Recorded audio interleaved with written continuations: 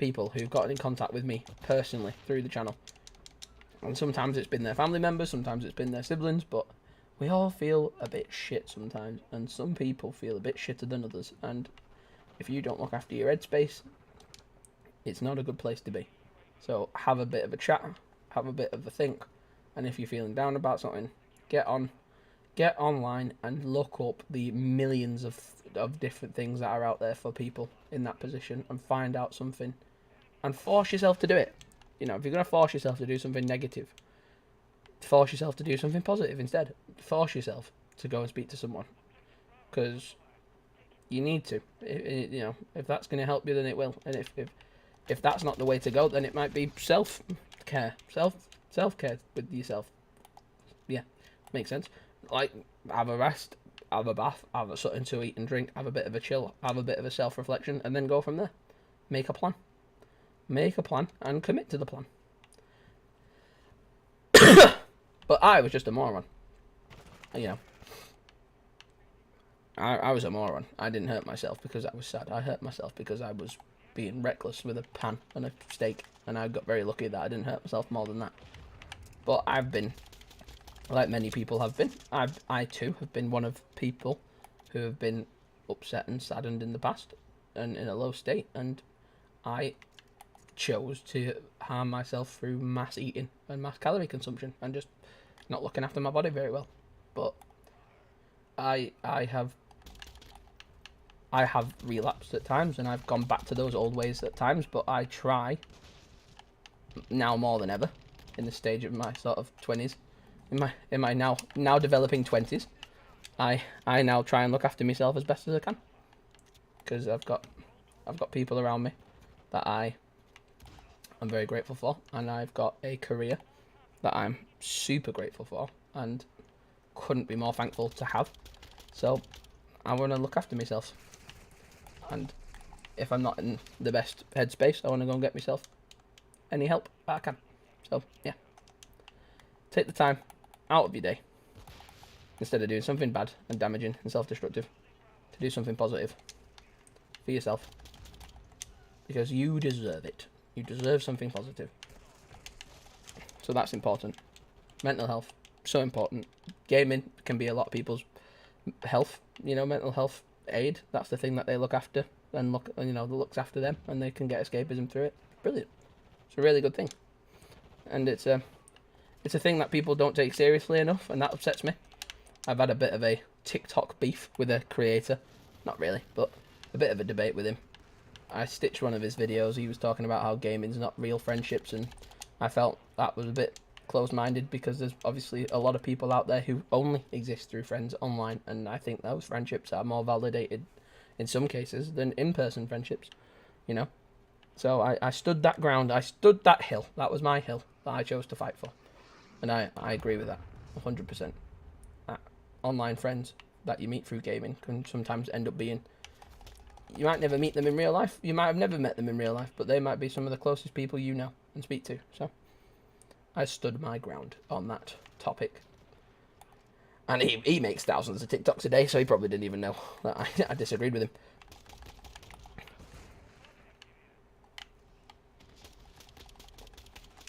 But gaming is my therapy. I do enjoy gaming. I've been able to meet some awesome people, and I've been able to make a bit of a job from it, so I'm over the moon with that. I love playing it. And this game especially, Call of Duty, to me has always been an important franchise. And it's been an important one for me because it's been my childhood for so many years. It's been so many other people's childhoods, and to see it come back in this format, to see it come back this cleanly, to see it come back this smoothly, apart from the buffers and the glitches in the beta that occur randomly. Apart from them, it looks like the Call of Duty brand is coming back stronger and better than ever, and that's the best thing in the world. You know, I was seeing on the closed beta weekend when I was playing on the PlayStation, and the open beta weekend, that at the end it has a timer come up saying, you know, you had 4 hours left of the beta before it closed, and it said 5 hours, or 5 hours or 4 hours or something, and I sat and played it and thought, I'll get an extra hour in before it goes. I was sat there for the whole 4 hours. I was consumed by it. And obviously that can be against some people's interests. If you're, you're a husband and you've got kids to look after, and your missus has asked you to do some jobs around the house to help her out, maybe get them done first and then sit on your Xbox, by all means. But yeah, if you're feeling down and you're really a fan of gaming, it can be some of the best therapy you'll find in the world. Sometimes a good single player game can be really therapeutic. When I used to get a lot of brain fog in high school, I used to love getting on multiplayer games and just chatting with my mates. I used to love playing games, like single player games, and just kind of getting out of my head for a bit and concentrating on something different. But everyone finds their bread and butter. As long as it's not destructive, you can't go wrong.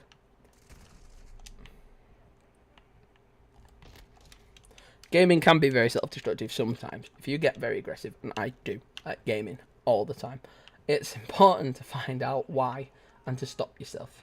It's like now I can get killed 1,000 times in Call of Duty and in Warzone, and I don't get stressed by it because not even a year ago, a little bit ago, like recent times, I was always thinking the stupidest thing, which was everybody wants to see me perform like an esports player. Everybody wants to see my game clips like I'm a professional who gets paid hundreds of thousands of pounds a competition, and that's just not true, and it's just ridiculous.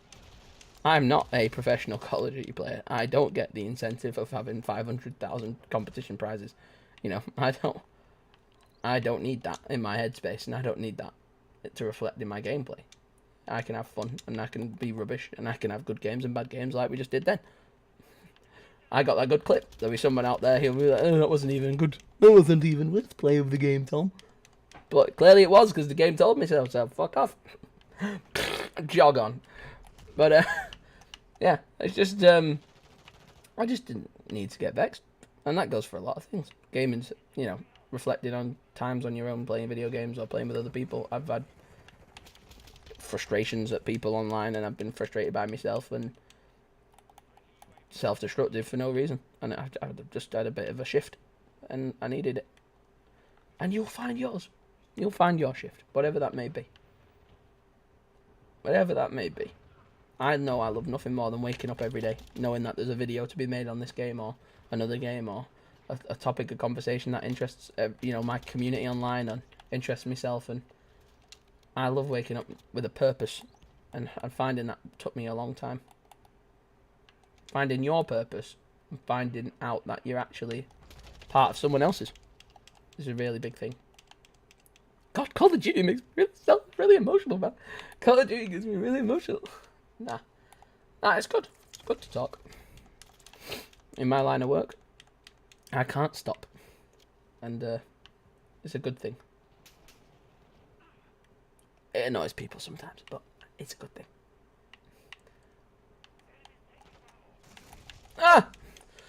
Kevin, this beta is not even out for more than a weekend, bro. Why are you spending the whole beta literally like this? Look, I downloaded my 35GB game, and I will stand like this. Yes, this is all I want. This is my content. Welcome back to a live stream of me being glued to the wall. That's literally like some people, like I say, hey, you're not hacking the game, you're not doing any harm. Corner camp all you like. You want to spend your hours like that, then fine. Do you think campers know there's the rest of the map? Do you think they only know the room they like spawn, die, just camping in the same room the whole time? Do you think they only think there's like... Oh, long shot! Let's go. Do you think they only think that's the only bit of the map there is? That mustn't... Are you joking? Capture C, you sausage. Oh, we got this. We got this in the bag. As long as we don't sneeze. We've got this. Ready? Oh, I got him. It was hard. It was hard going. I am Jose Mourinho. That was a football meme. I got the football meme right. Oh god, I'm out of ammo. Sorry. I think he was AFK. I'm sorry if you were AFK. But there's a game for a reason. You playing it. No! Strobing! That strobe is dangerous, bro. You're gonna hurt Activision. You're gonna hurt somebody. And I hurt somebody's eyes with this strobing bug. Look at that final kill. Oh, it could have been me. It could have been me. I should have done the execution on him. I didn't know I was the final kill. I should have done the execution on him. I'm sorry. Wow, 34 kills. Pink Floyd, I love you. Very good, very nice. Very good, very nice indeed with the 25 kills. Beautiful. Well done, guys. Good team, good team. Medical syringe as a lethal.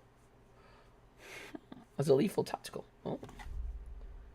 I got the TCG stock and I got the LM16 stock. What the hell? What's the LMS? That's the Lurchman. That's the assault rifle variant. What's the LMS? What is that weapon? How do I have all these variants for the Lurchman, but I don't have it for the SMG yet? Do I need to level up the others for the SMG?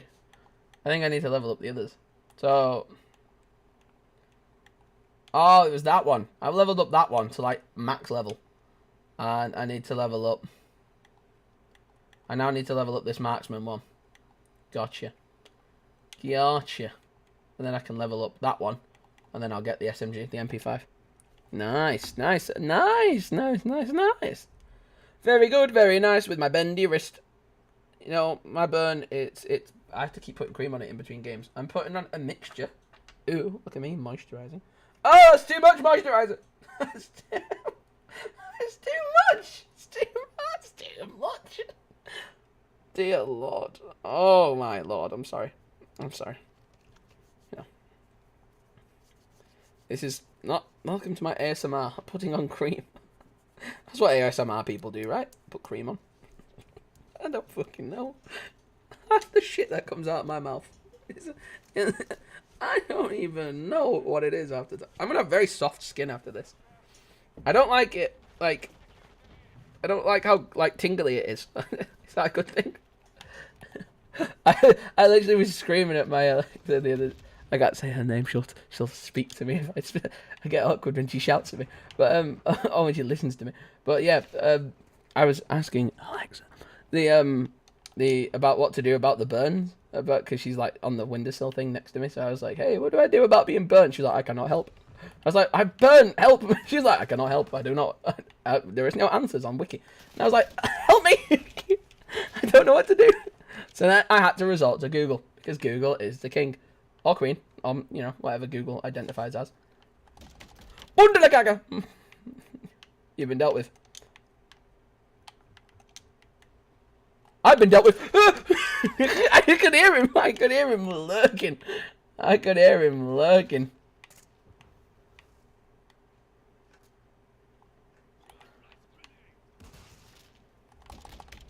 Boom, boom, boom. I love the Lurchman, man. It's very cool. What? Slide? What? Slide? It's gonna be me. Helen, are you still in the chat? Helen, if you're still in the chat, can you tell me on a scale of 1 to 10 how excited you are for Modern Warfare 2? Tell me.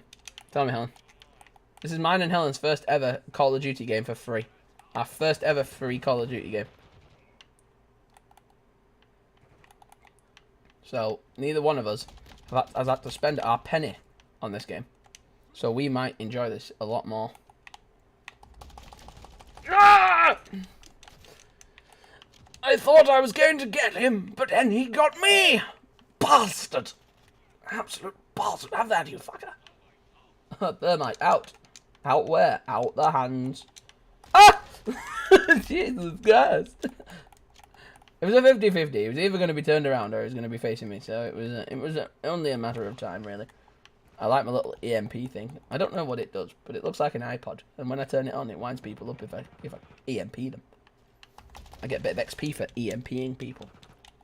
Alexa, what does EMP stand for? I found 2 things that EMP can stand for. Okay. 1. Extremely metal core. Okay. Pertaining to stars with extremely low metallicity. Okay. 2. Electromagnetic pulse. Oh. It is caused by Compton recoil of highly excited Alexa, stop. electrons. Stop. I don't need to know what it's made by. I just asked what it was. Oh my god. It's like, what's the Satsuma? Satsuma is an orange that lives in the tree. And it's like, stop it. I don't know what it is. But yeah, apparently, an EMP is an electric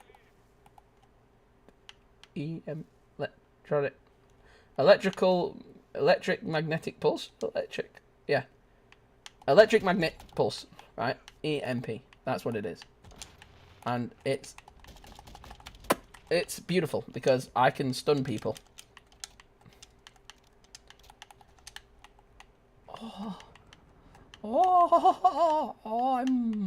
I'm adapting. I'm running fast. I'm fast as fuck, boy. Reload the pistol. This is a pistol, but it looks like an SMG. Oh, parkour. Call of Duty, Assassin's Creed. Ready? Run, boy, run. Assassin's Duty, Call of the Creed. Oh, good heavens! He fucking blew my head off. Oh, boom.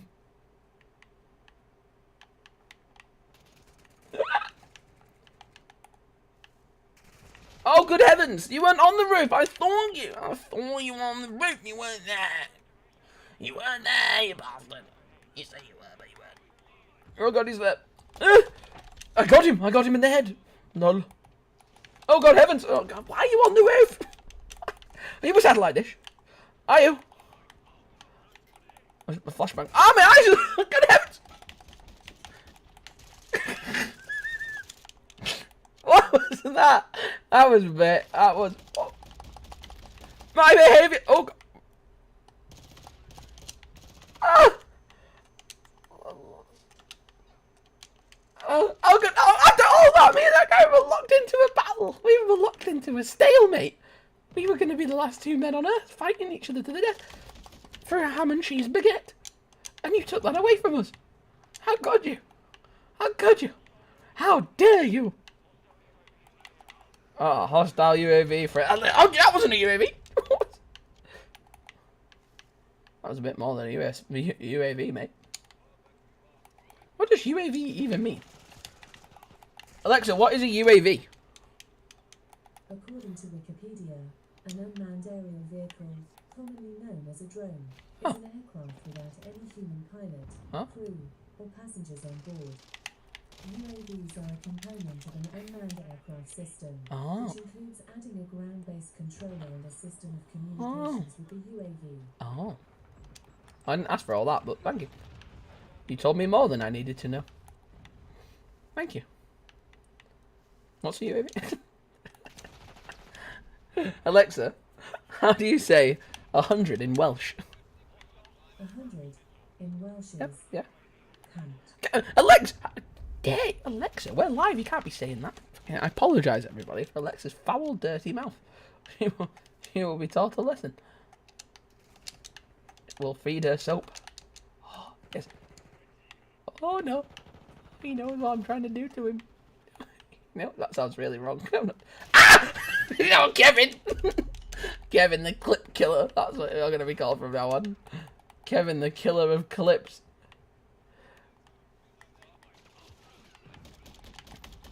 Nothing worse when you see a player that you're really planning a good clip for, and then you realise they just out clip it. Like they just take your clip and throw it in the bin because they just don't care. Are we gonna have a strobe fit or are we gonna be okay? Everything's cool. Everything's Gucci. Everything's nice. Everything's good. Yeah, it's all good in the hood, isn't it? I'll see you on the start of the UAV. Call me back when I go, baby. They're not ready to take on me. Oh.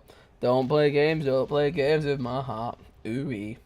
When the feels hit me differently. When you're killing this beat, don't play. Hey, don't play. Yeah.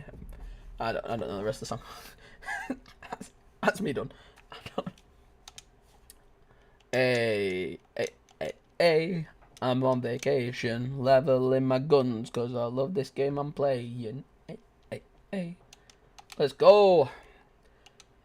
I've had so many double kills, and that challenge still isn't finished. Let's go. Do I want a 15-round magazine? Yes. Do I want that? Yes. I don't want that. No, I don't want that. No. Ah! Why did you ask me then? Why did you let me put it on? Right, gunsmith. Oh god, I can't customize my weapon if you're gonna keep strobing my face off, you sausage. Pack in. Stop it. Stop it. You're gonna hurt the eyes of the watchers. You hurt my fucking eyes, and I haven't even got fucking epilepsy. Ah, domination. A, B, C, D, why don't you play with me? Punta la caga! I'm dead. 100% dead. Oh, I'm dead! Look out, Kevin!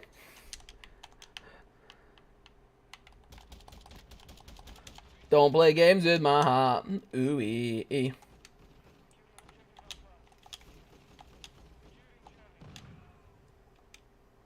Go on, own all of the flags. All of them. Own them all. We own them all!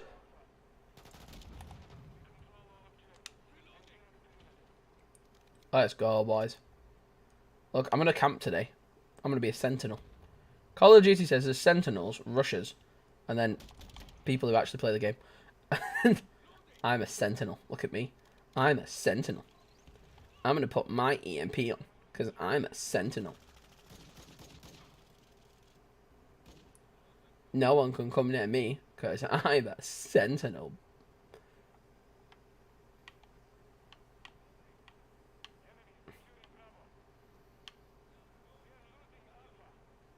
Oh. Fucking kick on this gun is like a donkey.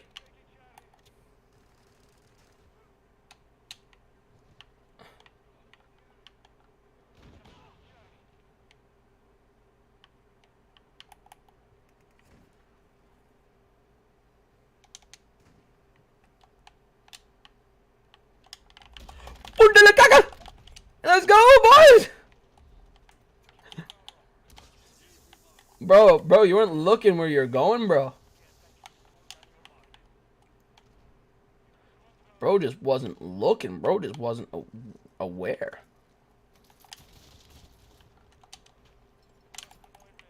Cluster mine? What the fuck is a cluster mine? I don't know what a cluster mine is. I'm gonna take this gun, though. Thank you. Charge! Oh. Cluster mine, go! Taking the style of the UAV, coming in, I'm gonna go with me. No, don't play games with my heart. Ooh-wee. When the feels hit differently. When you're killing this beat, don't play, Don't play with me, boy. Don't play games with my heart. Ooh-wee. Cause the feels hit differently. When you're killing this beat, don't play. Ah! That's it, I'm gonna strike you, Nan. That's it, calling the striking. Your Nan's getting striked. There she is. Got the striking pad out. Oh, you're getting all strike now, boys. Ready? Oh, this is gonna be fun. Ready, they're all gonna scream and run. Oh, he ran inside! Fucking hell! I thought I killed him because it came up on the screen plus 100. I got the double kill. Why is the double kill challenge not finished? Hey, I was killing enemy equipment and you just jumped by. I was killing enemy equipment and then you just swung by. Just like, ah! Okay. Well, you didn't have to play me like that, did you? Didn't have to do that to me. Didn't have to do me like that, did you, Kevin? Well, we're playing this beat. Don't play, Don't play, Don't play games with my heart. Ooh-wee. When the feels hit differently. Oh, shit! Shit a bit! They killed me. They killed me. You son of a bitch. I want to swing from the chandelier.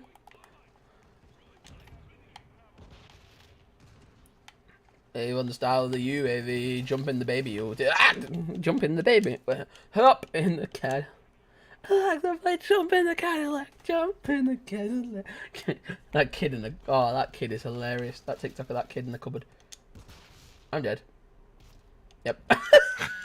That guy got a nice little clip there. I'm part of that guy. Oh, I didn't get the clip though. Oh, what do I? Oh, Jesus! Oh, I can't even be mad at that, man. That finesse. That man hit the finesse. Hey, bro, what you know about rolling? Thank you, down in the deep, but the brain goes numb and the feel the mental freeze. Oh no. Yo, I get back. That guy was camping. That guy was literally camping to the point of like stupidity.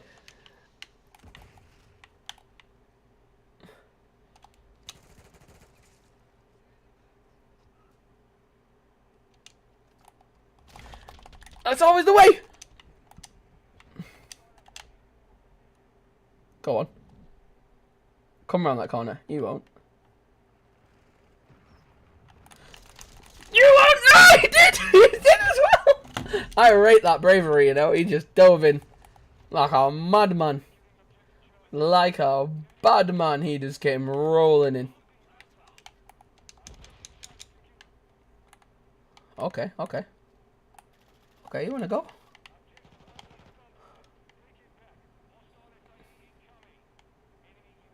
Oh shit, get inside! Get inside! I'll stay inside, you tit. I told him to stay inside. He ran into that one, thank you, bro. Thank you, bro. Cruise missile, oh fucking hell. Just me and the watermelons now.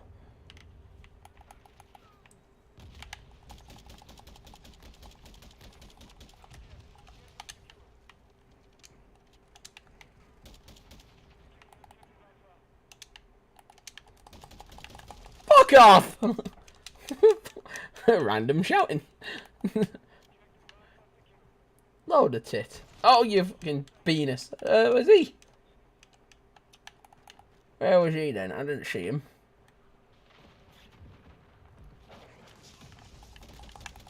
Shut up. Shut up, you bug. If you're gonna kill me, I'm gonna annoy you.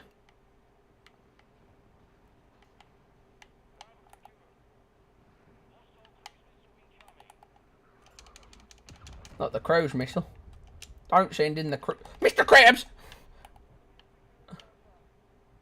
Don't send in the cruise, Mr. Krabs.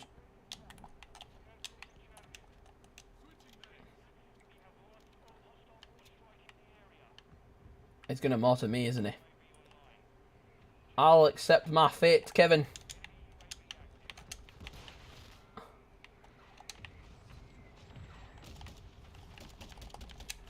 Alexa, play Jump in the Cadillac. No, don't, no, no! No! Alexa, don't! No, Alexa, no! No, no! No! No, Alexa! No! No, Alexa, no! Stop! Alexa! Stop! Alexa, stop! Alexa, stop! Alexa, stop! Stop. Jesus Christ! She's out here trying to get me copyright struck. The fuck? Crazy, man. Crazy. I can't believe she actually started doing it as well. I was like shouting stop like a few times, like, and she just didn't. She don't know what consent means. I'm just doing my bit. Doing my bit. Let my boy get over there. Ah! I baited long enough. Why did no one else kill him? I got a condo in man.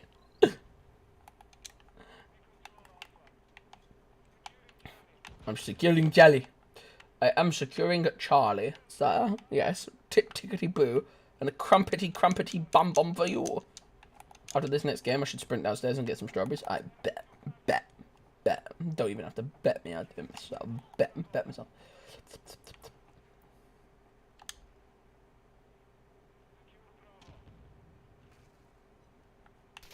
Ah! God damn it, Mama! How else can I get to the jamboree? I don't know what's wrong with me. Help. Ah, Kevin! They killed Kevin. You son of a bitch. There's no point trying to sneak up on people when there's a hostile UAV, is there? Jump in the Cadillac, put some miles on it, and everything you like, just to put a smile on it. Wee. Move. Hup. Oh, what a cool thing! I just jumped over the wall and got some shooting. I want to do what you do. You do what I do. You ever fired your gun up in the air and gone, "Arr! Arr!" Point Break or Bad Boys 2? Which one do you think I'd prefer? No, I think which one do you want to watch first?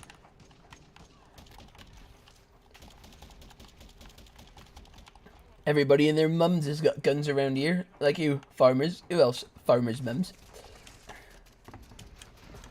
Leslie Tiller was f***ing murdered. Just like Tim Messenger. Yes. George Merchant. Yes. And Andrew Blower. No, actually. Really? Of course he fucking was!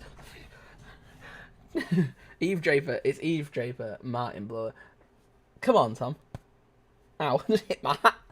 Right, I'm going to sprint. Get some strawberries. 1 second.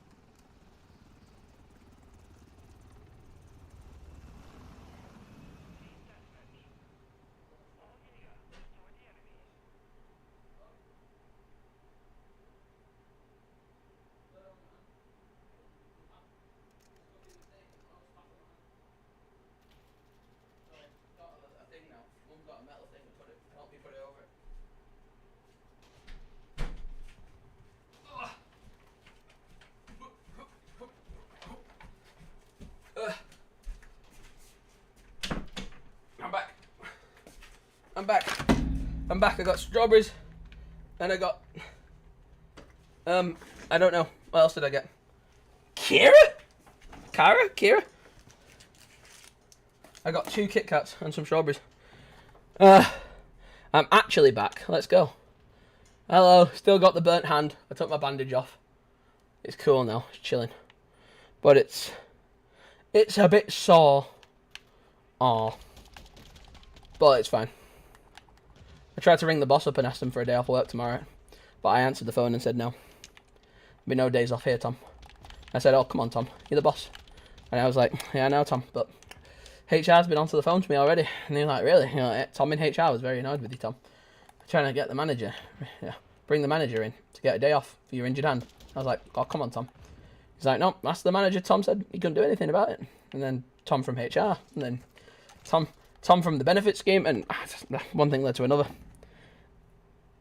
No! That's my first crash. Oh, what are we going to do? I'm going to have to just load it up again, aren't I? Jump in the Cadillac, go, let's put some miles on it. Bloody hell. Food. Good. That is feeling better. Food. Kit Kat. Kit Kat is poggers.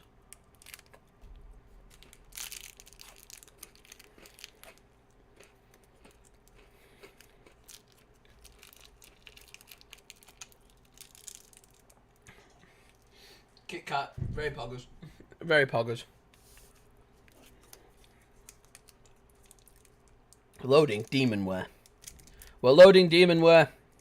We're loading back in. We've had our first crash, but it's okay because we've got a Kit Kat. So having a break. Have a break, have a Kit Kat.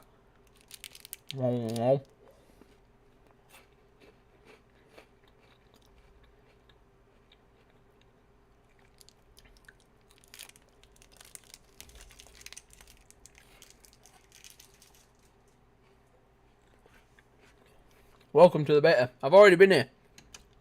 I was here since 5 o'clock, mate. I was spamming to get in the game before the game even let me play it. I've been here the longest time.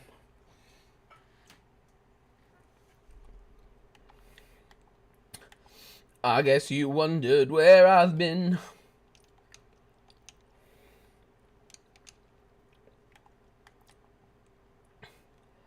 Oh, I got a new SMG. Not an SMG. A new assault rifle. No, LMG. There we go. I guess you wonder where I've been. Right, I've leveled up the DMR. What else do I need leveling up now? Icarus? Or is... I haven't got the Latchman yet. Wait. You. I need to level up you. Okay. Okay. Okay. Okay. I guess you wondered where I've been. Hey. Have a break. Have a Kit Kat. Try to get the last Kit Kat that fell under the closet. Break. What the fuck? What is that? That should be the new advert. That should be the new advert.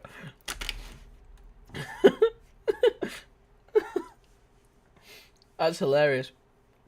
That is hilarious. Oh.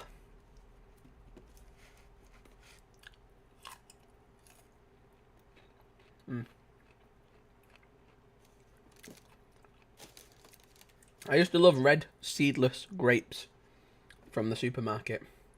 And for some reason, I won't put my government conspiracy hat on here. For some reason, I'm going to whisper this. Sometimes the seedless grapes actually had small seeds in them. Even though they said they were seedless. I think they're up to something. I do. I think they're on to us. And I think they know that the seedless grapes have got seeds in. And they're falsely advertised. I might call Saul Goodman. I might have a case on my hands.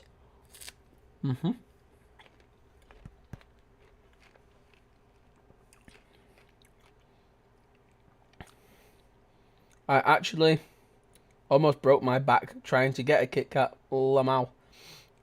I like the green grapes more. That are called white for some reason. Exactly. Cara knows. Cara knows the government's playing us here. Why are the white grapes called? Why are the green grapes called white grapes? We must review. We must review that. But in sort of my abject. Cara, where are you? What country are you from? I need to know that because I need to know your time difference.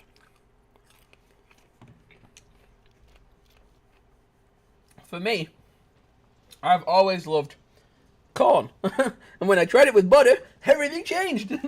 No, in seriousness, I was a massive fan of my grapes, my red seedless grapes, and they kept having seeds in them.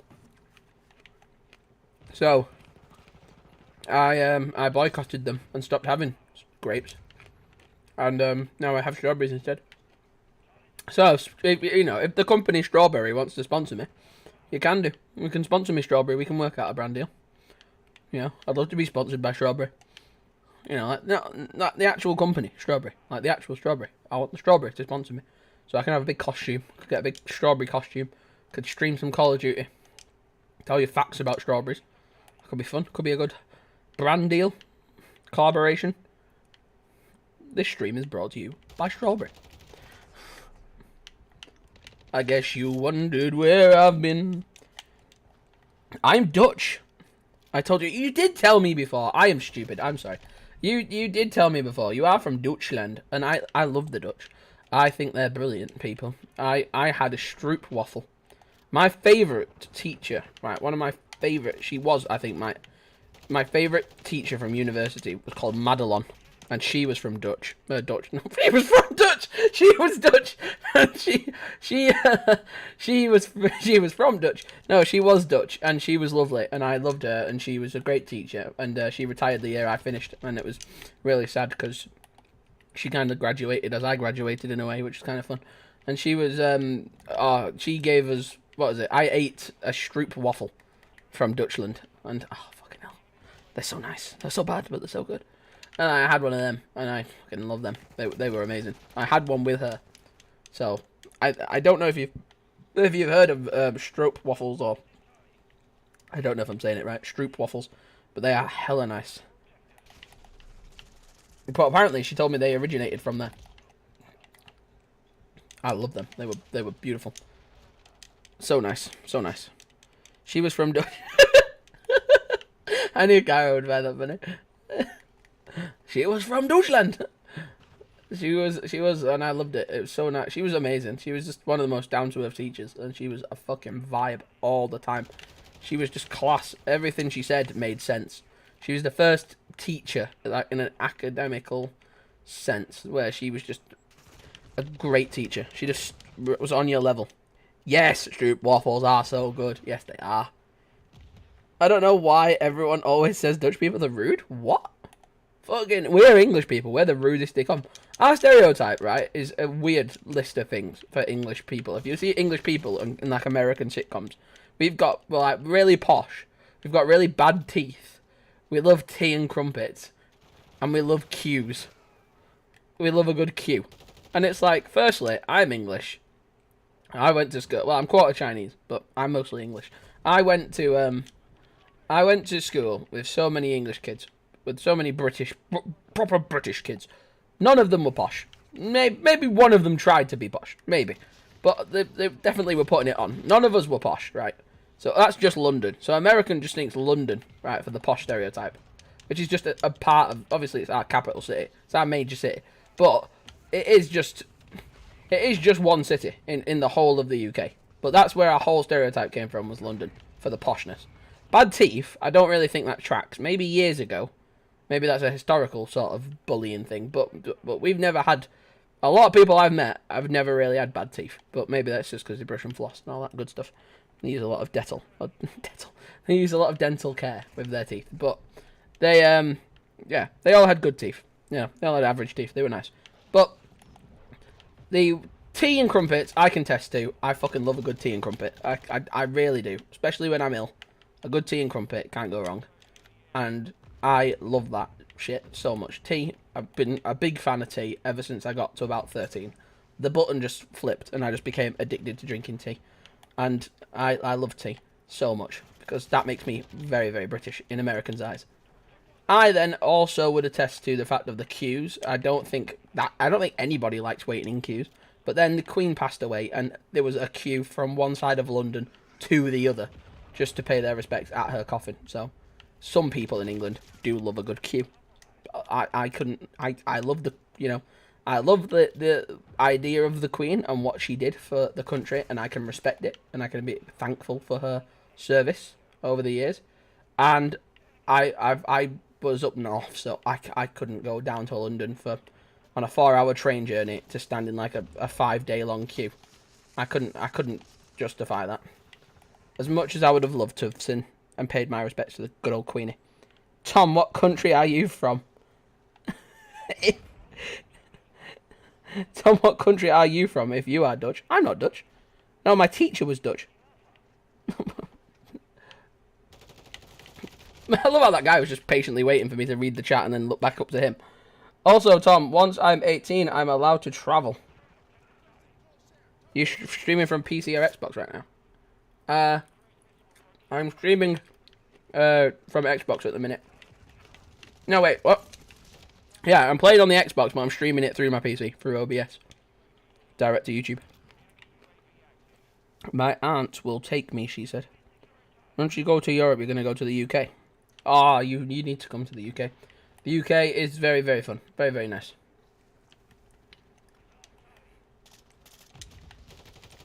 It's good for tourists because everyone just goes to London, and London's nice, and it's it's got its good stuff.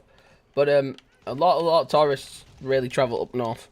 Not a lot of tourists really come up north, which is a shame because there are some good places up north. Up north of the UK. Get some background music going. I can't because everything's copyrighted. Everything's copyright. I had the Alex thing. I had Alexia was on the windowsill playing Bruno Mars a second ago by accident, and I nearly got into trouble. So I don't. Yeah, I get copyrighted for anything you put on. You'll get copyrighted for, which is annoying. Because I love shit music, so I would have had a lot of good shit music on, but I can't. I think even covers you can get shit for now, which is just weird. Because it's not... It's their lyrics, but it's not their song. Like, if I got my grandma to start singing Rolling in the Deep really loudly behind me, I could potentially be copyrighted for that, which is stupid. Yeah. Honestly, you get, as a terms of service thing, every couple of months, they'll send you an email and be like, here's a list of things that you can and cannot do whilst in videos or on streams. And one of them is music. I don't think there's a platform outside of TikTok on social media where you can play any music you want and not get into trouble. TikTok is the wild fucking west of content creating right now. You can do anything on TikTok. I've seen some horrific shit on TikTok lives. That just... TikTok are fine. There's like this woman who just went on like this the most racist rant you could possibly imagine for like 10 minutes about like foreign people. And then she was like... What was it? The next day she was like on TikTok shop trying to sell like bloody earbuds or something. Like shitty earbud rip-offs. Like a little version of AirPods or some shit. And then literally the night before she was going on about how much she hated foreign people. And I was like, oh fuck. TikTok, is this allowed?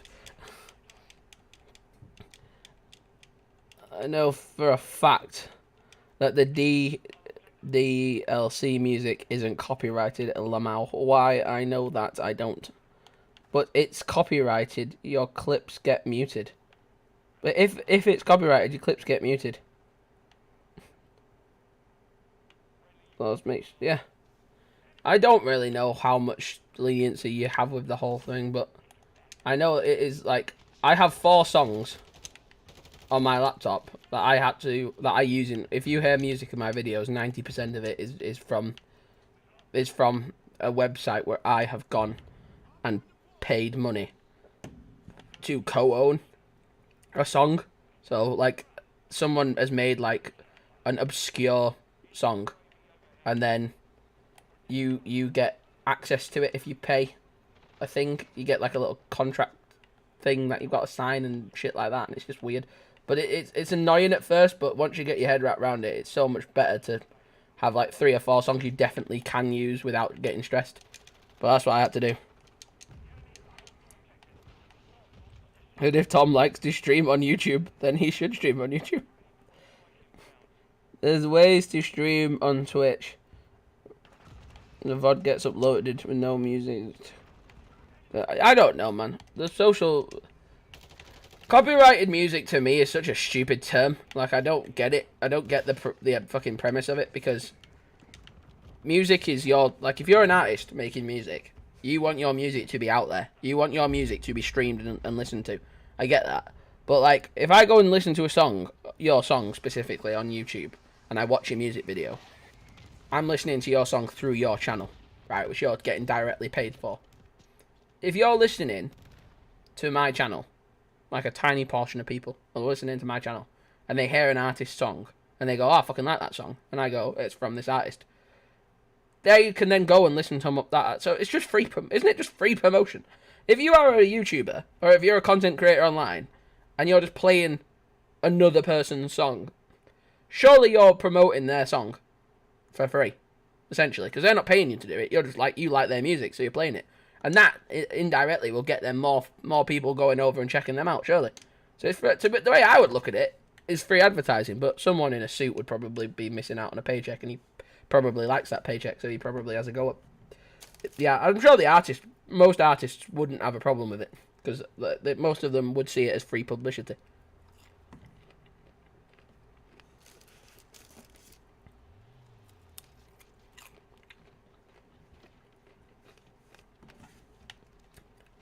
I don't really get it.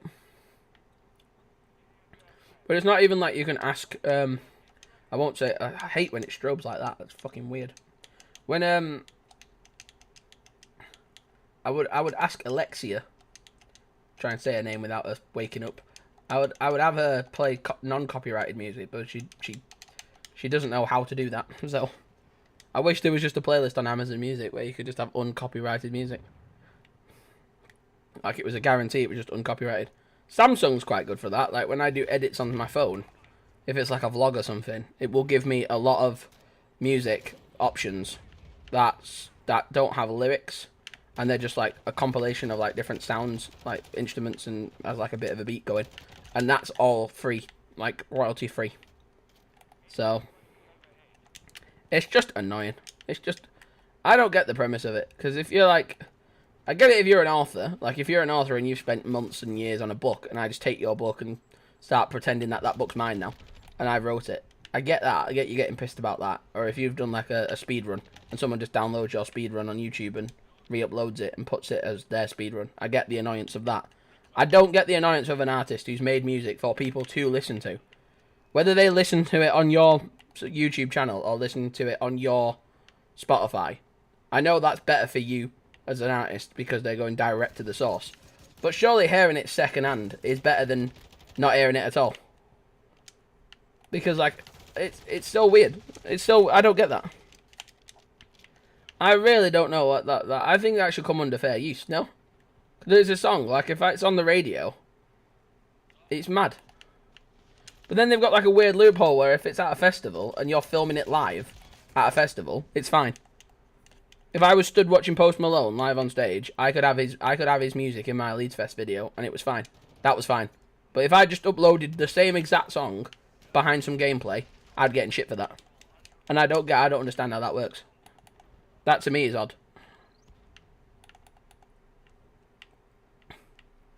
But copyright free people, if you make copyright free music, then fucking hell, you are awesome. If you're an artist who just makes copyright free music, it's fucking amazing. Don't understand how many content creators are going to absolutely adore you. Go on, fella, take my care package, buddy. Get it! Yay! You got it! Oh, sick. One of my team got my care package. Nice. Nice, fella, nice. My setup at the moment, I'm happy with my setup as it is at the moment. I maybe need to invest in a new monitor a little later down the line at some point. It's okay. It's nice. It's smooth enough. It looks good enough, but to really get the graphics popping, it could be, if I was really asked about making my graphics absolutely pop off, I could potentially see a bit of a reason to upgrade monitors, get a bit of a new monitor. Went round a few YT streams and none had music on, so must be how it is. Yeah, it is really odd. A lot of YouTubers are struggling because you've got to have either songs you paid the rights for, or paid a bit towards to own, and then get like actual permission. But like even like the Sidemen, who have got obviously JJ is their best mate. They've been best mates for decades with JJ.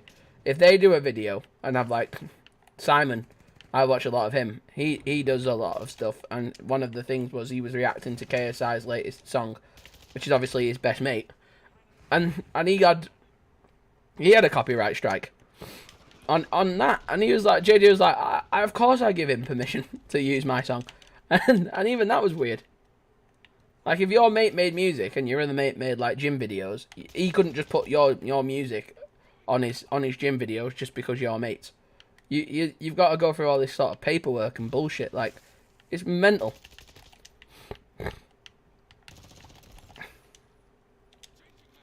When I hit 5k, I got a person get in contact from YouTube, like, who worked with YouTube, and just sat me down and gave me, like, this massive ass call where we were just backing and forthing about all the different T's and C's of things and what I should do next and what we should do. So I've had months.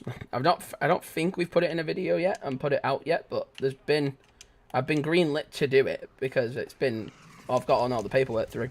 But I've copyrighted my trademarks, my logo, my Tom Origins logo. So any like graphic images of me, graphic, like the little graphic guy, and the name and everything. I copyrighted the name. I bought the website domain and got that. I had to get so much shit like legitimately done and trademarked because of how YouTube's copyright policies are getting worse and worse and worse every month.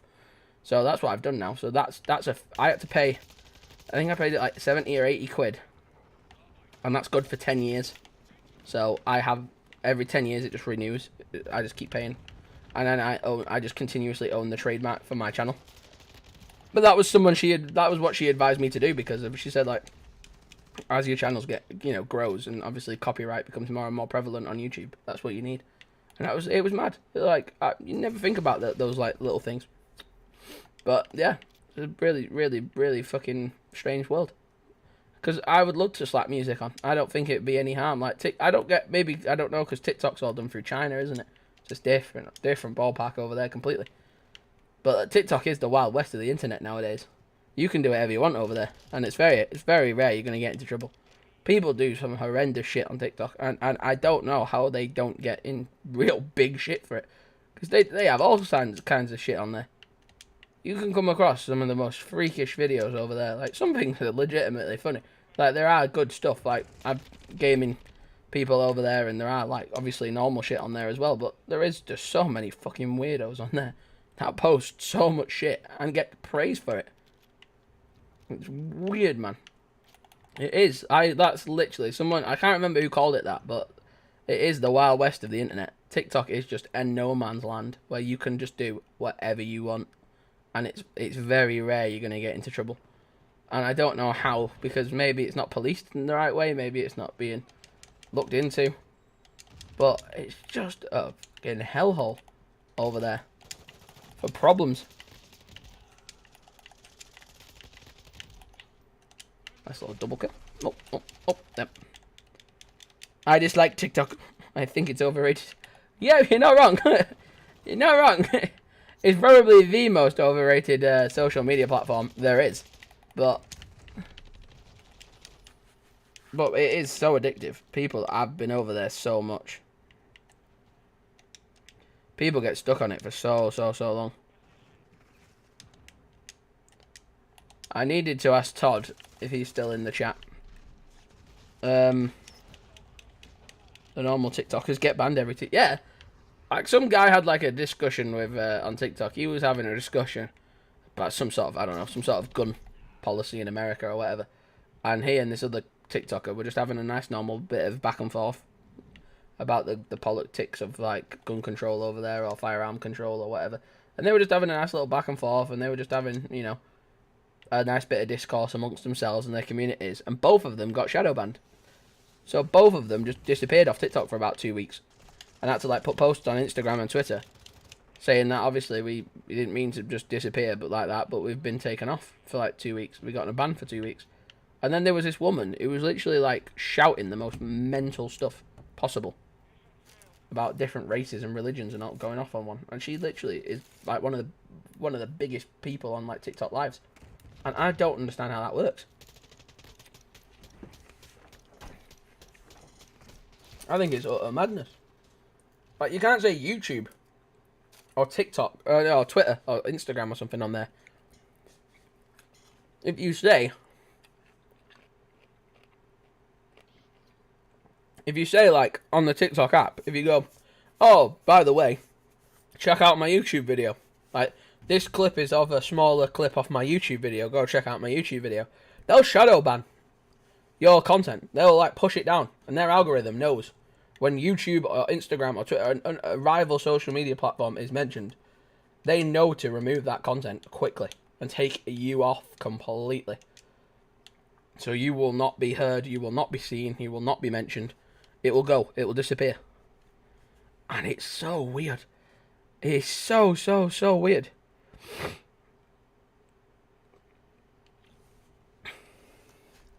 That's why I hate TikTok. The only good thing they did was ban Meowba.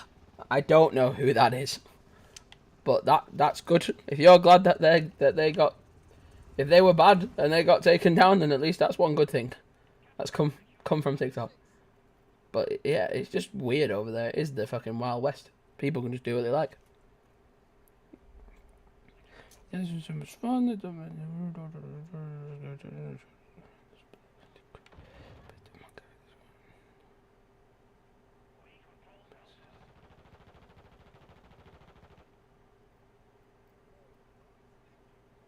Oh, wow. my friend Charlotte is such a fan of scare acting. She loves. No, I don't know who Meow Bai. I once saw someone compare their YouTube comments to their TikTok comments. The YouTube comments were so much nicer. Yeah, my YouTube comments are really difficult because I have since I first started. I started high school, so I was very young, and I had so many people in high school who just fucked up my algorithm for me because they would just shit on my videos for the reason, like, it wasn't fair. It just wasn't like a legitimate complaint. Someone would spam dislike on everything. People would pass it around and dislike it on purpose, and I could deal with that. Like, if they wanted to, like, dislike bomb the shit out of my channel, then yeah, that's fine. I can fucking put up with idiots being idiots. But they were putting, like, the N-word, and they were putting these slurs in that, like, were just fucking disgusting. And I couldn't help feel guilty for letting that type of behaviour happen on the channel. And I just fucking went livid.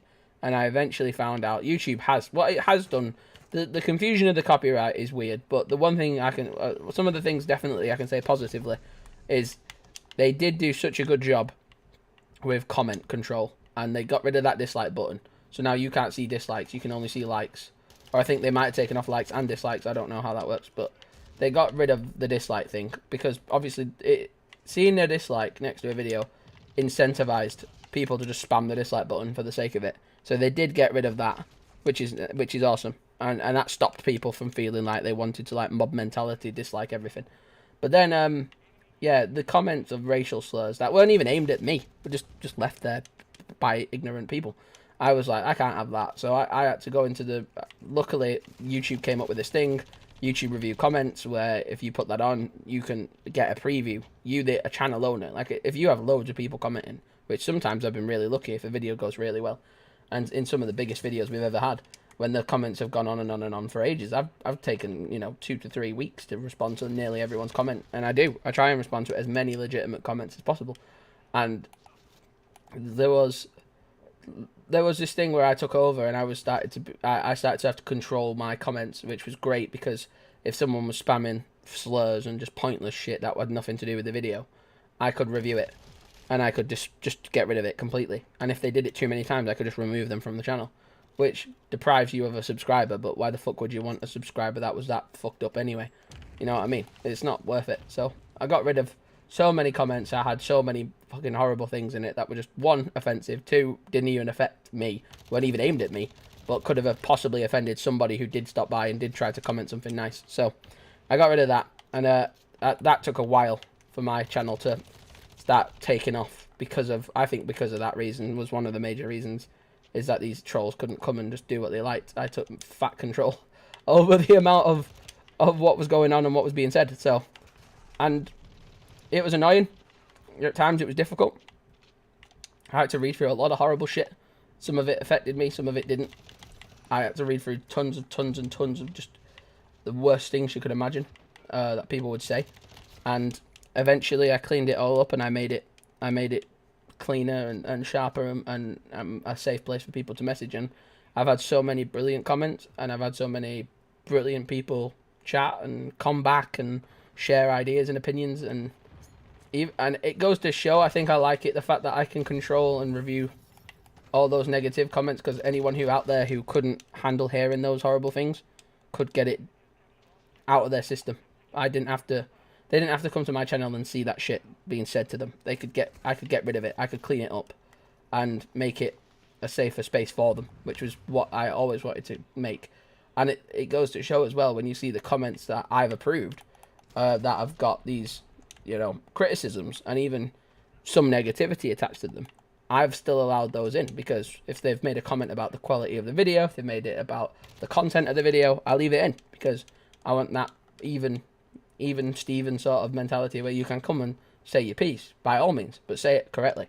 Say it in a polite way, and in a friendly, constructive, helpful way, not just a violent, toxic, horrible thing. So that's something I do, and I will continue to do that. And the more and more subscribers I get, the harder and harder that becomes, and the longer and longer that process takes me.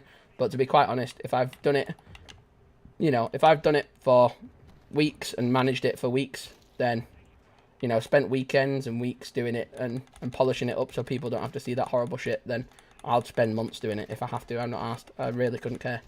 I'd more than happily make sure that when people come to this channel, they see nice comments and feel open and safe to comment things. And if you go through and read the comments on all my videos, and you can just see that there's been so much nice sort of community vibes coming through them because of how they've been policed. And I think it does take time and it does take a lot of patience, but if you do it and you put in that hard work, you're going to get a community that you love. And I definitely got that. And, you know, I'm grateful for it. Like I said before in the stream, I don't know if you were here or not, but I said about seeing new faces, seeing old faces, seeing people pop up in the chat for 10, 20 seconds at a time, you know, a minute, two. They come and spend some time with me and we have a chat for a bit. And I do love seeing that community feel, because negativity these days is such an easier thing to spread around than positivity. People hate positivity these days. Anything negative thrives so much, and it's just toxic to listen to 24/7. It gets you down, it gets on your nerves, it winds you up. It's something that needs to be stomped out by lots of content creators, and there are some out there that are really good. I love Markiplier and what he does, Jacksepticeye. You know, I've seen what he's done, and PewDiePie himself has, you know, he's been through controversies. He's had his ups and his downs of things, and he's made peace with it. And, you know, there are the good kind of people out there, and it's a shame to let the idiots ruin it for the rest of us, but I try my best not to. What's this? I just like TikTok. Yep. They ban people for no reason. Then you were telling me about who this person is. I don't know who this person is. Your YouTube comments are filtered with my spam. No, it's not spam. Who is that meow person? I don't know who that is. Is that a bad dude? Is that a bad person? Was that a bad person on TikTok?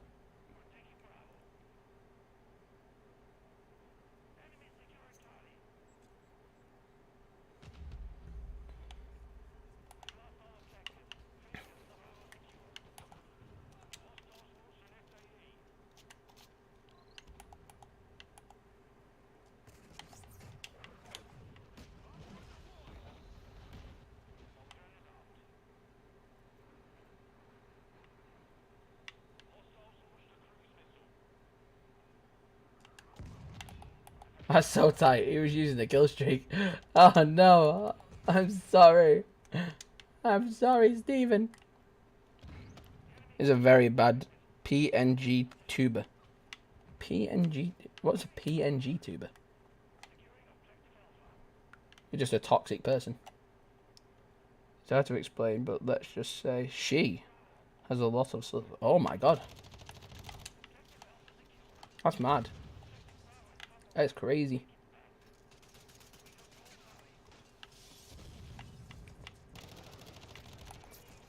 That is crazy, bro. It's crazy that that many people can get a platform based on being toxic. That to me has always wound me up. That sometimes the most toxic people get famous so quickly and get so much notoriety so quickly. And then the nicest people are the people who you don't hardly hear from. And to me, I think that's because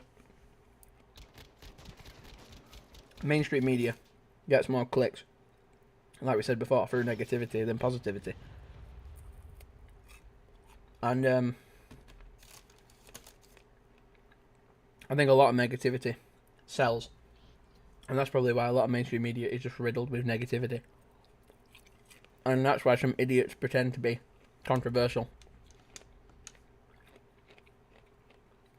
or they make themselves controversial. Like you say, they're born controversial, or I think it's worse. I think it's better to be, not better, but I think it's more of a thing to get your head around, someone being born just wrong, like just purposely having these sort of sick mental gaps in their knowledge where they just think negatively, and they always are negative, and they just want to be negative. I think there are people born like that, and you can wrap your head around those people a lot easier than the people who are born who are nice and kind, and then they just genuinely want to be dickheads on purpose for the sake of it. And that's something I could never understand. When you've got the knowledge of what it is that you're saying, and you're choosing to still be like a nuisance with it and purposely be toxic with it. That baffles me, because it's like you've got to be so angry. You've got to be so angry and so sad about something to be that toxic about it.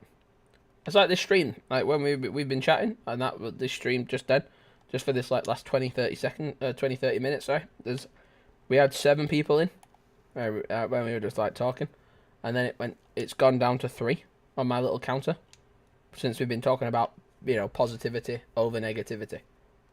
That could be a coincidence, very much so. People could just tap on and tap off, or it could be a statistical thing to look into. Someone much smarter than me who's good at sociology and psychology to look into.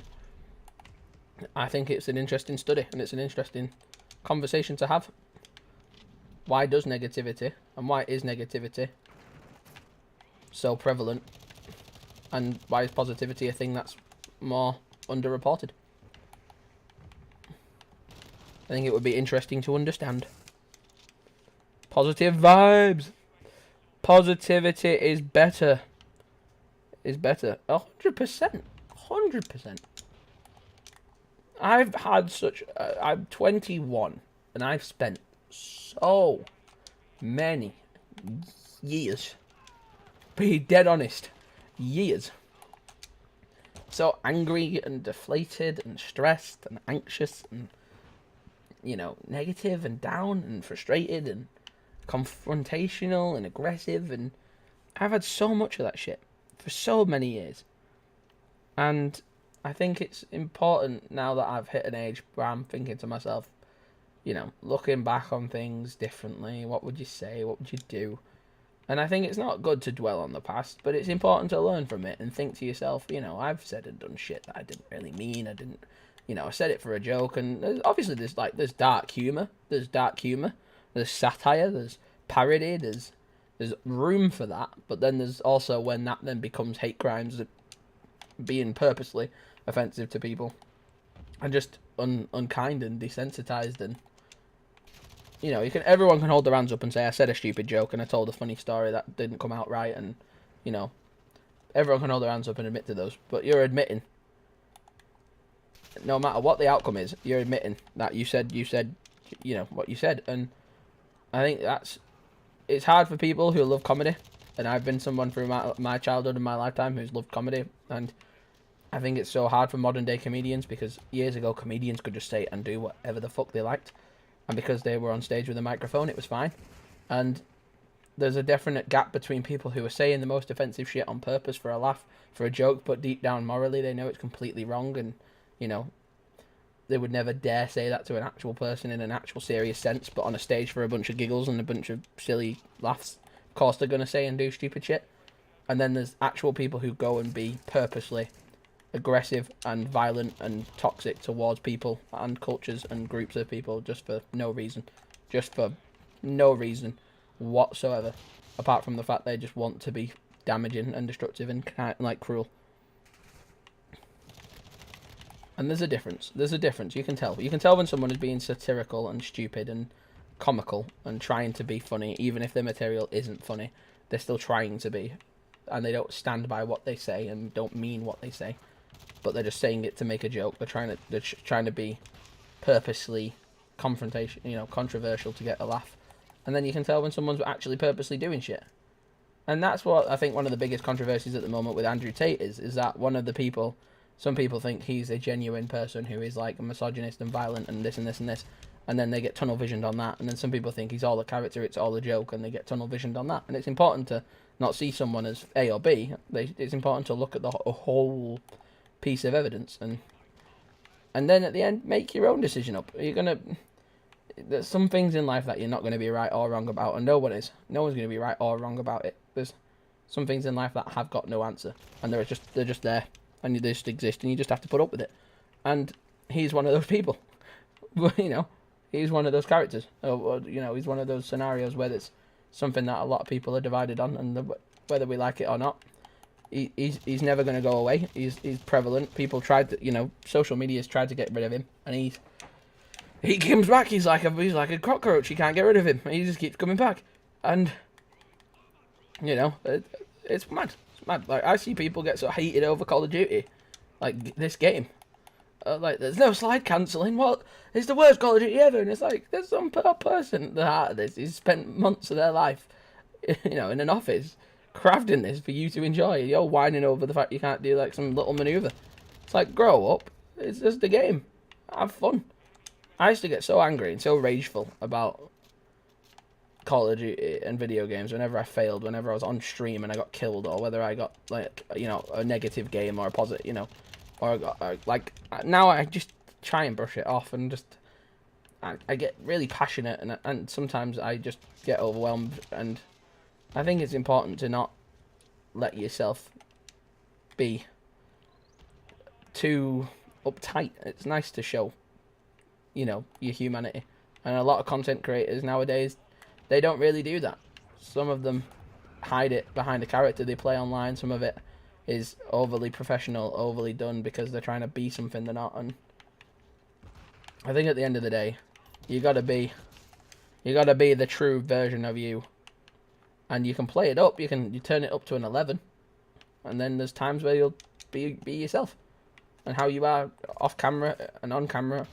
Over the years, they might overlap, and you might see the overlap. Like if someone off the internet, you know, someone came and met me in person, they're gonna get what they see on the camera, and they might see a more relaxed version, and that's the only thing they would see the difference. You know, they'd either see me being as bubbly and as loud as I am on camera, or they'll see me like this, where I'm calmer and more chill. It's hard to explain, but let's just say they're a bad person with lots of slurs. Positivity is better. Yeah, 100%. Also, since it has been so long I have spoken, I want to tell you something. I actually made a few new friends, and they are the best friends I could ever imagine. They trust me completely, and I trust them, and we have always helped each other to make each other so happy, because I never could imagine having this good friends. And that's nice. That's amazing. That is what the internet should be. I've never heard such a better use for the internet than being able to meet and expand your social circles and meet people from different backgrounds and cultures and communities and get a different opinion on things, and if that can drip feed into your life IRL, then that's great as well. And it's so important to not, as you get older especially, it's so important to remember positivity costs nothing. Negativity is effort. It's such an effort to be negative. You have to care so hard about something to be negative about it, and it's just not fucking worth it. Anybody can say, anybody can version 3.1. Oh, is this for Genshin? I've not heard about that. I've not heard anything to do with Genshin for a long time. I've missed Genshin so much, and I can't wait to get back into it. And this beta finishes in 3 days, and then we're gonna graft Genshin again. We're gonna stream it religiously. Tell me about Genshin 3.1.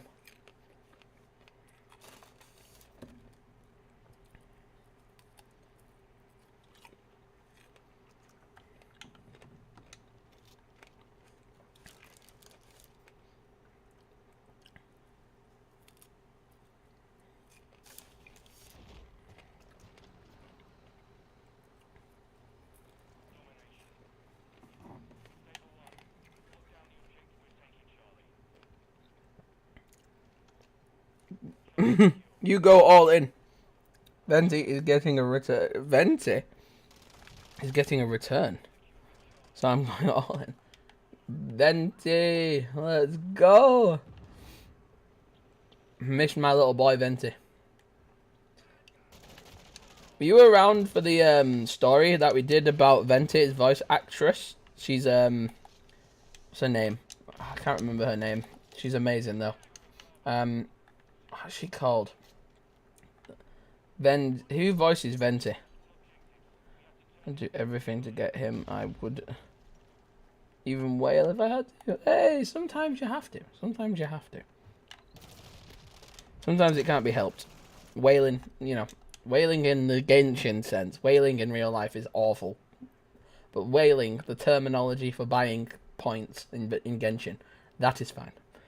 Erica, right. So Erica was at Comic-Con, MCM Comic-Con London. And she was one of the people who you could pay to meet and have a picture with her and chat to her and all that stuff. And she did like a voice acting panel with the guy who does the voice of Geralt from the Witcher video games. And she was awesome. She was so friendly and so bubbly and so kind. And the fans were going crazy for her and talking to her after a panel. And then she went to do like a meet and greet. And she got there so much earlier than everybody else. And we were going, me and my partner went, me and Helen went to go and see Aaron from The Walking Dead. Because we love The Walking Dead. And we were going to go and see him. And talk to him. And actually we paid to get a picture with. And at the time, I didn't know about Genshin. And this is what sparked this conversation about it. So I went to MCM Comic Con, and there's a vlog on it. I don't know if she's in the vlog. She might be a little bit in the vlog. But we vlogged it. And we went to Comic Con, and I met Aaron from The Walking Dead with Helen, and we took a picture with him, and he was awesome. He was amazing. And then Erica was on her own on this panel. Like, she'd gotten this meet and greet dead early. Aaron's had just finished, and she was just by herself. So she was meant to have people like pay to go and see her, but she just sat on her own for like 10-30 minutes. So I was like, I wonder if she would mind if I just like said hi. So I didn't know who she was, but I knew she was a voice actor, and I could see everyone else's queues were dead busy, and obviously she must have just got there really early. And I was just like, hi. And she was like, hello. And I was like, you're nice. What do you do? And she was like, I voice a video game character called Venti in Genshin Impact. And she was like, have you played Genshin Impact? And I was like, I can't say I have. And she was like, it's the, and she was telling me all about Genshin and telling me what it was about and telling me who Venti was. Because, like, obviously all the characters in Genshin have got, like, little twists to them. And not everyone is as they seem, to say it without spoiling it. But, yeah, she was telling me all about Venti and explaining to me about that game, and I was like, oh, this is sick. So then a couple of days later, I came back from London, was having a meal out with my friends Neve and Danny, and Lillian, and Helen, and we were all sat there, and we were all eating, and then out of nowhere, they were talking about this vlog that the vlog that we did to Comic-Con, and Neve and Danny were going crazy, and they were like, oh my god, you met Erica! You met Erica! She's Venti! And we were like, yeah, it's fun, isn't it? So yeah, I indirectly meant, like, before I became a massive Genshin nerd and, like, fell in love with Genshin, I indirectly, by accident, in the most just friendliest way possible, I just met Erica, who does the voice of Venti, and just had a chat to her for, like, 10 minutes. And she was awesome. She was dead nice. She was dead friendly. She's dead bubbly, dead friendly, really nice person, and just dead sweet for the fans, and she was just there for them all day long, and did great on the panel, and just really, really good energy. And she was just a really nice person, and dead down to earth, and she was awesome. Dude, when you're 18, you come to London. You come to England, and we'll find a Comic-Con. A big group of us will all go to Comic-Con as a massive, massive, massive gang, and we'll all have a good time, and we'll all do a joint Genshin. Like a joint group. They do like group contests, I think, or they do like costume contests or something. We could all do like a massive group thing where we all pick characters from Genshin and we all go dressed as them. That could be class. That could be a really fun thing to do. We could all go dressed up as Genshin characters and just have a huge group, like group costume. That'd be class.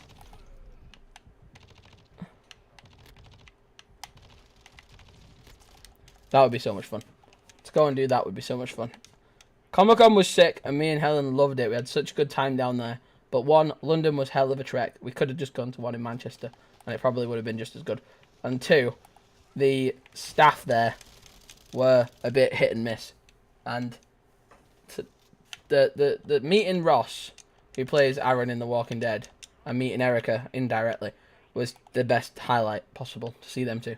Nolan North was supposed to be there, and he's the man who does a lot of voice acting stuff. He's been in nearly every game possible, and he does a voice of Nathan Drake in Uncharted, and Rick Toffin in Zombies for Call of Duty, loads of people. And I really love his art, his work and what he does, and I wrote him a massive letter, and we were paying to meet him, so we knew we were going to get to have like at least 10-20 minutes with him.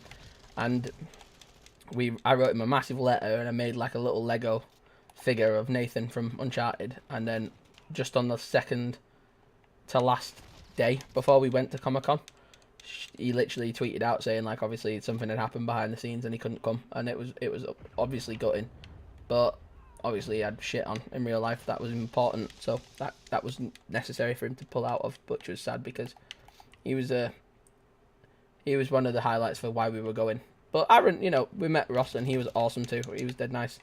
He was flying in and his plane got delayed and his car got delayed and he could have just called it off and he didn't. He came anyway and it was class. He was a class guy to meet.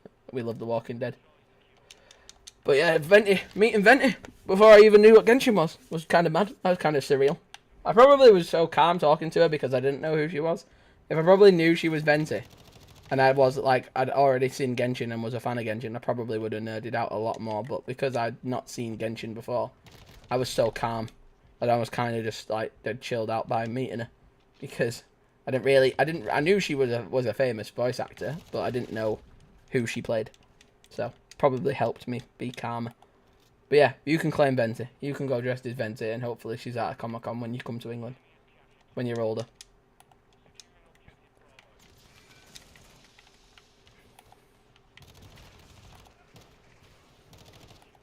Comic-Con is so cool.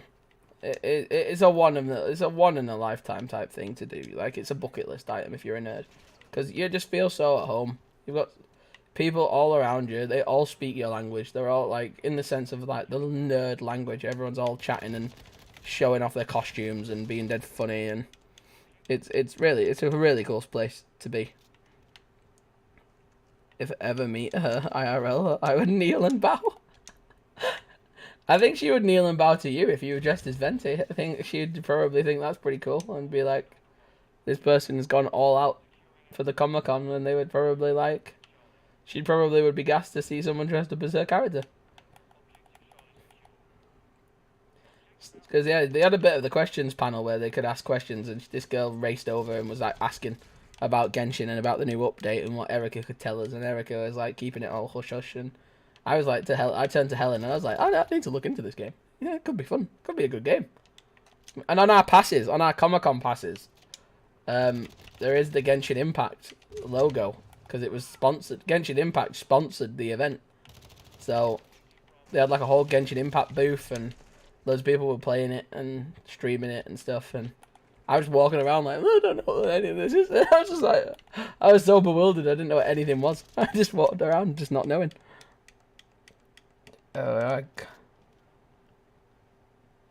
Fantastic War.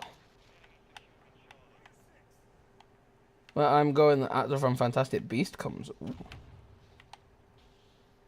I worship Venti. Venti is class.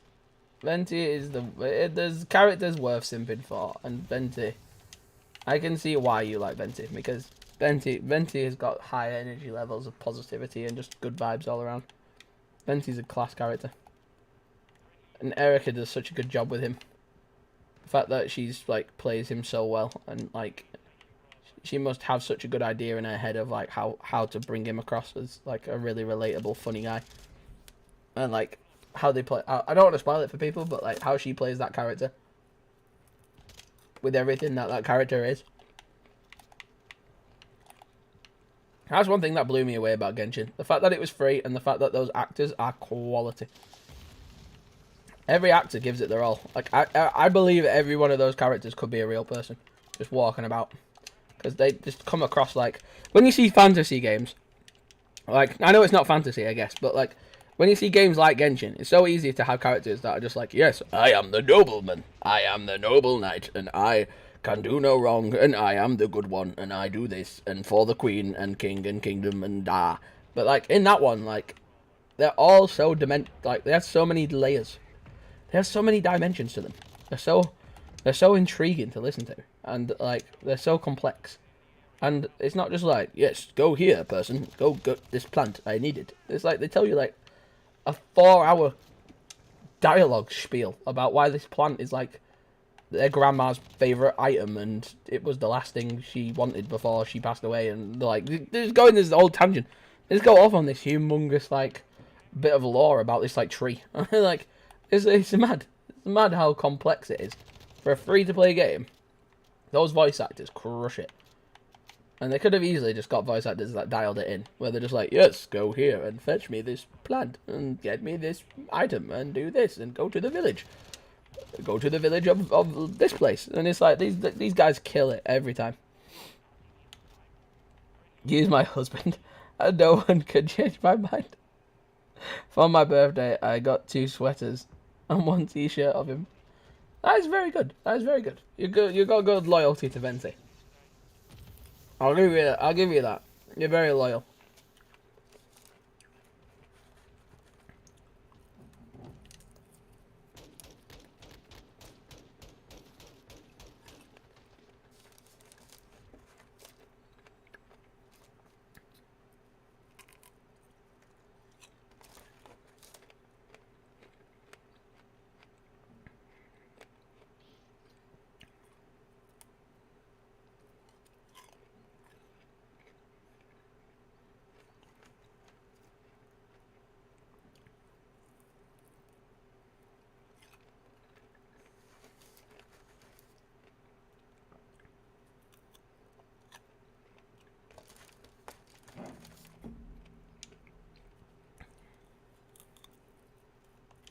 Genshin is so good.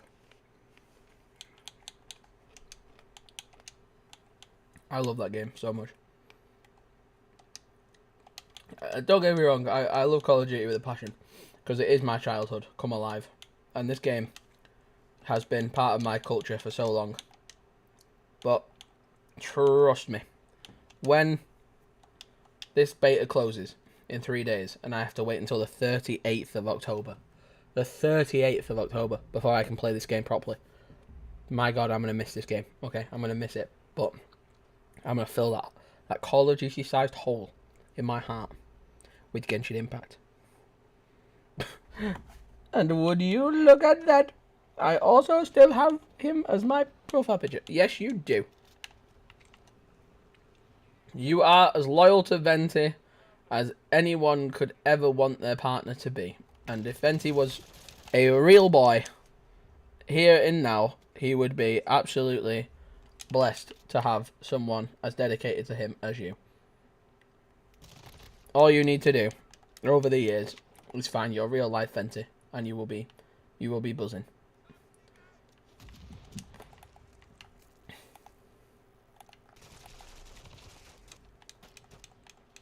I found my real world equivalent of all my Genshin waifus and in the form of Helen, and I was very happy with that.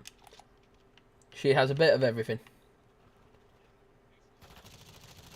She is the perfect cocktail of a partner for me to have. I've got a leaf stuck on my tongue. I fucking swallowed a leaf. I swallowed a leaf, boys. What was that? I swallowed something. It's on my tongue, but it was like, yeah.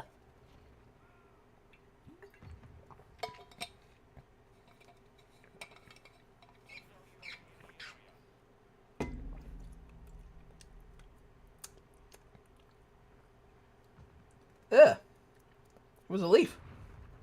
I swallowed a leaf off a strawberry. This is why I need Helen. I'm incapable of eating strawberries alone. I need supervision. I need supervision. If I ever met a Venti lookalike, I'll make it my duty to marry him. Sound. That sounds like a good idea.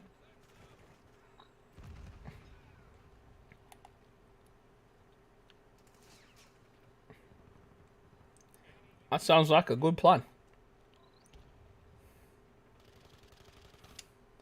Find the perfect person and ask them to dress up as Venti. And see if they look the part. If they do, you'll found the right one.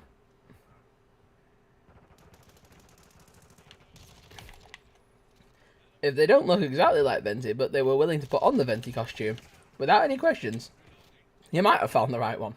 Still.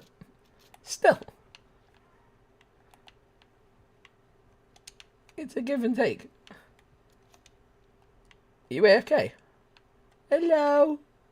Oh, she's AFK. Never mind. Ha! I'm really sorry. I just couldn't take that opportunity and miss out on it. I just couldn't. I had to seize the opportunity. Can't just stand there AFK and think everything's going to be fine.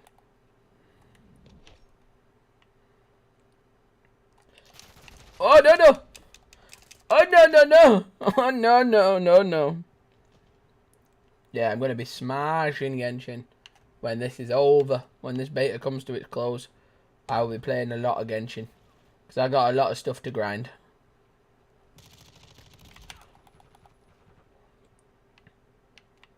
On Genshin. It has been too long.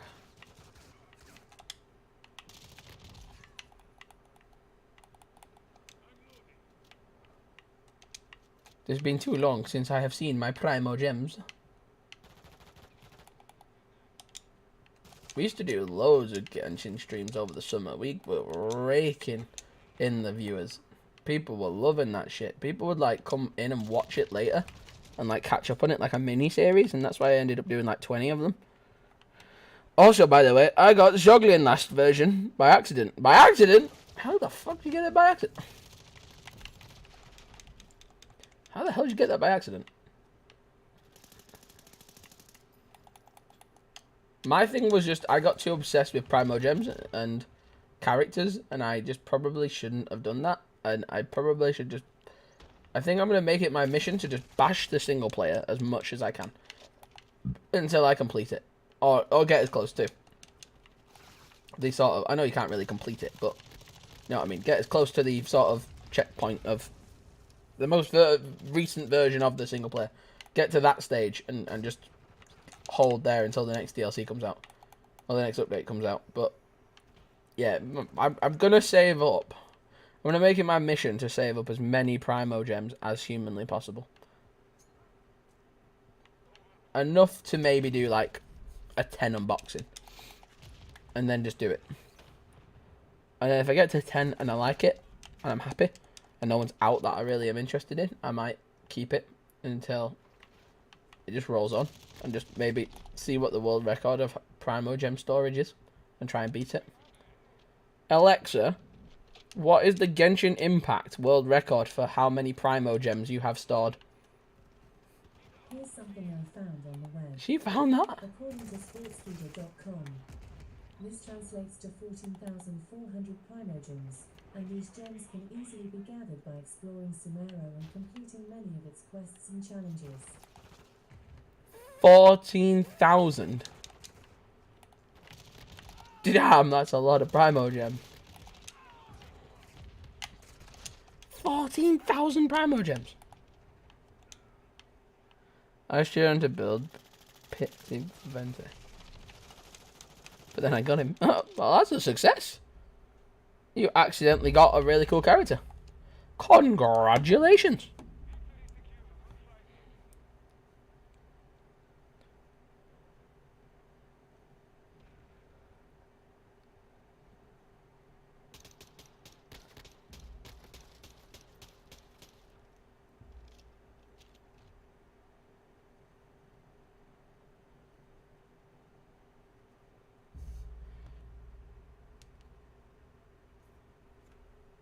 Alexa, do burns leave a scar? Here's something I found on the web. According to itgseek.net, second-degree burns generally leave a scar. Alexa, what's the difference between a first-degree burn and a second-degree burn? According to an Alexa Answers contributor, a first-degree burn only affects the outside layer of skin, causing pain, redness and possibly swelling, while a second-degree burn affects deeper layers of skin and can cause all of the previously mentioned symptoms along with blistering.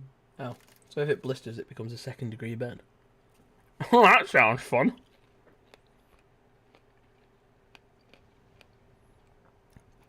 My chances of getting venti are slow, but no! You'll be fine. You'll get Venti. And if you don't get him in game, you'll find him in real life. You swallowed a strawberry whole. That's not a good idea, Tom. Sweet Caroline, dun dun dun, through the window. Oh shit! I want to be able to dolphin dive through the window. That's the thing. I want it fixing. I'd love that. I'd love if I just had a phone to Activision and then the Call of Duty Studios, and I could just be like, excuse me, I'd like this in the game tomorrow. At your most earliest convenience, good sir, good sir. Good sir, good sir, good sir. Bloop. I love my EMP. EMP boys, mate! Get rushed on. Oh, cheeky. If I don't get you with the knife, I'll get you with my gun. If I don't see you through weak, I'll see you through window. Hey! Oh, there's a player. You've been hit by. You've been struck by a smooth criminal.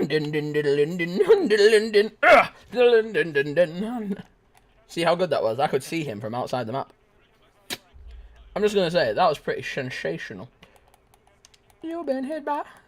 You've been struck by a smooth criminal. I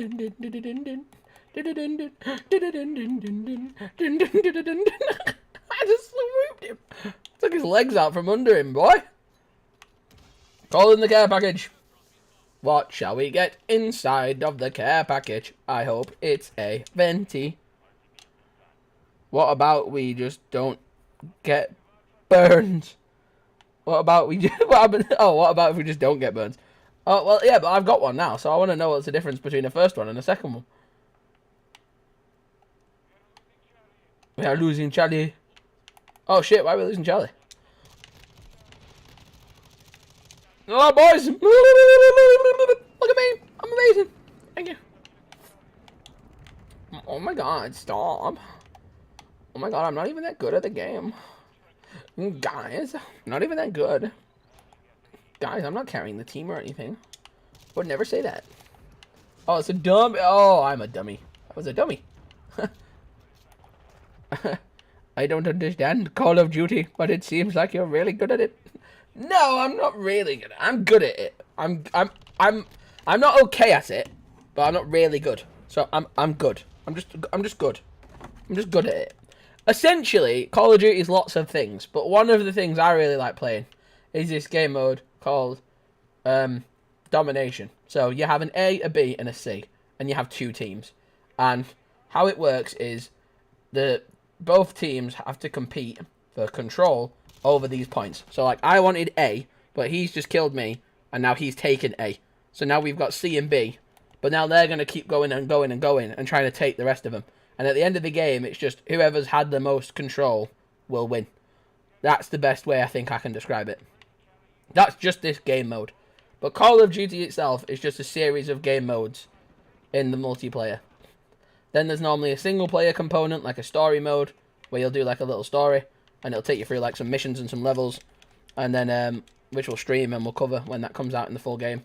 And then there's a massive multiplayer mode called Warzone, where it's kind of like the Hunger Games, in the sense you get dropped into an area, and it's just you and your group of like 4 people, and it's just last team alive wins, and you get dropped in a huge area, and you kind of have to fight other people, and get like gear and level up, and then if you die, you're out, and you have to start over again. But that's just that one game mode, so if you don't like that type of game mode, then you don't have to play that one. But there's loads of different game modes. Like there's a game mode called Search and Destroy, where there's like one bomb, and one team has to protect the bomb, one team has to detonate the bomb, things like that. There's ones where there's like a hostage that you've got to rescue.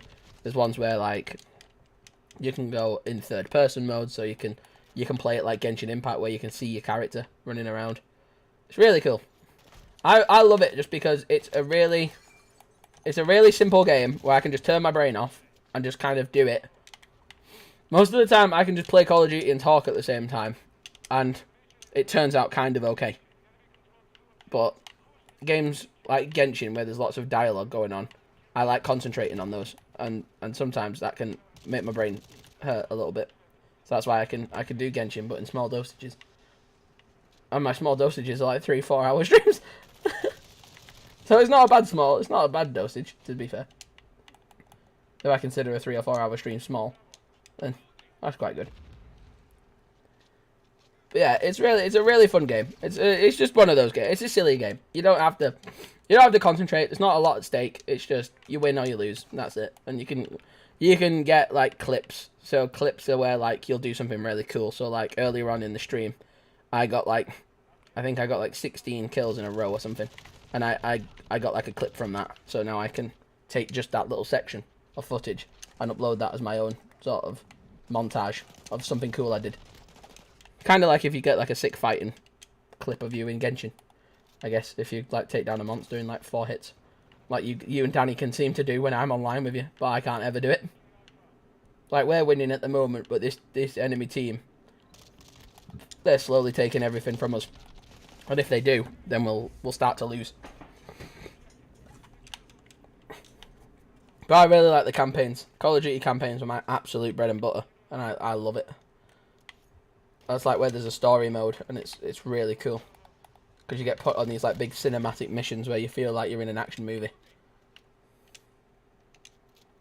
But yeah, most people when I show them Call of Duty, if they've never played it before, like when I show a parent or like a family member, they're like, "What are you playing?" And I'm like, "Call of Duty," and they're like, "What's Call of Duty?" And then they see it, and it's just like, "It's too fast, I don't like it." Is that his hands? Why is it just his hands? Why can't you see the whole person? It's just his hands.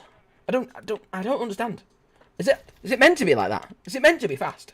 It's like, yeah, it's meant to be fast. We'll play a different game mode in a minute. I'll take you guys on to the third person mode, because I got into that recently at the end of the first beta, and I had a lot of fun. But beta for this game has just been fun because it's just been a nice little way of experimenting with some of the guns, getting a gist of some of the maps, and having a little bit of a demo go of it before it actually makes its full reveal in October. But there's another game coming out in October that I cannot wait for. That looks so fun. And as far as I'm aware, that's a single-player game on the Xbox. And it's called High on Life. And it's made by the creators who make the Rick and Morty TV show, which is my ultimate favourite adult cartoon, just alongside Family Guy, South Park, and all the other adult cartoons. But Rick and Morty has a special place in my heart. I binge watched all of that series by myself, and then I got my partner into it a little bit, and it's been one of my favourite shows going, and I love it. And Justin Roiland and Dan Hartman, amazing people. Hartman, yeah, they're the most amazing creators, and I think they're geniuses. And they've made this video game. Well, they made a video game called Trover Saves the Universe, which I never really played, but they've made this one now called it's like Call of Duty but set in space, and there's like a story to it, and all the guns and the weapons are alive. That's the kind of like twist on it. You're an alien on an alien planet who's a bounty hunter, and you have to hunt down other bad aliens, and then all your guns are alive. So like how I shoot my gun like this, in my hands in that game, it would be like a little squidgy orange creature that has its mouth like wide open, spitting bullets like out of its mouth. It sounds stupid, but I love it. I think it's Google it. It's proper funny. It's just a mad game. It's like a video game. Like it's one of those where like Call of Duty tries to take itself very seriously, even though it's not. And then like there are other games like it that try and take itself too seriously. But this game, this High on Life game, it looks so funny. I cannot wait for that. I'm really looking forward to that, and that comes out in October. But it's free on Game Pass, which is cool. Xbox Game Pass has it's this thing where you can pay for like a monthly subscription, so like kind of like a Netflix deal. And like how it works is you pay like this little subscription fee, and then you can get like unlimited games for like free. So any game that comes out, if it's on Game Pass, you'll get it for free day one. So that High on Life game should be like $50-$60 or £50-$60, and I'm gonna get that for free because it comes under my subscription. So my subscription might be like $80 a year or whatever, and that's like the price of one game when you think about it like that. And that subscription pass gives you so many games day one for free, for your subscription. So it's a really good value for money, and it's mental that it works so well. And they've just bought Call of Duty. So after this Call of Duty, 2 years later, so 2023, 2024, so 2025's Call of Duty will have it'll be 2024. 2024's Call of Duty will be on Xbox Game Pass day one for free for all Xbox players. So that's going to be really cool. I can't wait for that. That's going to be class. Alexa, what day does Alexa, what day does High on Life come out? I don't know that. Yes, you do. Alexa, how long until the video game High on Life comes out? Here's something I found on the web. Okay. According to thegamer.com, High on Life is coming October 22nd for Xbox and PC with a day one release on Game Pass. Xbox 20, yeah. Yeah, 22nd of October. And I cannot wait. It's gonna be so freaking cool. I can't wait to play it. It's gonna be fun. We haven't seen him in a while, but here he is. It's Squidgy Dave. Do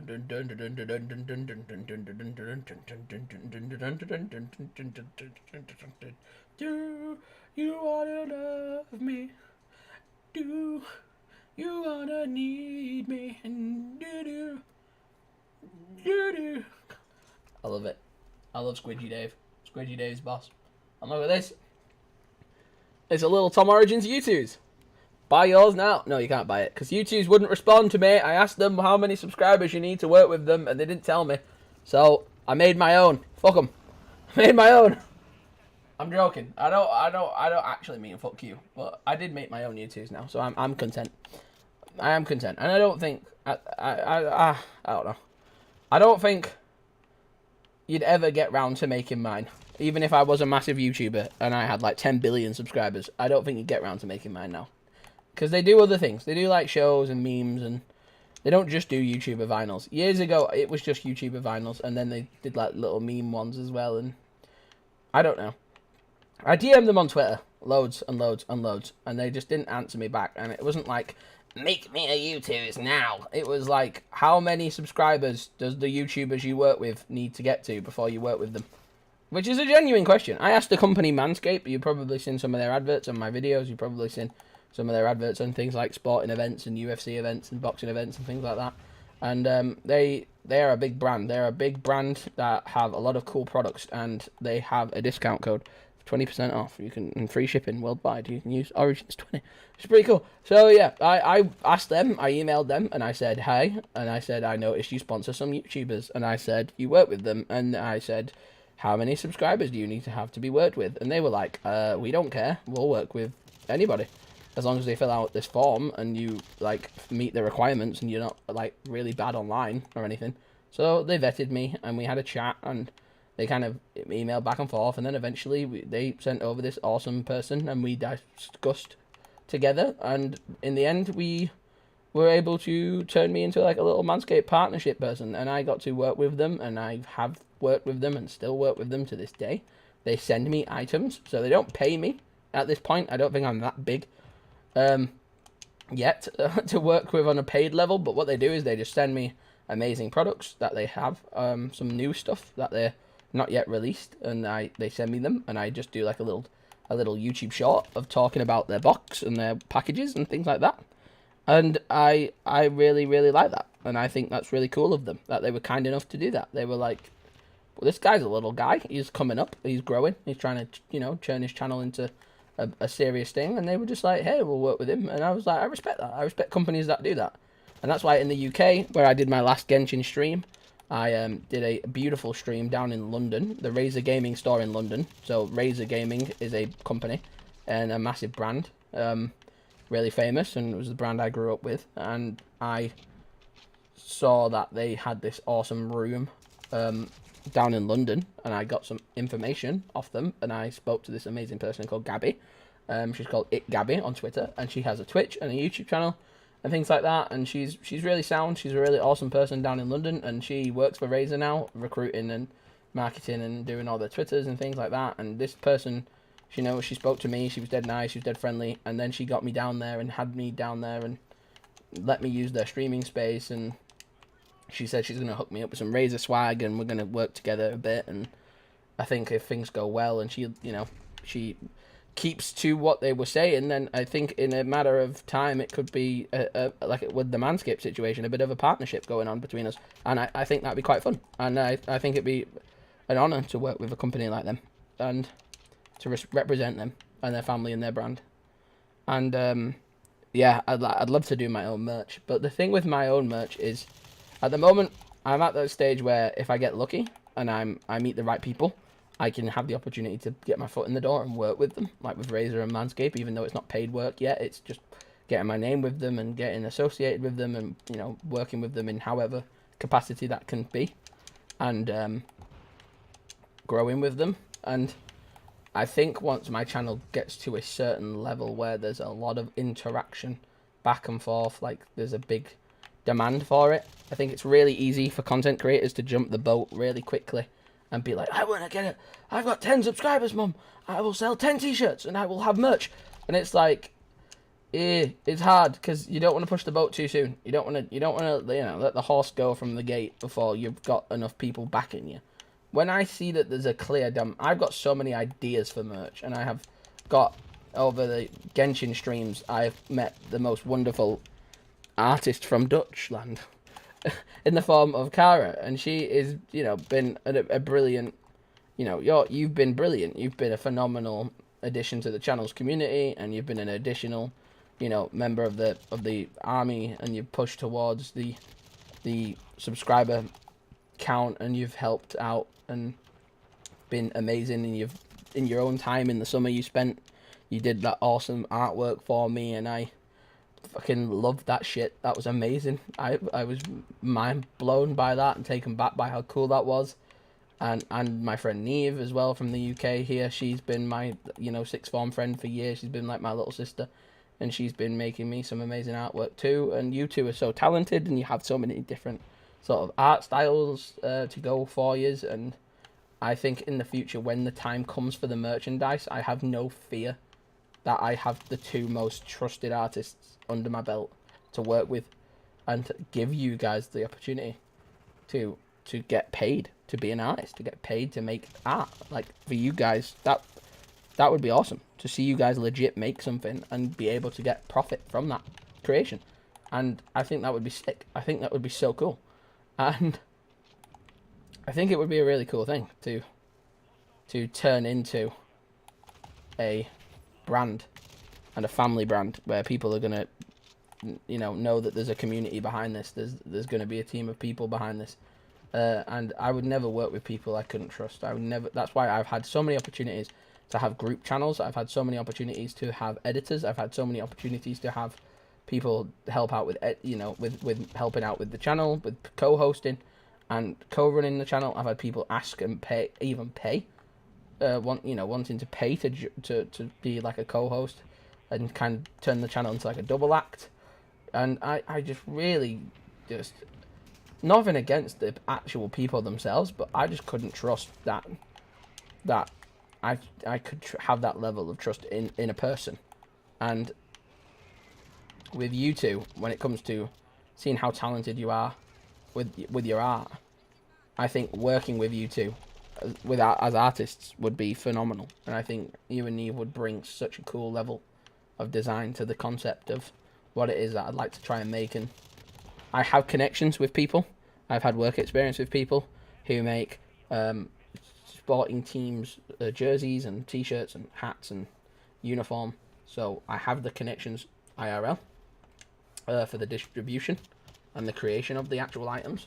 And I have you and Neve ready to go for making the designs. And I think that would be amazing. And when the time comes, we will be ready. We will be ready. And I'll be super excited.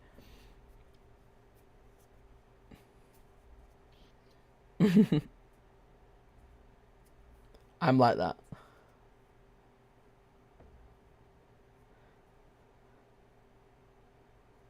Yeah, hell yeah. We designed some sick stuff. Just for you guys to get a pitch. Just for you guys to be given a pitch of like, we want it. I just like, I want like this little logo, or I want this character, and I want this color scheme. And then just give the pitch to you and Neve, and let you both go off and make these crazy things, and then see it all together. And then we could be like, that would look great on a hat, that would look great on a t-shirt, that would look great on a banner, that would look great on a badge, that would look great on a sticker, that would look great on this. I've got so much, so many ideas and so much potential.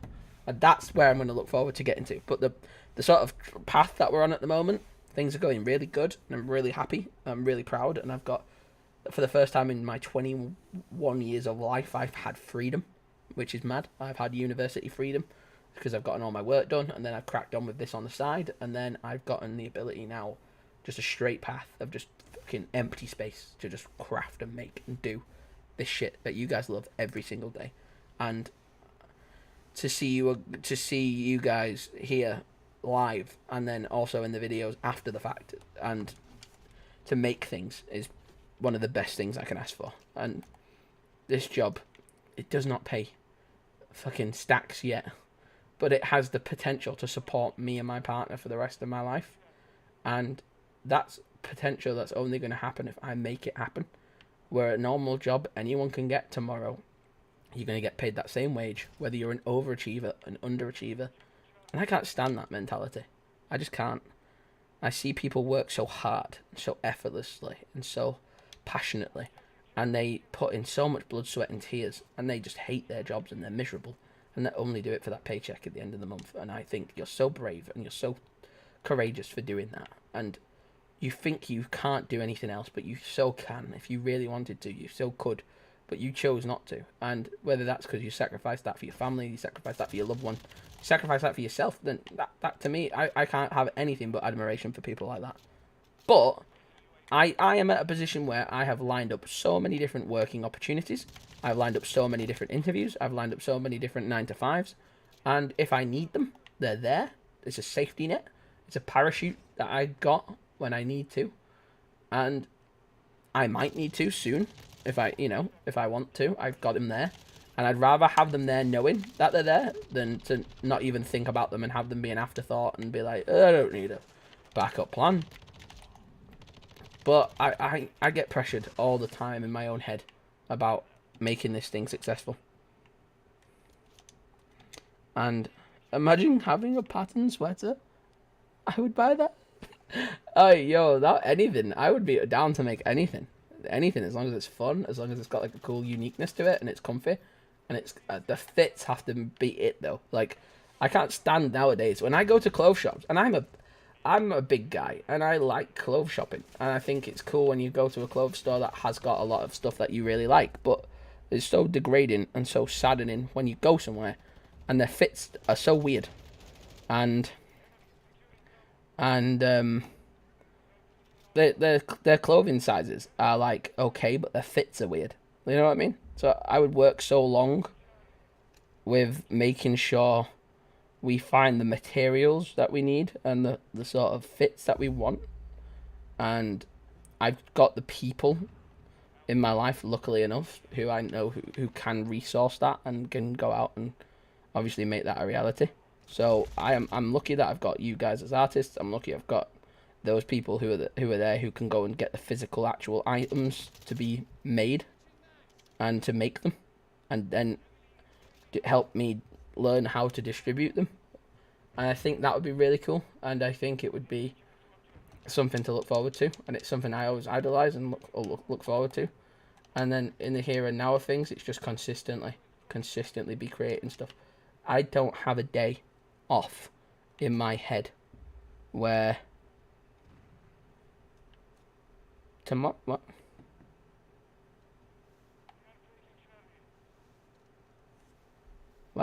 What? Huh? What the heck?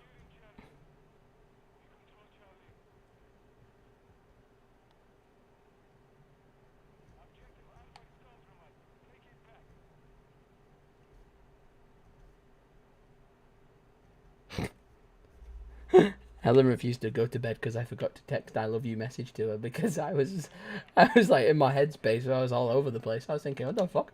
And then she was just like ... and I was like, what, bed? We're going to bed? I was like, yeah, bed. And then I was like, hang on.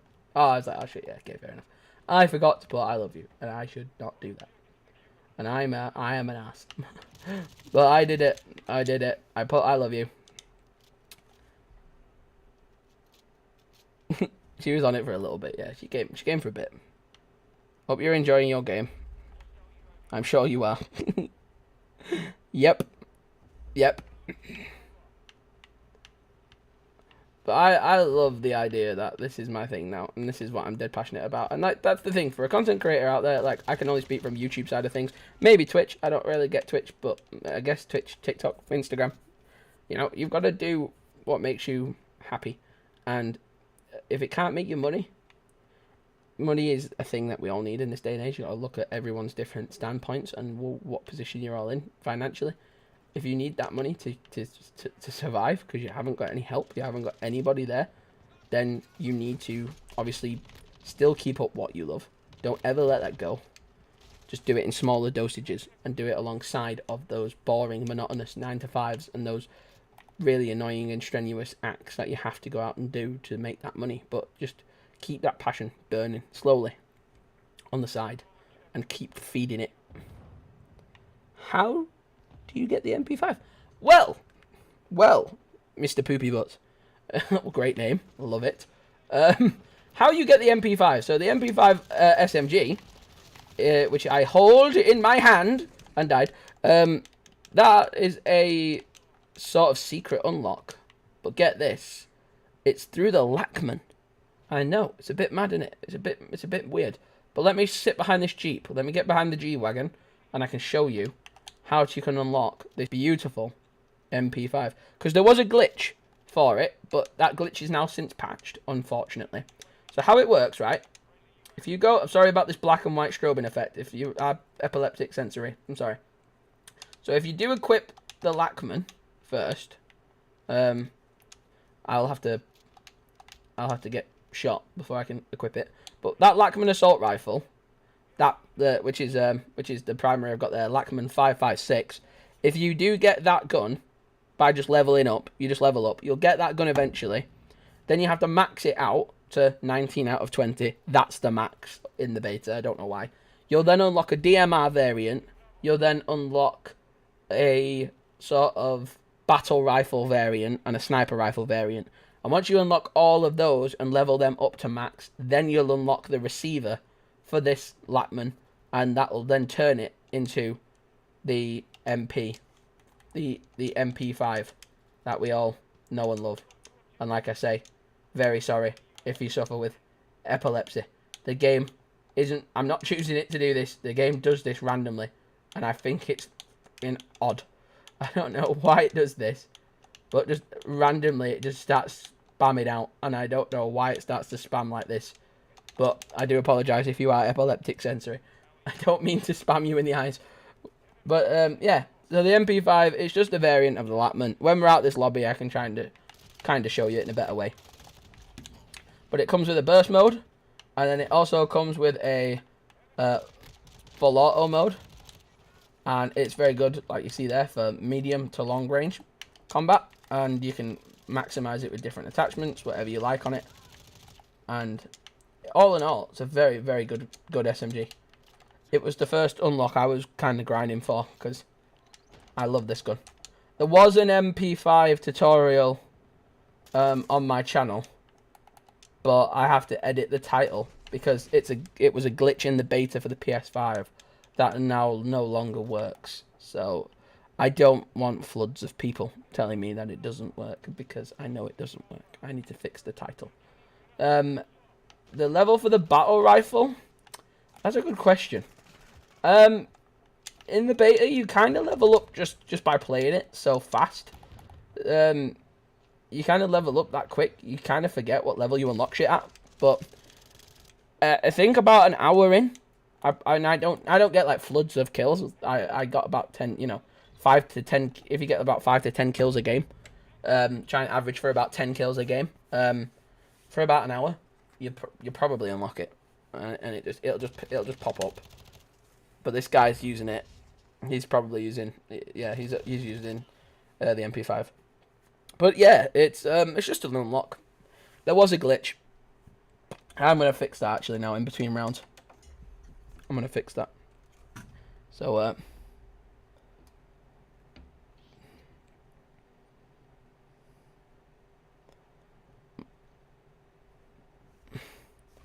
I need to go to YouTube Studio. I need to fix it.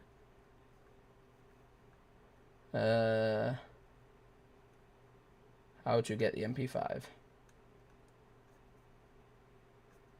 1.2 beta. PS5.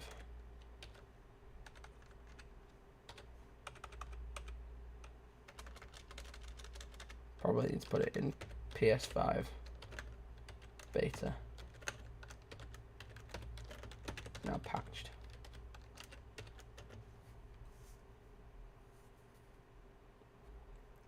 There we go. I've added that to the title now.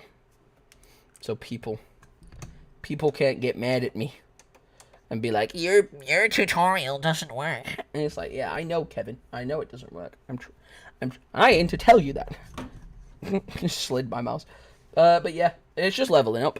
The beta hasn't got every weapon from Modern Warfare 2 in it just yet. Like, I've unlocked all of these. I didn't even know I did that, but I unlocked all of them. I unlocked that rifle. I'm waiting to unlock this one. I've just unlocked the sniper. So I could essentially in this game, if I just wanted... okay, just for the sake of it. I just pop the sniper on. So now I have the sniper. Which technically I'm supposed to unlock at level 50, I think. But I'm level 22. So the beta's numbers don't really make sense. Okay. That worked. Okay. Okay, that didn't work. I like the sniper. It's beefy. It's a beefy mama. It's a bad mama jamma. Oh, good heavens. Hit him! Hit him in the head, Kevin! There we go. We've hit him. I apologise for hitting you in the head. I like using my EMP because it's almost like a little sensor that lets me know there's not too many people around. I don't want to step on that roof. Oh, good heavens! I thought we were in a little bit of a roll then, but the roll has now ceased. Oh, good heavens! Stop following me, man. Leave me alone. Oh, if I can cross knife someone. Cross knife, cross map knife, knife map, cross the map knife. You go. That's upside down homework. What? Ah! Run! If I can cross map someone with my knife, I will be very happy, boy. Don't kill me! Don't kill me! Don't kill me! No! Oh, well played. I'm at peace. I'm at peace. I'm at zen peace. Pieces. It's fine. It's fine. I didn't even want to kill him. I know no one's on that roof now. Oh, God heavens. I knew no one was on that roof, but then when I went through that maze, they definitely would have been. The time it took me to get through that maze, someone would have been there. They all come out of here. There he is. Got him. See, they all come out of there. That's the sweet spot. That's the sweet spot. I'll get shot in the back of the head now, watch. There he is. There he is. Enemy UAV active. Now, I can't take out UAVs, but I can take out counter UAVs with the sniper. It's very slow, this gun. Oh, okay. No, it's not. It's fine. I'm reloading! Oh, good heavens! Oh, good heavens! I'm already in 2022. Alright, have you watched... Carrie, you might have seen it, you might have not, I don't know. But there's the Halloween vlog. Not Halloween. Halloween Horror Nights at Universal Studios. It was like a big scare event that happened. And we went and watched it. And we went on opening night. And I was going around the scare zone. Which is the massive area where all the scary people dress up and come and scare the shit out of you. And I was walking around there. And I don't know why, but when I get scared, I just deform myself into the most sort of poshest British gentleman ever. So literally I was just walking around this scare zone. People are scaring the crap out of me. And I'm just there going, oh, good evening, good evening, good evening, good sir, good day, good evening, good evening. And oh, it's hilarious. I was pissing myself laughing. Watching it back in the edit, I was like, what the hell am I doing? Why am I walking around here like the fucking Monopoly man? And it's like, oh, hilarious, yes, good day, I'm Melbourne Pennybags here. Coming in. Hello, hello, hello. That was, oh, it's so funny. I was laughing my ass off, just walking around being like the most posh British petrified man. Oh, come on, he's gonna come back for me. I can tell. Snipe him! Snipe him! Crank him, John! Did we got him! I got him when it was blind as well. Oh my god, he flashbanged me and I got him. That's our fucking shout. Milburn Pennybags here. Oh. Crank him, John! Oh no! I can't wait. I can't wait. I can't wait for the memes of this. This game's gonna be so funny. When people go for clips. What I'm doing here is illegal. You can't be bouncing around with a sniper like this. This good. These skills are too good. Gotta lock them up. Can't even get to the ladder. Can't even get up the ladder.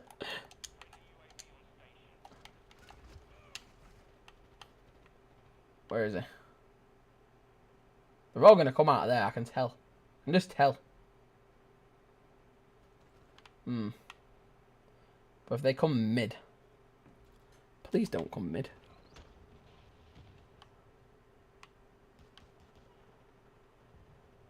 You want to see me play a terrible game? I'll play Search and Destroy. Oh, nothing will make you giggle more than Tom playing Search and Destroy. In this game mode, I can die and come back 1,000,000 times. In Search and Destroy, that is not the case. If you die in Search and Destroy, you're dead. The whole game. Yep, the whole damn game. Oh, good heavens! Why on earth would he do that to me? Gotcha, bitch. I say bitch in the form of the female dog and not the derogatory slang term. Crank him, John! Yes. Whenever I shout random shit, it's also just memes from the Call of Duty community. Like TikTok edits that I've seen turned into memes. Crank him, John! God damn. Boom. Got him in the legs. Shot him in the legs. Oh! I get him. Imagine getting him. Blind shot. Good day. Good shot, gents.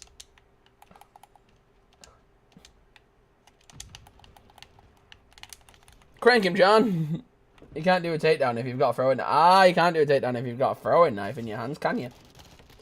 Oh, good heavens, I gave them the last kill. Oh, that's embarrassing. I've got it all on myself. I've bloody spilt it all on myself. Let me take a picture of this hand. Right, my hand is all like messed up. I think I need to send a picture of this to Dr. Chapman. Dr. Chapman? I've absolutely fudged my arm up. It doesn't look too bad, I guess. I mean, it's a bit nasty. Oh yeah, it's gotten. I took a picture of it when it first got hurt, and it's gotten a larger surface area now. Which I don't like.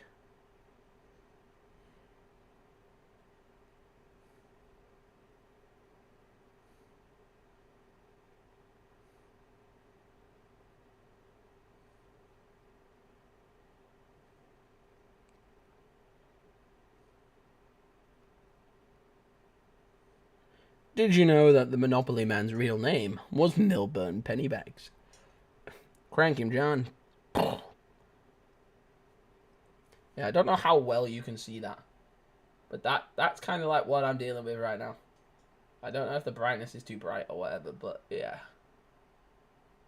I kind of got like a funky looking, sort of like sick looking burn mark on my arm. And it's not good. It's not good. It's not good, but it's not bad either. Like, it doesn't hurt anymore. So I guess that's a good thing. Either that, or my arm's just going to fall off. I mean, I hope not, because that would be bad. Why do I keep getting, like, sexy Japanese adverts? I mean... hang on, that sounds weird without context. Wait a second. What I meant by that was... I don't know what I meant by that. Milburn Pennybags. I love that name. Crank him, John. Oh, it would have been close.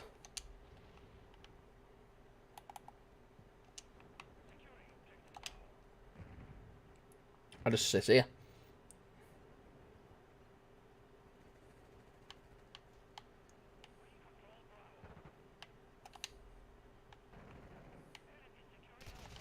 Hey, where the fish and chips was he? Where in the Sandra Bullock was he? Oh no, Kevin! Kevin! Ooh, I fall apart. I sold my soul for the devil for desire. They say, go to hell, and I say, I don't want to go to die. I don't want to die young. The city of angels is where I draw my fun. The city of angels is where I have my fun. Dead. Milburn Pennybags. I don't know why, but that name slaps so hard. If I have a son, I'm gonna call it. If I get a pet, I'm gonna get a fish. I'm gonna get a fish and call it Milburn Pennybags.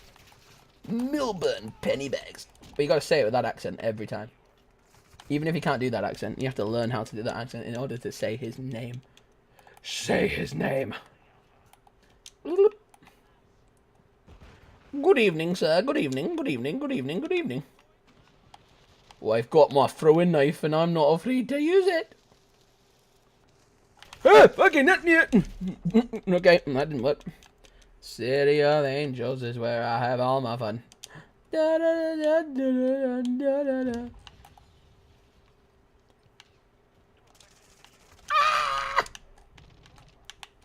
He was the pot.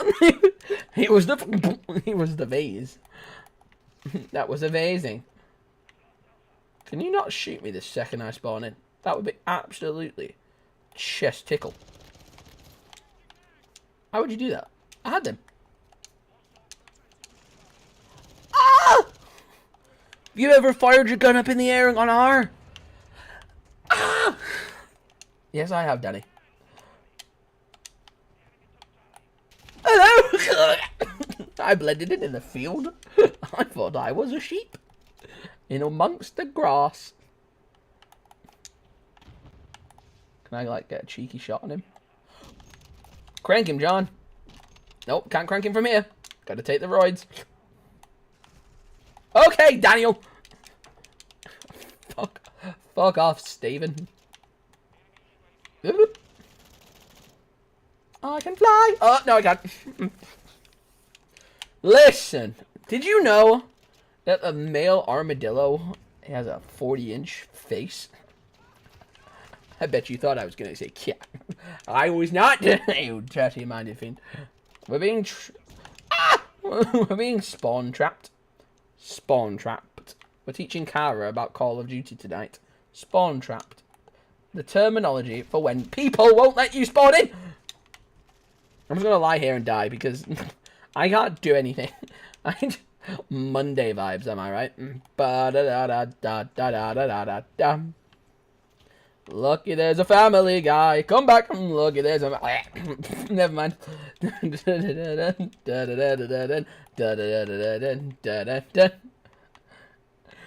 Lewis. Lewis. If anybody needs me, I'll be by the pool with some vino and cheese. Brian. Brian. There we go. I want a kebab. I want a kebab. And Mr. Duckford will have some quackers. Hey, Brian. Am I a good little... Am I a good little guy? Can we go and get some yogurt? Is the yogurt shop still open? Is there anywhere we can go to get some yogurt? Stop saying it like that. Yogurt. Say it like that again, I'm gonna drown you. Yogurt. See, you're not gonna do it. I love that. Hey, Brian, do you want some Cool Whip? Why you say it like that? Like what? I say Cool Whip. Say cool, cool. Say whip, whip. Good whip. I fucking love Family Guy, bro. Ah! Ah! You dirty pig! Crank him, John! No, that would have been such a good clip! Just glitched out the Matrix for a small second, then don't worry about that. It happens. Crank him, John. Shit! Run! Kevin! Kevin? I can't fucking snipe quick enough. I can't fit any more in. Welcome to Pillow World, Bri. Let me get up to greet you. There we go. I need a smaller scope on this sniper rifle. A sentence no one has ever said. Ever.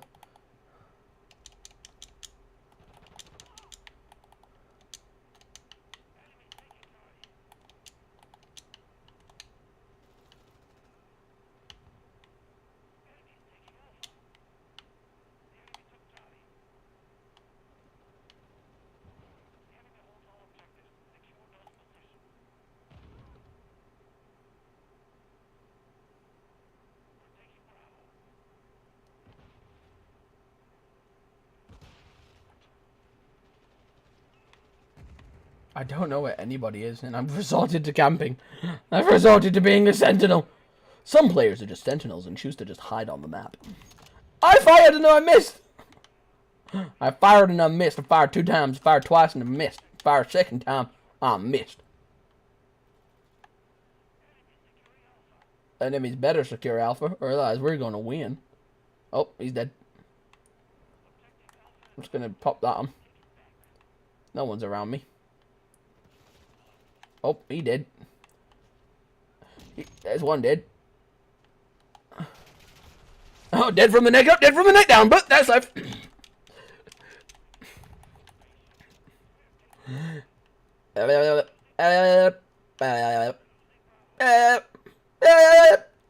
Shit. Ah! I'm in danger.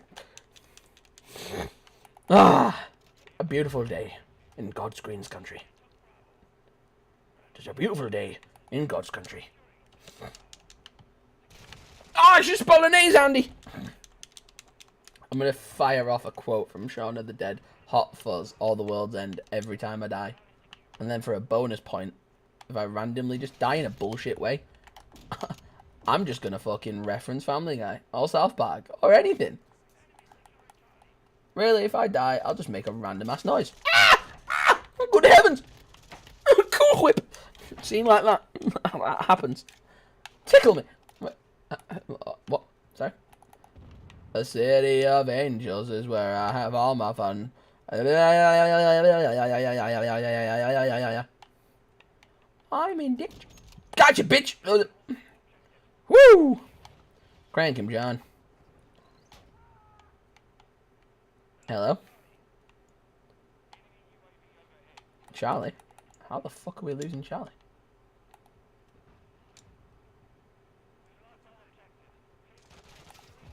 Not anymore, bitch. I'm dead. Brian! That was preemptive, I'm sorry.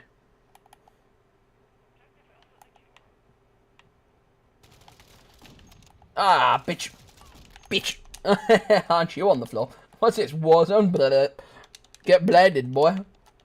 Boy, you're gonna get learnt that he not cool lickety split.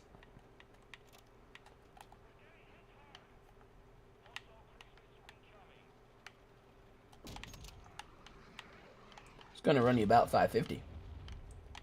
But I'll chop it up real nice. Crank him, John.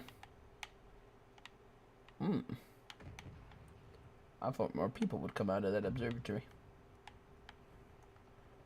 We ain't got a single UAV.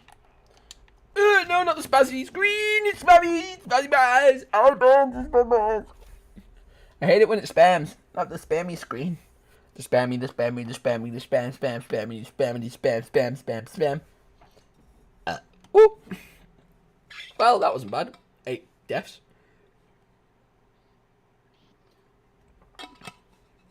Ooh, at level 25, we get the Vector. Yay! Fun, fun, fun in the sun.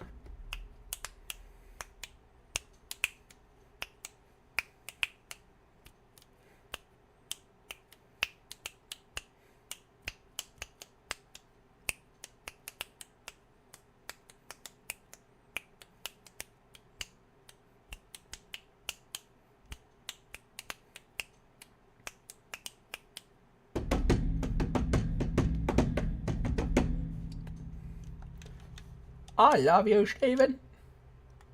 I love you too, Stephen. Hello. You've all got funny helmets.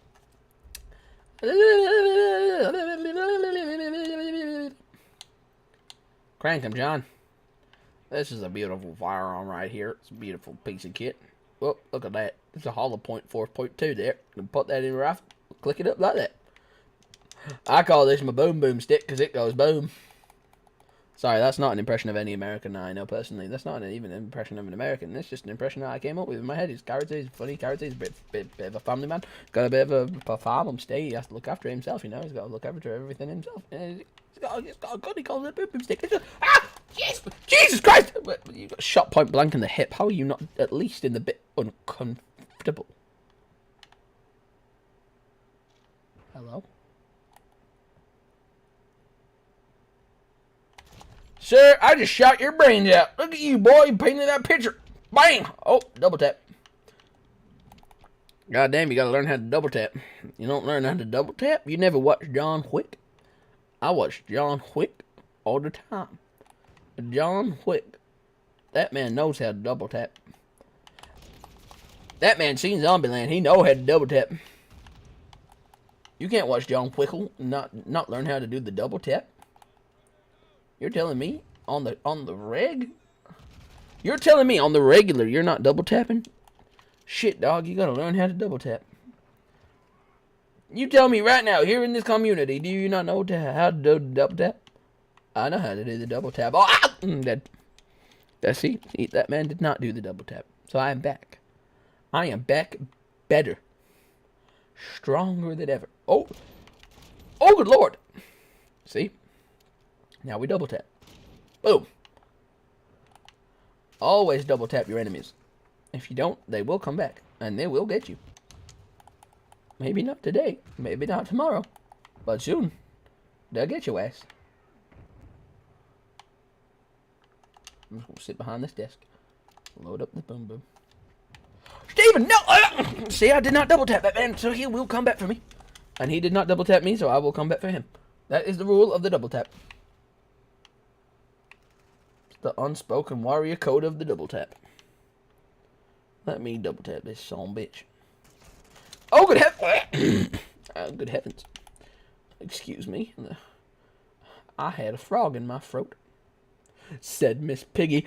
Where the hood at? Should have done been the bomb when the bow's at. Never mind. Where is the enemies? I want the enemies to suffer. Oh, good heavens!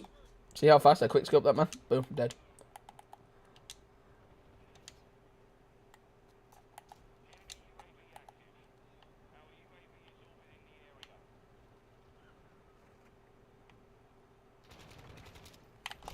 Got you, bitch. They're coming for us, John. They're coming through the windows. I'll come back for him because he didn't double tap. I'm back. Oh, I love that. I love that little whoosh. I wish he did that every time he shot a gun. Every time he shot a bullet, he spun it around on his hand like a fucking cowboy. Crank him, John. Crank him. Oh, no! I want to learn how to shoot faster. Oh. Charlotte unsent a message. Why would you unsend a message? Ah! Crank him, Steve.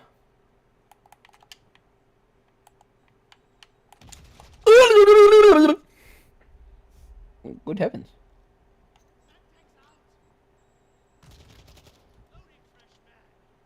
Ooh. I've loaded my fresh mag here. I have muted an enemy player. Oh, you son bitch! You very fucking good. That was one hell gun. Shit. Shit! Oh. Look at me. Just call me Smooth McGee.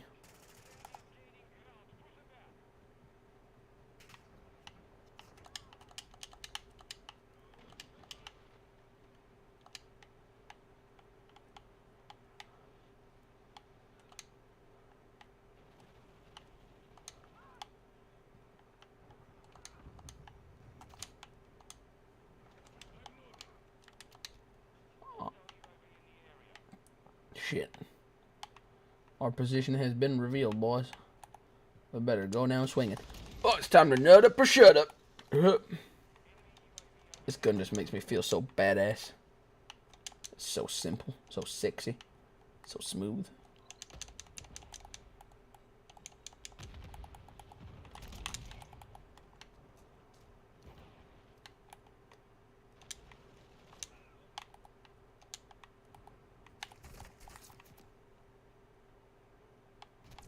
Oh, he's a head camper. I see how it is. I see what's what. Let me deal with this son bitch. Got a 75 case. This does pretty smooth. Smooth like a baby's buttocks. Where is this son bitch? I'm gonna get me this son bitch. Where is he? In kitchen. Oh shit. Steven, goddamn. Put the friendly on. Steven, goddamn it, it's a friendly fire. Oh good. Marcus Rashford was that. Don't have to tell me twice, sister. I'm EMPing motherfuckers on the daily. Oh good heavens.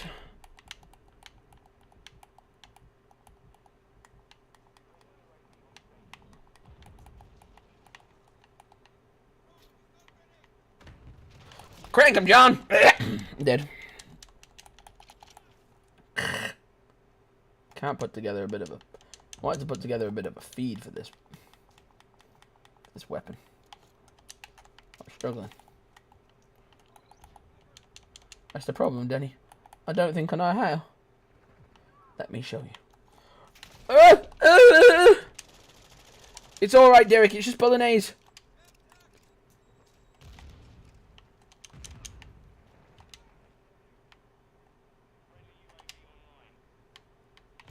Crank him, Steve! I should have been waiting for him, but I was looking high and low. A little high, a little low. I fucking knew the door was opening! This time I was prepared. Prepare for success. Or prepare for failure. I prepared for failure that day, didn't I, boys? Got him. Oh my, Miss American Pie. Throw a Chevy through the lever, but the lever will die. And good old boys are drinking that whiskey and rye, singing shit, bollocks, fucking dickhead, twat, monkey. Shoot. Shit. I can't see fucking shit with this thing. Hello? Good day. Hold back the river, let me look in those eyes. Hold back the river so I stop for Why would you do that to me, you son bitch? After all that running and jumping. I hurt these idiots today. Just 'cause they fucking annoy me. Oh my god! Oh, baby, a triple!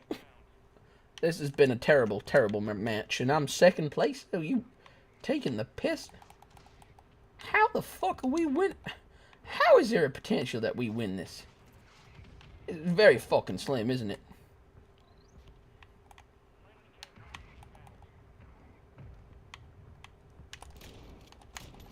You've been hit by a smooth criminal. Got him. Oh, fucking hell. Just wobbled to the side and fell over. Listen, mate, I can't fight any harder than this. I put all my mother and Mary and Joseph.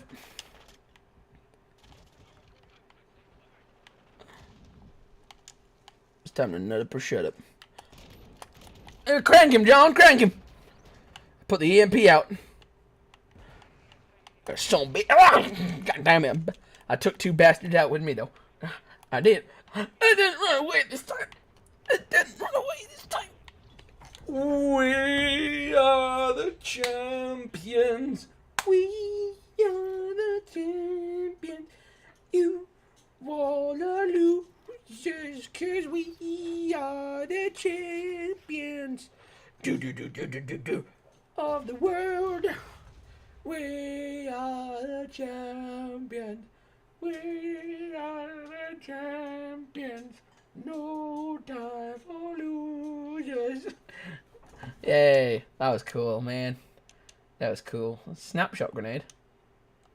God damn, I wish I had a revolver to go with this beautiful piece of kit. Look at that, ain't she something? She a beautiful piece of kit, this baby. Goddamn. Goddamn, we could have gone up like fucking 500 subscribers here tonight, but nobody fucking stopped by the stream and subbed. Goddamn. Goddamn. You cold. I get it. Mommy don't love you. Daddy kicked you in the head when you were small. What is it? What is it? What's your trouble? What's your trouble? Tell me what it is. I demand to know. I demand to know your pain. You come by the stream and I entertain your face. And you enjoy.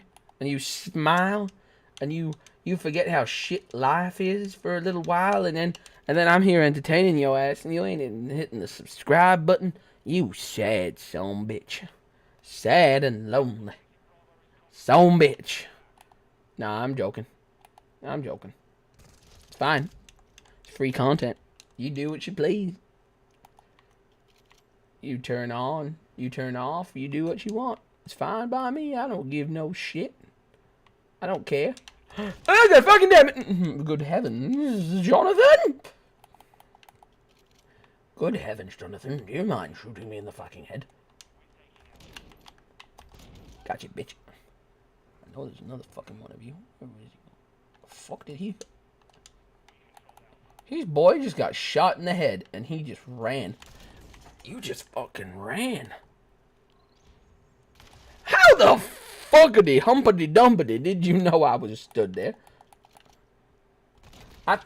Nadia, hacking, Nadia's back. Aimbot.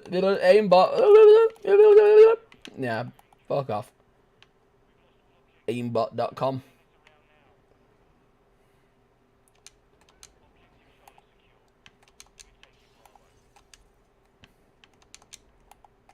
Fucking tickled his mum.com.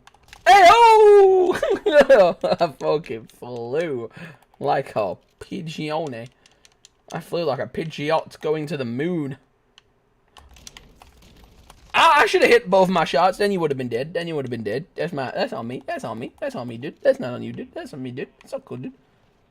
I'm sorry, did I inconvenience you? Did I shoot you? Did I inconvenience you? I'm sorry, bro. My bad, bro. My bad, bro. My bad, bro. My bad, bro. Did my bullets get in the way? Did my body get in the way of your bullets? My bad, bro. My bad, bro. My bad, bro. Didn't mean to racially profile you like that, bro.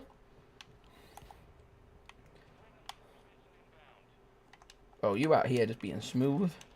You out here just being kind and tasteful. I'm out here just fucking it up for you. I'm sorry, bro.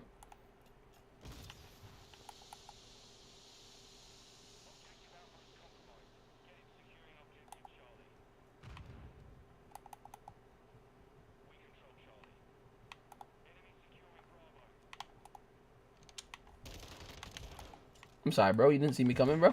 Didn't think twice, bro. Didn't look over your shoulder, brother. Didn't. I took some of you down.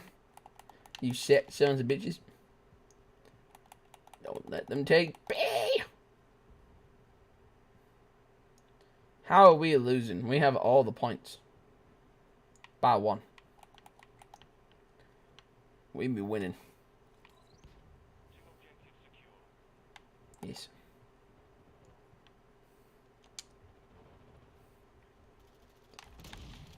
Crank him, John. It's because I keep shooting.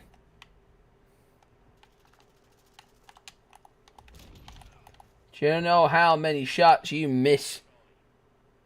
None. Did you know out of every single shot that you have before you in life?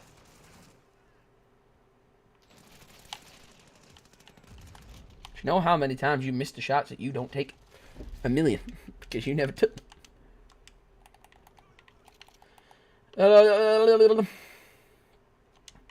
As Ernest Hemingway once said, it is better to shoot every squib than to shoot none. I don't really know who Ernest Hemingway is. He's probably a very controversial figure in history, and I really apologise for that reference. But we are the champions. No time for losers.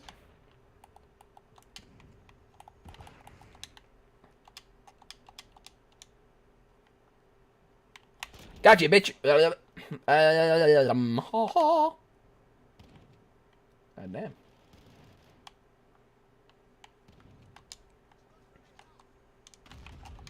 Just gonna stay here like a statue.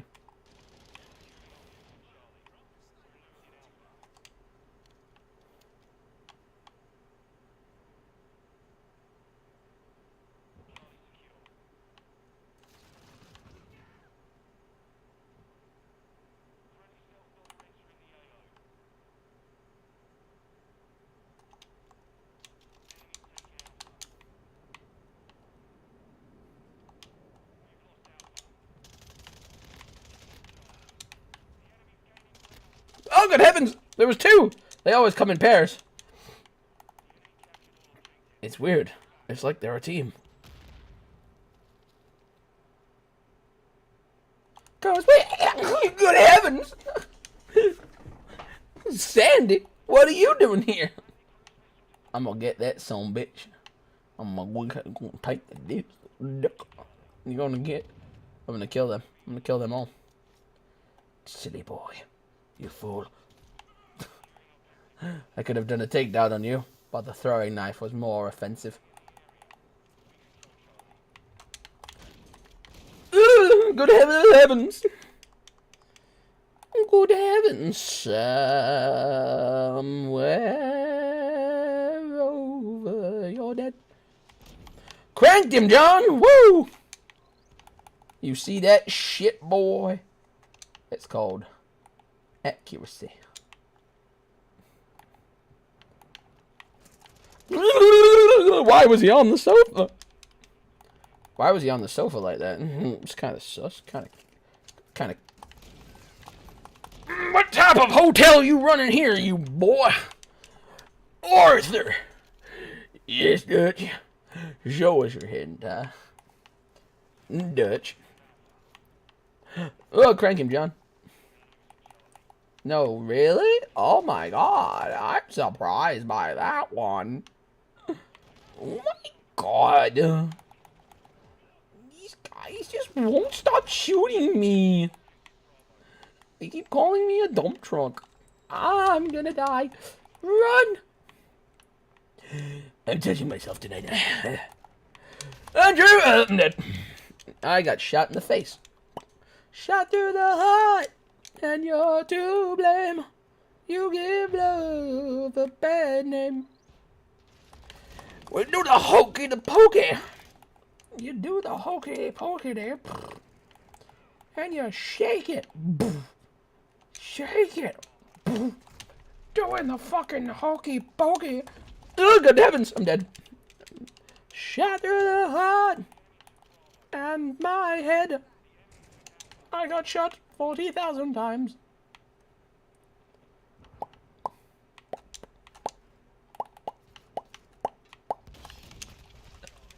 That was just an open season.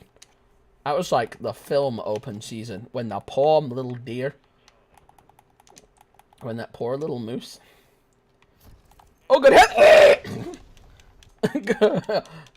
Silent night. Just went flying through there. No, they don't. Shut up.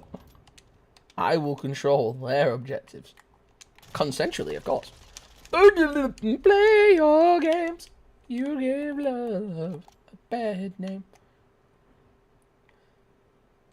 Come on, bruh. Come on, bruh. Oh, come on, bruh. Oh, come on, man. It's just fucking not fair, is it? It's fucking not on. He's sitting there on the objective like a fucking slag, and I don't know how to fucking do, mate. Shut up, moron.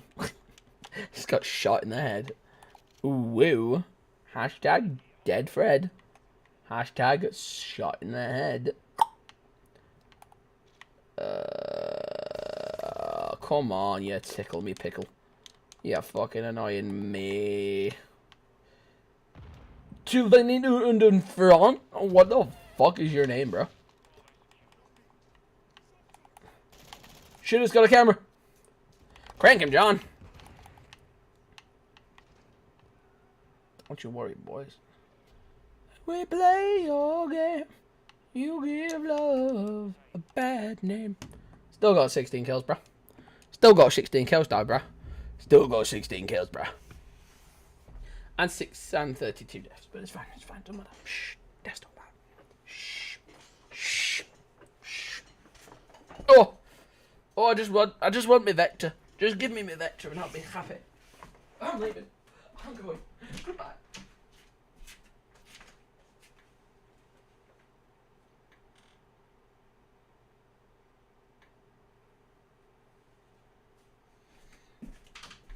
I'm back. I'm back.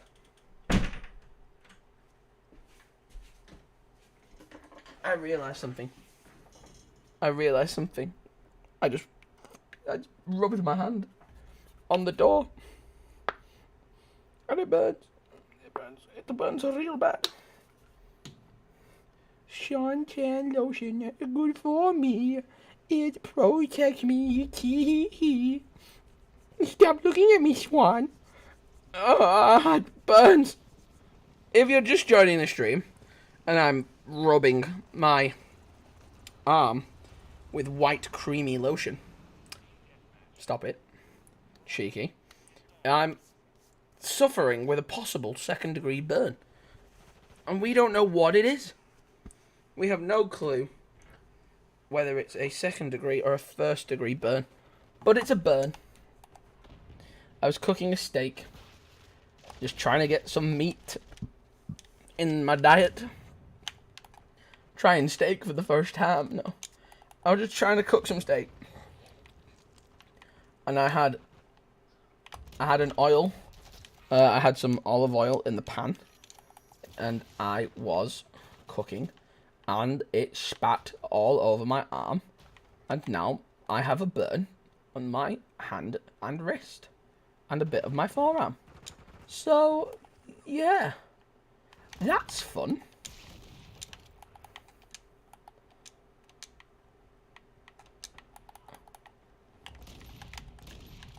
I'm just gonna let you kill me for that one. Yeah. I just sacrificed myself for that one. That was a bit bad. Yeah.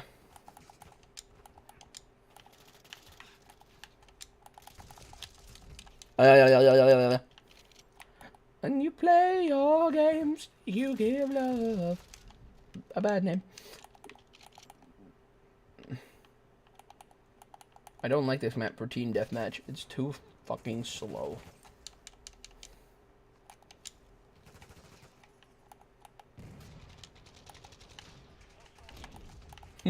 Check your corners, bitch.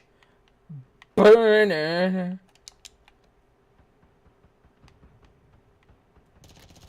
Crank him, John. I shouldn't have done that. Shouldn't have done that. It's all that was stupid. Why didn't I just wait and then let them all come towards me?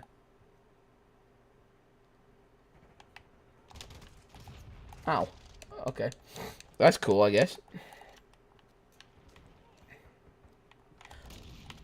I am Nipple Man. Oh! Oh, William Knife Man. Oh. Gotcha, bitch.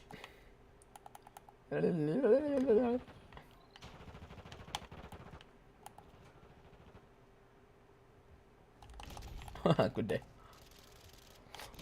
Chim chimney, chim chim chiroo. I've got a knife and it's coming for you. 1, 2, 3, 4, 5, 6, 7. He's in the window. He's in the window. Come on, come on, come on. Fucking Assassin's Creed over here.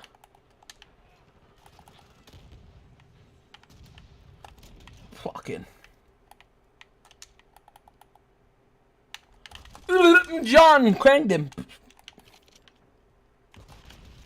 Woo!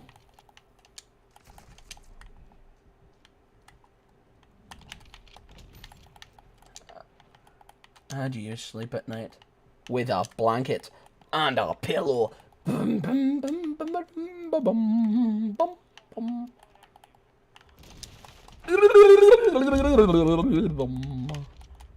Why did I spawn in there? What a dangerous place for you to spawn me! Ooh, he's dead! Get him, John! Get him, Steve. Are you all stupid? Are you all fucking brain dead? Are you all fucking dumb trucks? Ah! Great him! You son of a bitch! I hit market him then. Got one round left. Ah, God fucking damn it! It's got me pinned.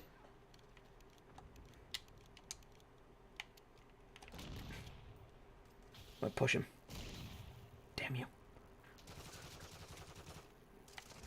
Oh, you fucking... We were having a good gunfight. I hate that in Call of Duty when you're in the middle of like a fucking cinematic moment and someone comes and ruins it. Someone has to come and ruin the fun. Whoa, whoa, whoa, whoa, whoa. Crank. Crank him, John! I'll crank him! Oh, goddamn. Just gonna lie on this RV.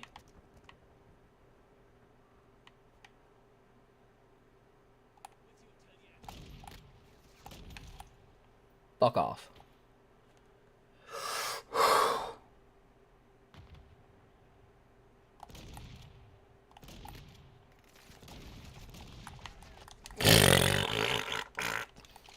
If I had a scope, I would have been able to fucking hit shot after shot after shot.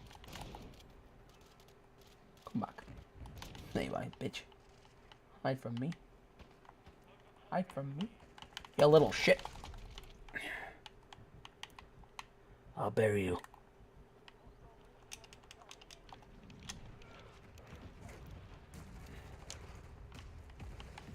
I'm gonna bury you real fucking quick. I'm going to put all the bullets in my gun and pull the trigger till it goes click. A chim chimney, a chim chimney, a chim chim chiroo.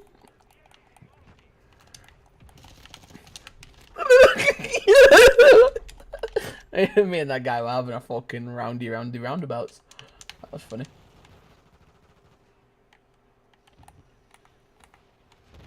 That was fun.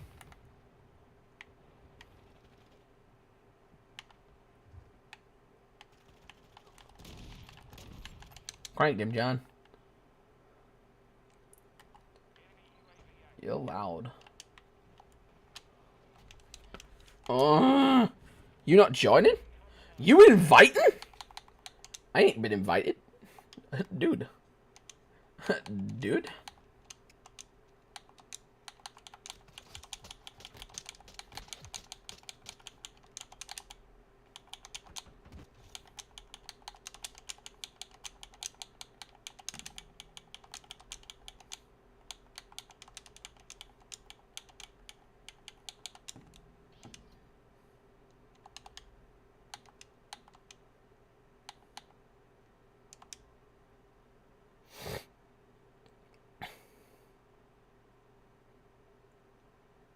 Trying to join my boy's session.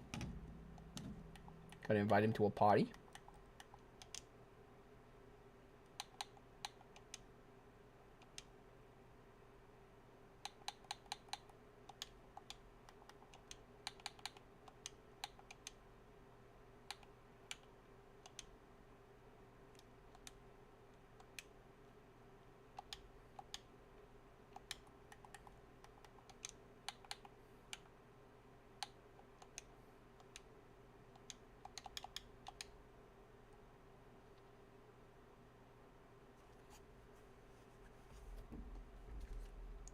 Hello?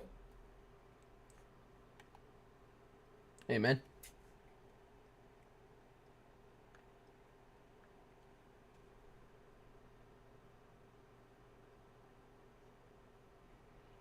How many games you had?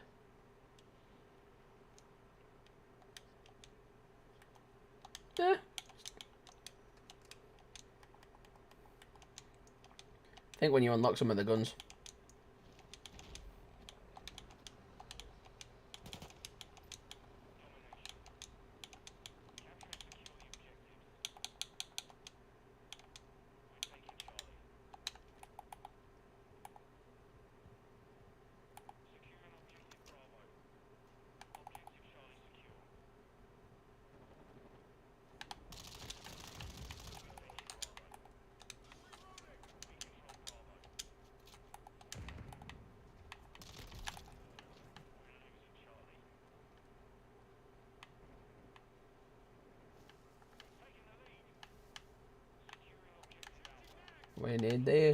We need Alpha. Yay! I love the parkour in this game.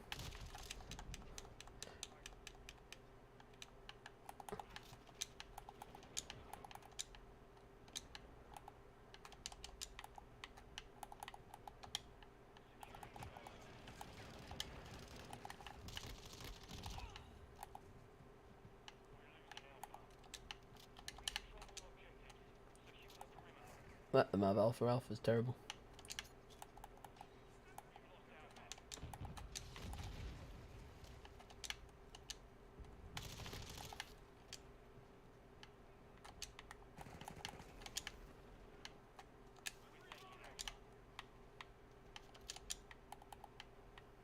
I love it when you half take an objective just to tease them. Oh shit, they're trying to take Charlie. That's not a good idea, boss.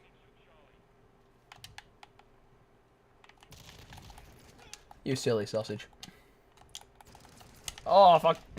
I didn't check my back. Oh, we're taking Charlie. Nice. Oh, we were.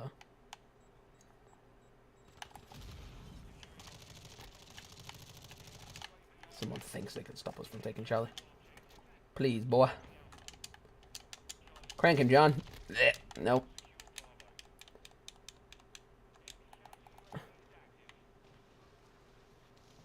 What, trying to take Bravo from us?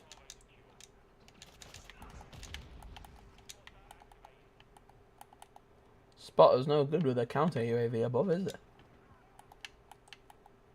Where's this counter UAV? It's me. Where's the counter UAV? How can I shoot that?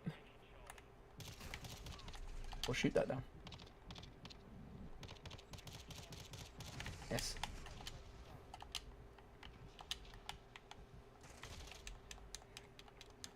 Let's go back for Charlie. I tried the third person mode of this game. That's fucking funny.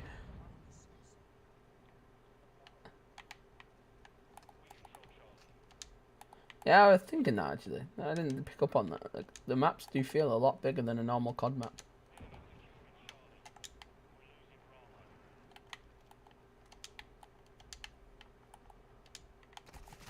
Whoa. I got my head spun round. Where the fuck? A, C. That didn't make any sense. Why did he just stay still? That's hilarious. I shot him in the back and he just stood still.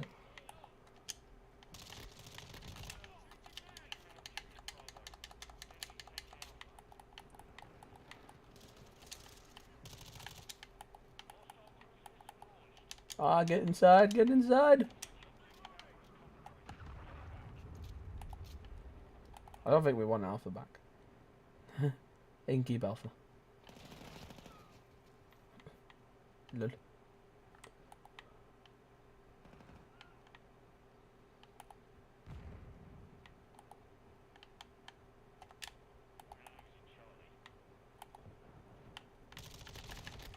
Ooh. What was that? I think I've unlocked nearly all the guns.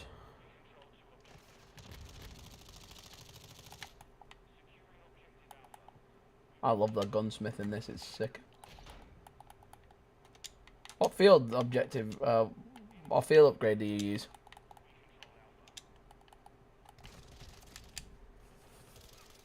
You need to have EMP is quite a good one. I only started using it this time round.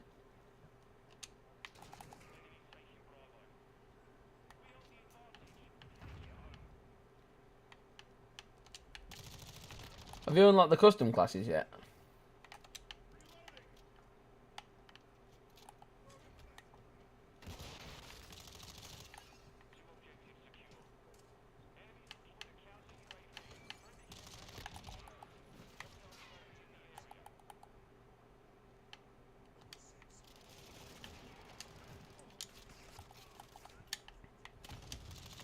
I think you should be able to shoot whilst dolphin diving. That'd be so funny.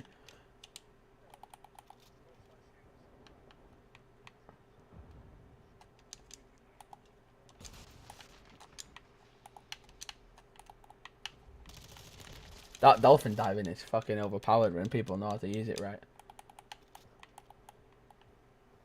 Guy was class. He flew around the corner at 100 miles an hour. So glad they got rid of slide cancelling. That was a wind up.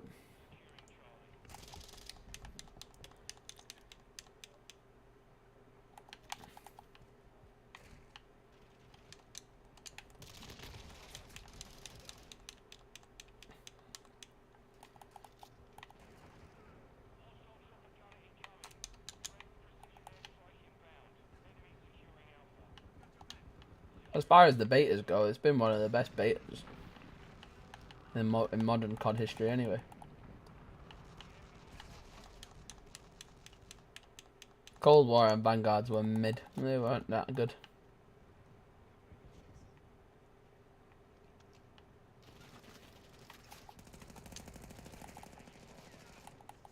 So much thing about like the movement in this is mad. Getting your head around the movement. Fucking even getting a drop on people. Hipfire is something that I need to use more of because I don't use it enough and it's quite good.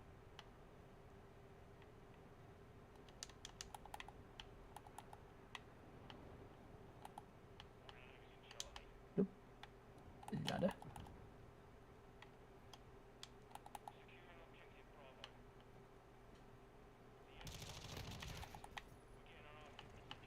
Oh Jesus! About 5 people in that corridor. That was a lot of people. Hey, buddy. Ow. I think the health stims are okay, but I think maybe I should switch back to flashbangs.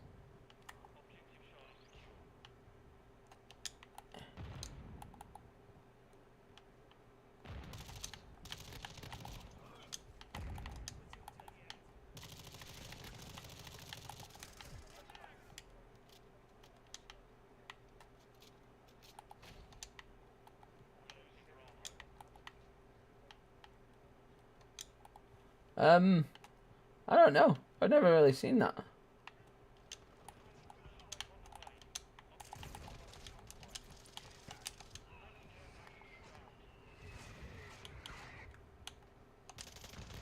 Not my M4. What is it that I need to level up?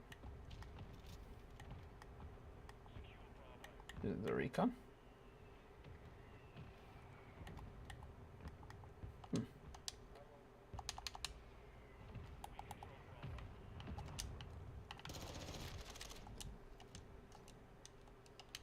What, the Hurricane?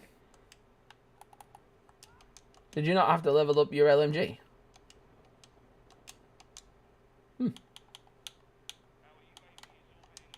Fair enough.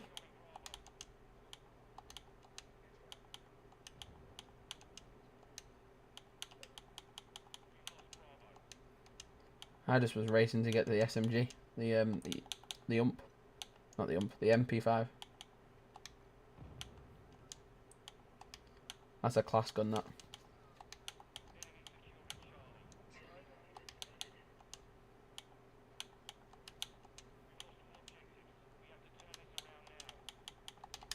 I love how the attachments work in this game, how they all just carry over.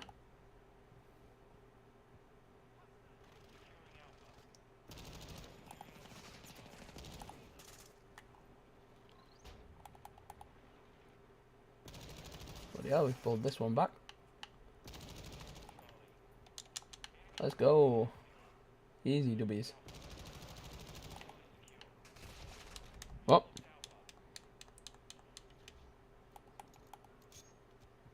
Oh shit, it's died. No. Oh shit, this could be the decision. If we take Bravo.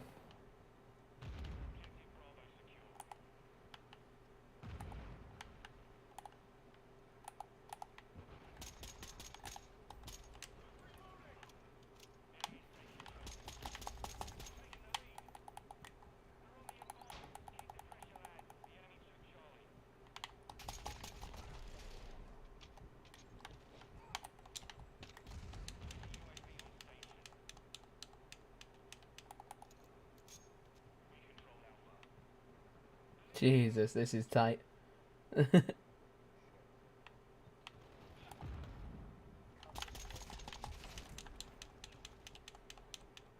Yay. Nice.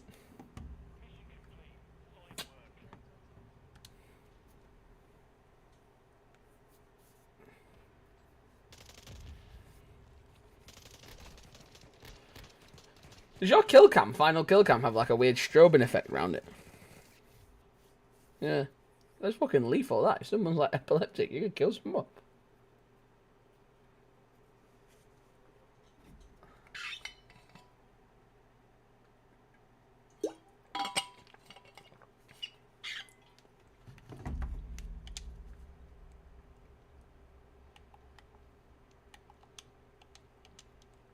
Have you done most of your challenges?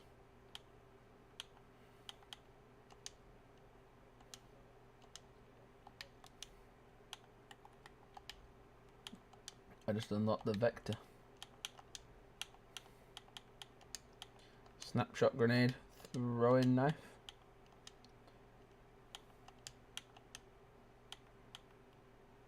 What else is there? Dead silent. You need that level 30 though. Sheesh.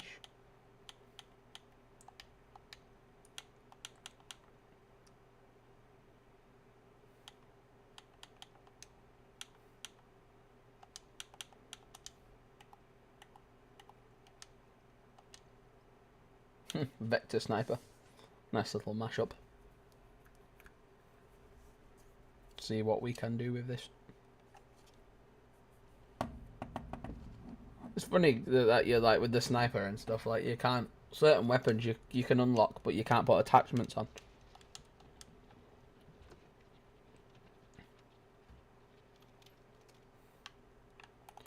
Vector.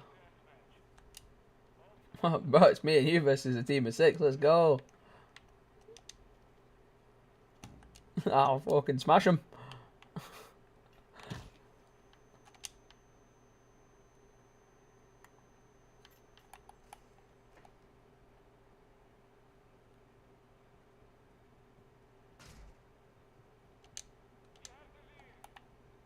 Oh yeah, we got player.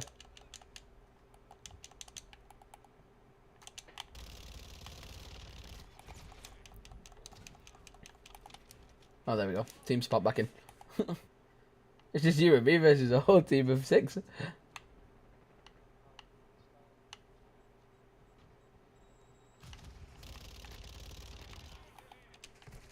Ow, ow, ow, ow.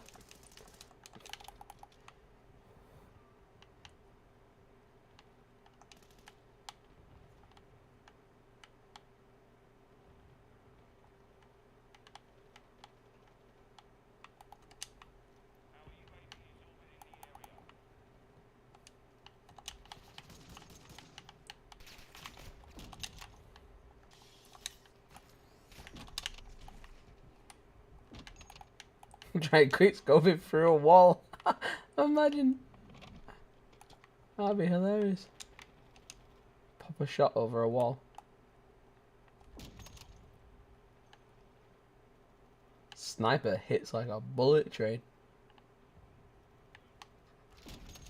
Fucking hell. It's not a sniper, it's a fucking anti-aircraft cannon. Got an anti-aircraft cannon on my arm. A sniper rifle rips people's heads off.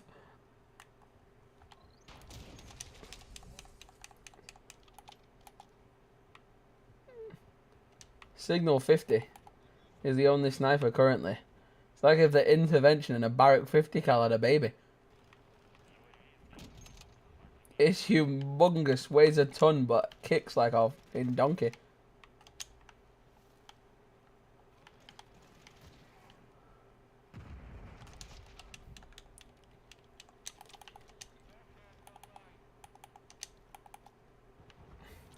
Indoors, I just run around with the Vector out.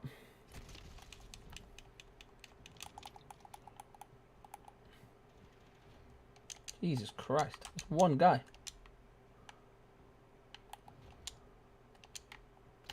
One guy, Jesus Christ, that one man is just running around wrecking our team.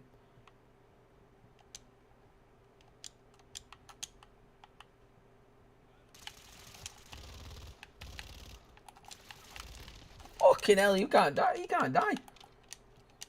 Insidious. Motherfucker just doesn't want to die.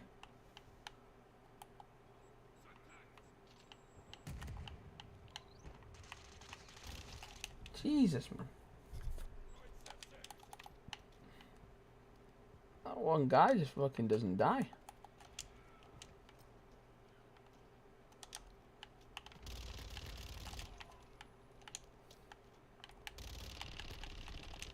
Thank Christ for that.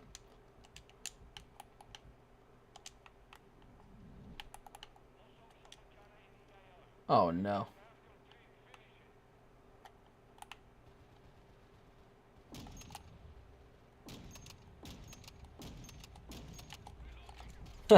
Yep, he's gonna be after me now.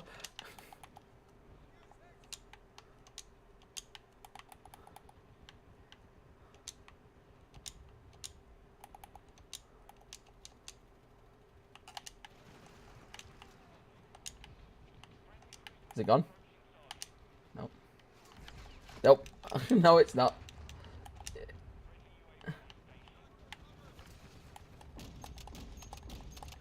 God. Crank him, John. Down he goes. Hey. Yeah, boy.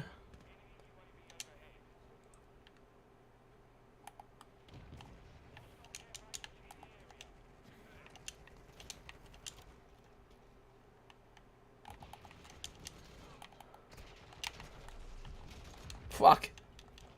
Fuck. He just swamped us. Oh no! Oh fuck. There's three of them. Just three boys running around. Shit, not a bomb drone. Run, be alive.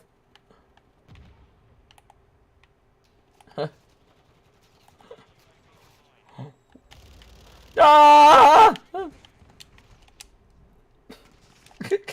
I was sprinting around spraying.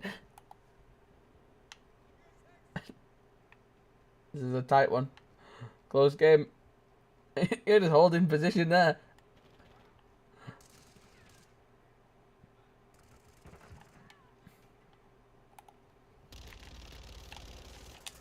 Get him, boys, get him.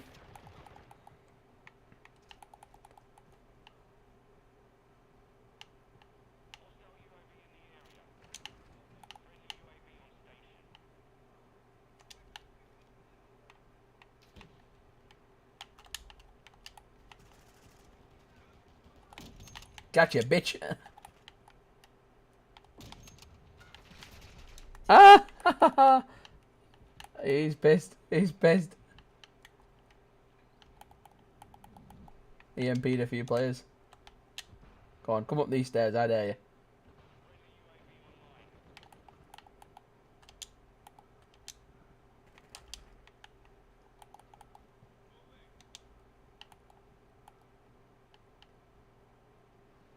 Why is this man doing the runaround game? Everybody's doing the mess around, whoop 'em! Take down. Beautiful.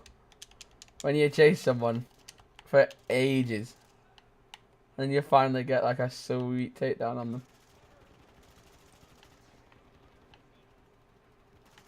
On the mini-map, they should be all over that area, but they're just not showing up.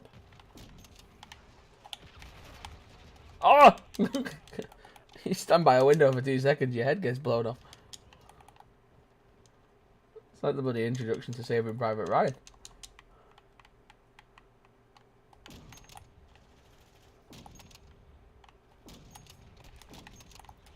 Woohoo! Victory! Let's go! Let's go. Yes. Trying to bait him. Bait him. Oh. Boom! Exploded. And then you slide past. That's class. That was class.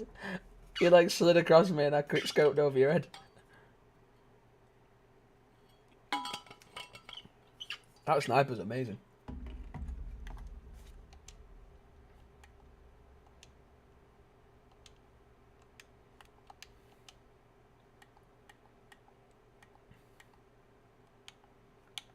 What's a gun we can fully swank out?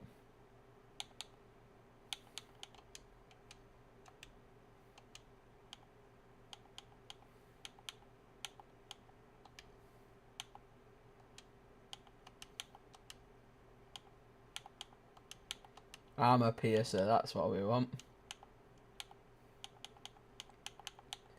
That's what you need.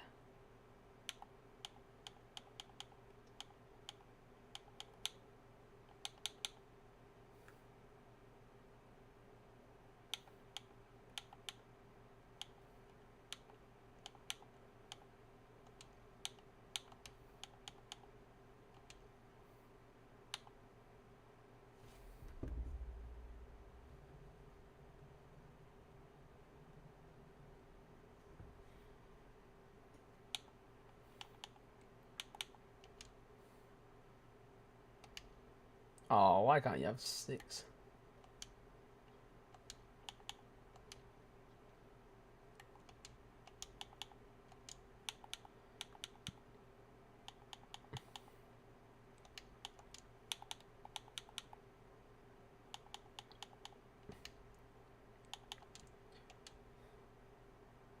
I always use the DDoS, which just fucking frazzles anyone I run past. It's hilarious. If you run past someone who's in like a small vicinity. There is only 3 maps in the game.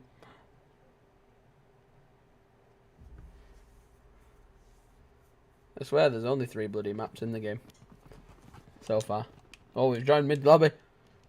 Some folks are born free to wave the flag. Ooh, they're red, white, and blue.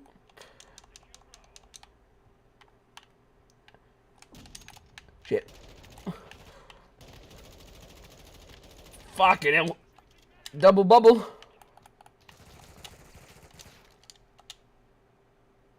Is he dead? He's dead. He isn't.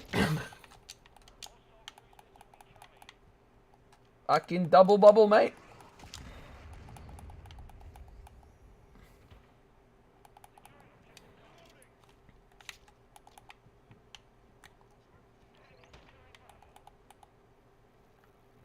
Eh?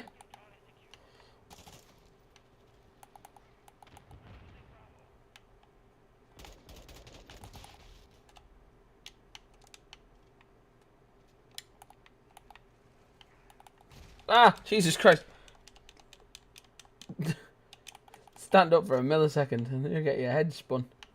Jesus Christ, you're well fast. What gun are you holding?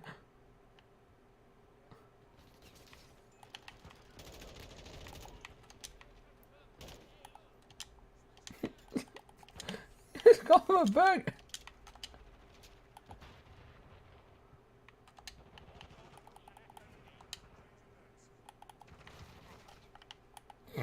This guy's head taken.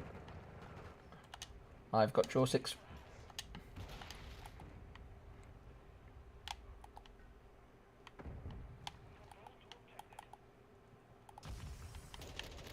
Oh. Frazzle, dazzle, razzle, motherfuckers! Whee! Huh. What's up, Ghost? Oh. Ghost! Thank you for marking, Ghost. Thank you for marking. Ow. I fucking hate that taser stick thing.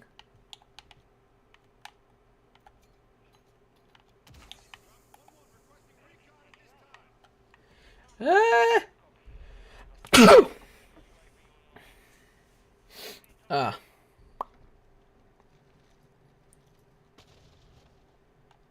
Oi! Get off my care package, you bastard. One of our teammates is trying to fucking get a 5-finger discount on my care package. Fucking smash him. Get him, Steve.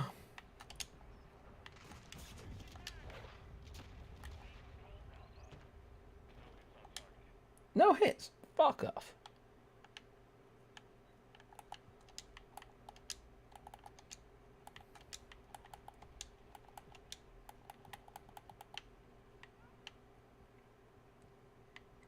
We're pulling this one back. We could have this.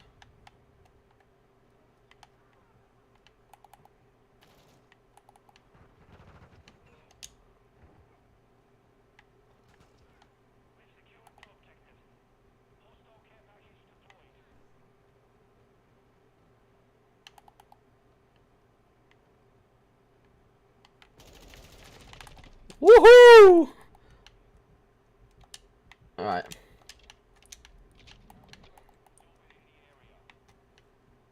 Let's fucking take C. Nearly. Shit.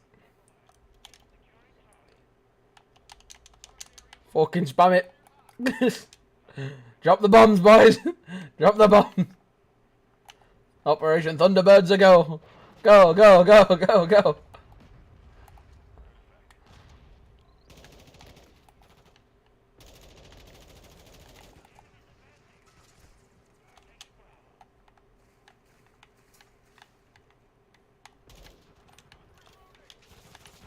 Shit. The enemies are on the piano. Ah! I hate that taser thing. It's so cool, but so stupid.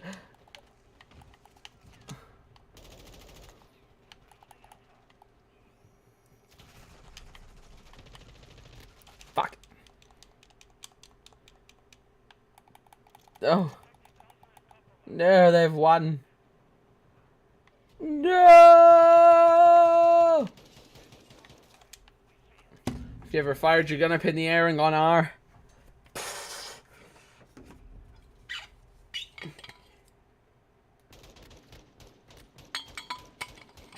Shit. We'll get him next time. What perks do you run?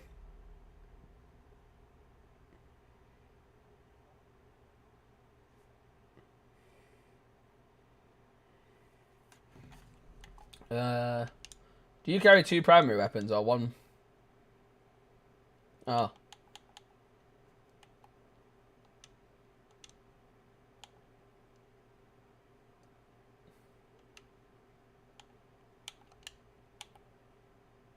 Fair enough.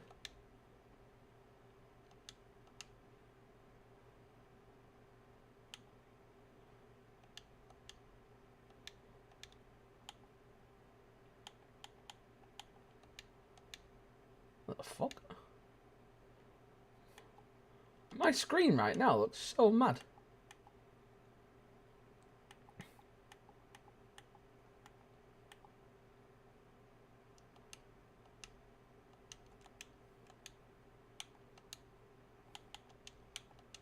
The hell?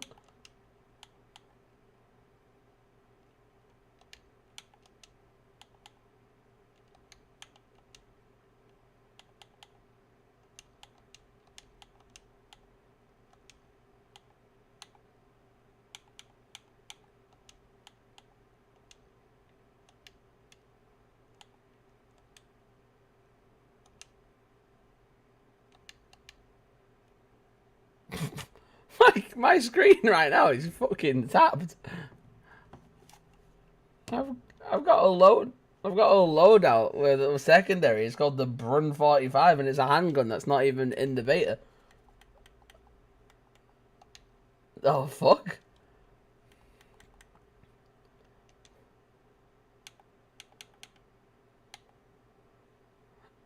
Oh, is this allowed?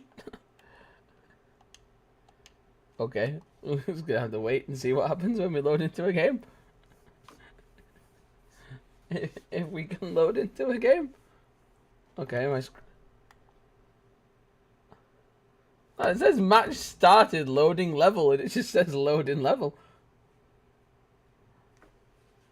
Wait, you're in a match?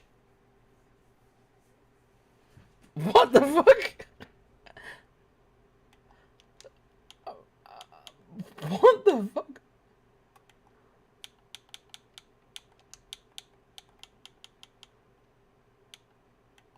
What the hell? This is mad.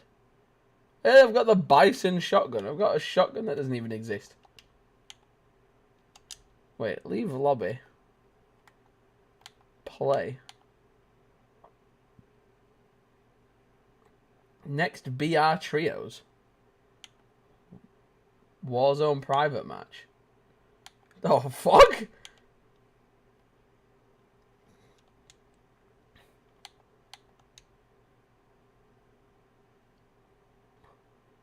Battle Royale, Plunder, Warzone affiliate, of Warzone alternate. What the fuck is going on?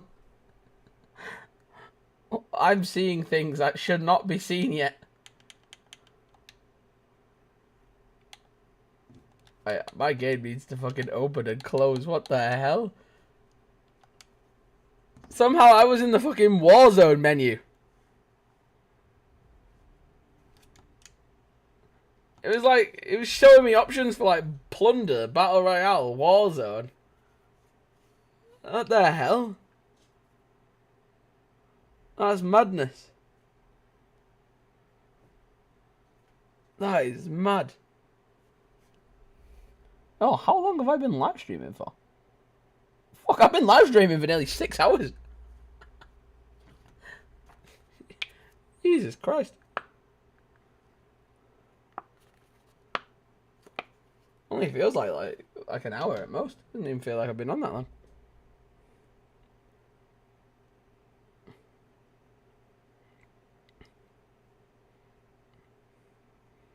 I need to keep putting this moisturizer on my burn, otherwise my skin will go weird.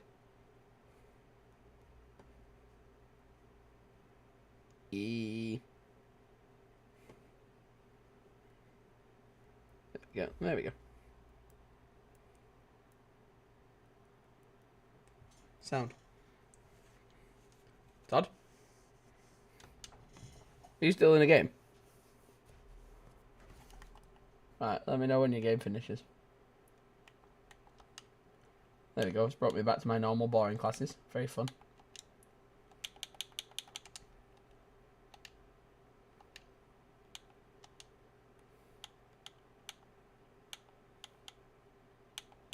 Pick the class with the expedite shotgun. Put that whip in there. Put, what the fuck?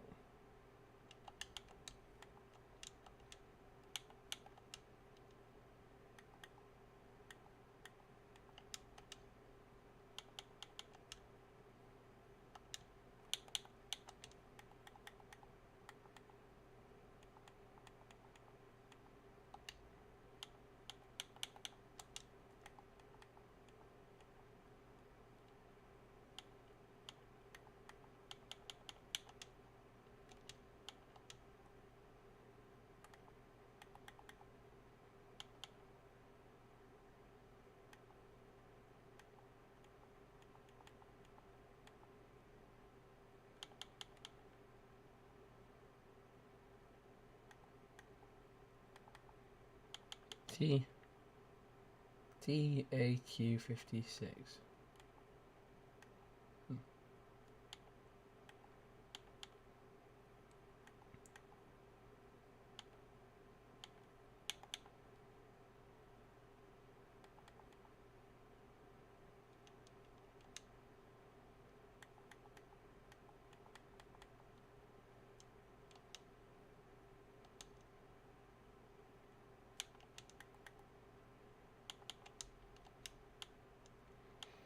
Let me know when your game's finished.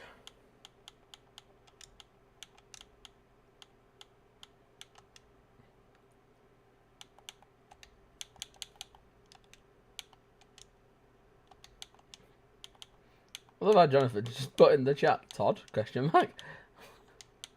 It's like, yes. He's there.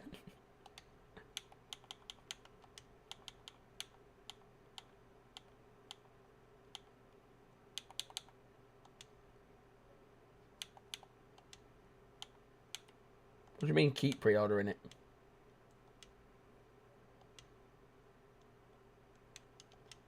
Do you not?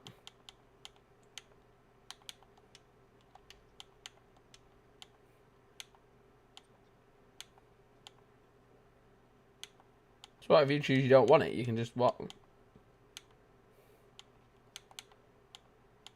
I didn't even know you could cancel a pre-order. That is crazy.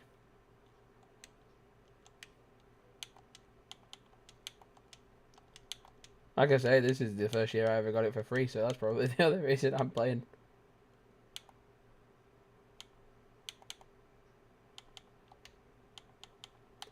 Now, some girl did some interview for a university and had me on it, and she paid me 70 quid Amazon gift card.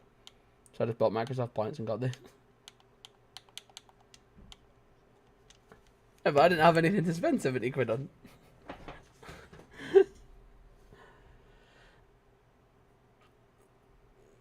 I just thought it'd be fun. I quite like it, man. I enjoy it. It's fun. It's a fun COD game. It's better than the last two CODs, but you didn't play the last two CODs.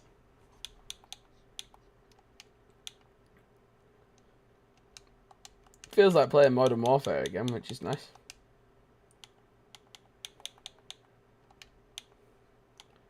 Yeah, but they can't beat the GOAT. It's impossible.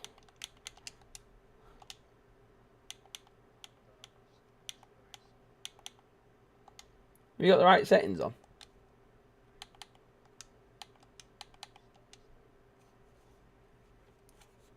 Right, there are other game modes, you know.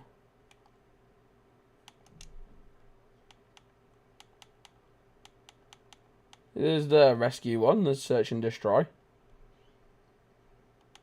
What do you mean? Where the fuck are you starting?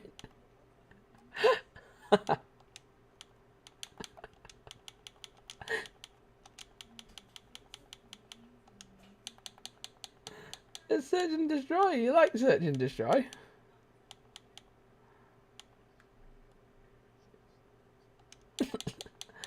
What do you not like it though?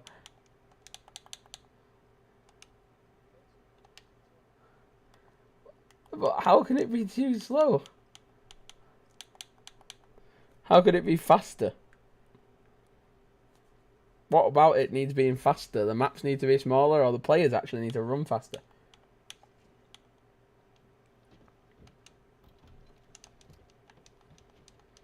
Stop.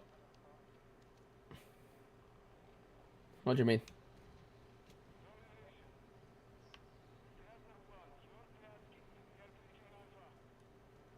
Can you?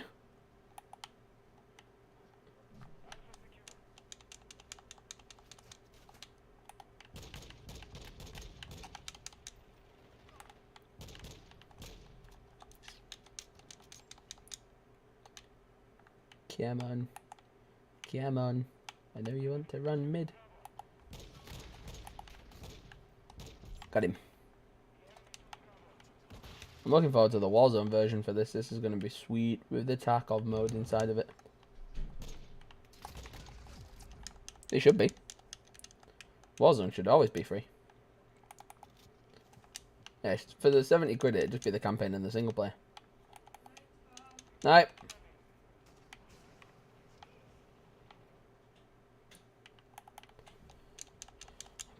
70, yeah, it'd be probably about... It'd just be the multiplayer and the single player. But I think Warzone and the Dark Zone mode thing is going to all be part of Warzone 2.0 in November. That Tarkov mode looks sick. It's going to be fun. Player versus environment.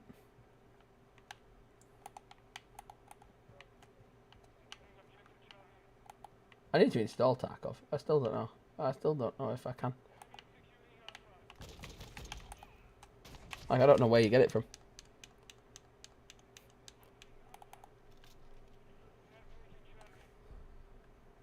I don't know where you get it from.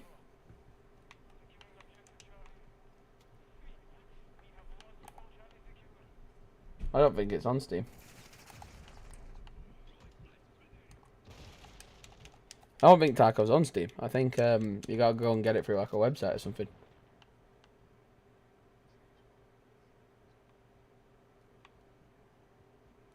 Johnny, how do you get Tarkov? How do you buy and download Escape from Tarkov on your PC?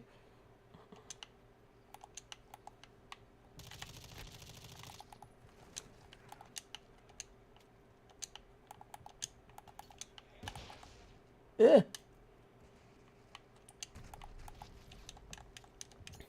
I didn't even know I could plug my controller into my PC and play my games like that. That was mad.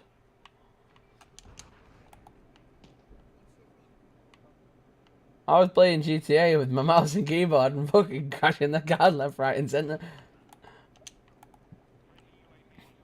The car was just flipped upside down half the time. I couldn't even drive it in a straight line. Mouse and keyboard is well mad. Can get my head around certain games like Daisy. Daisy's fine enough. I can do that. But then like there was the what's it called? The Solus, not Solus. There's a really good one my mate got me to download where you're on a planet and it's like first person. It's made by the same people that make Apex. It's like a battle royale. It's like a battle royale Tarkov style thing, but you're in space. It's pretty sick.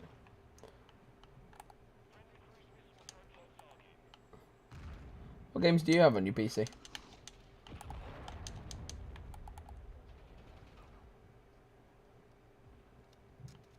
What do you play FIFA on? Ah.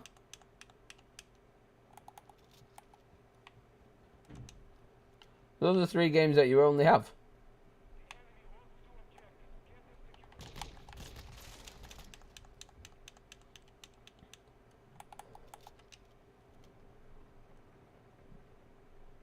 Loads of people said Spider-Man and God of War is quite good on the PC because you'll put mods on.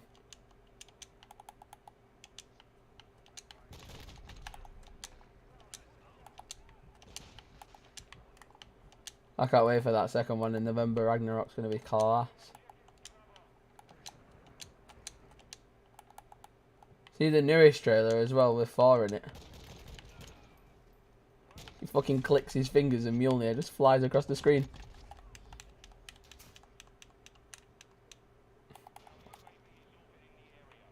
Oh, it's class.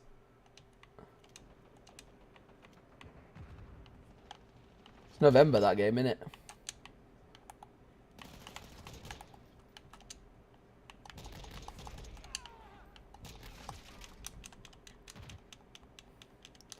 There's the, what's it called? There's the not God of War. There's Last of Us, isn't it? Being turned into a TV show. It's got Mando in it. I've never thought of him as Joel, but then when I saw that clip, I was like, damn, he's done a good job. He sounds a spitting image of him. I don't know how the little one will be as Ellie.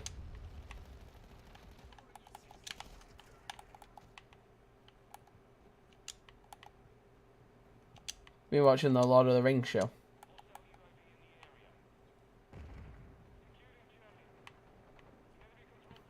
We watched House of the Dragon.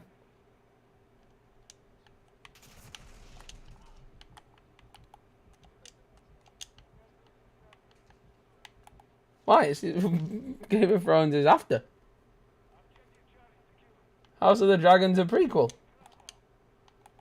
Yeah, but it's in the timeline of shit. It's a prequel, so surely I watched that one first, and then I watched Game of Thrones. Then it makes sense because I'm watching it in order.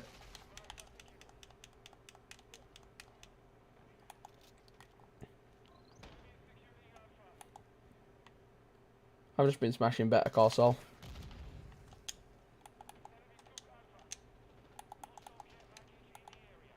You've not watched that one?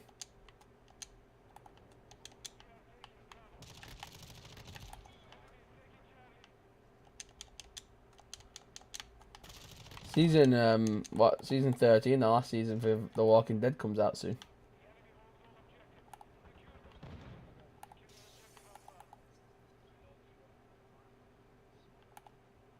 What, on Disney Star?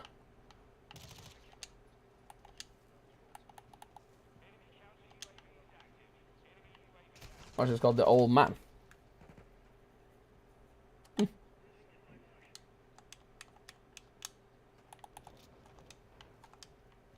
Wow, what's that based on?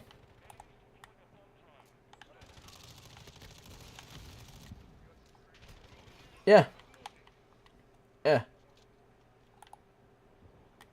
Oh, fair enough.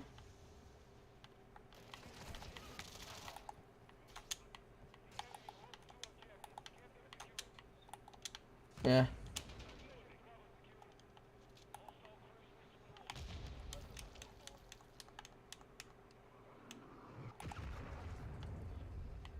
It would have been an EMP. Wait,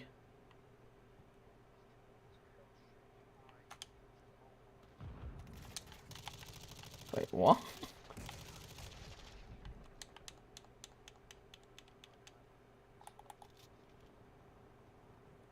Well, when you die, does it stay there on your screen?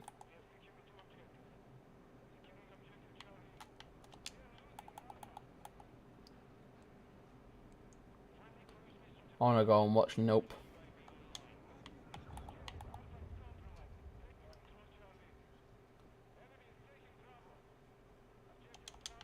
Gotta go watch Black Adam in October, that'll be class.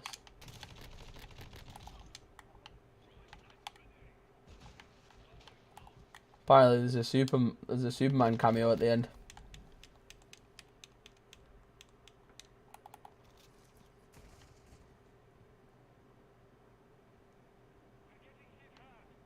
Looking forward for season 3. Season 3 of The Witcher, that'll be good.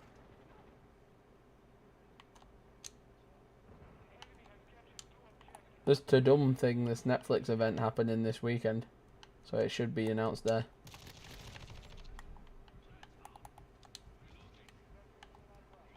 I love that show.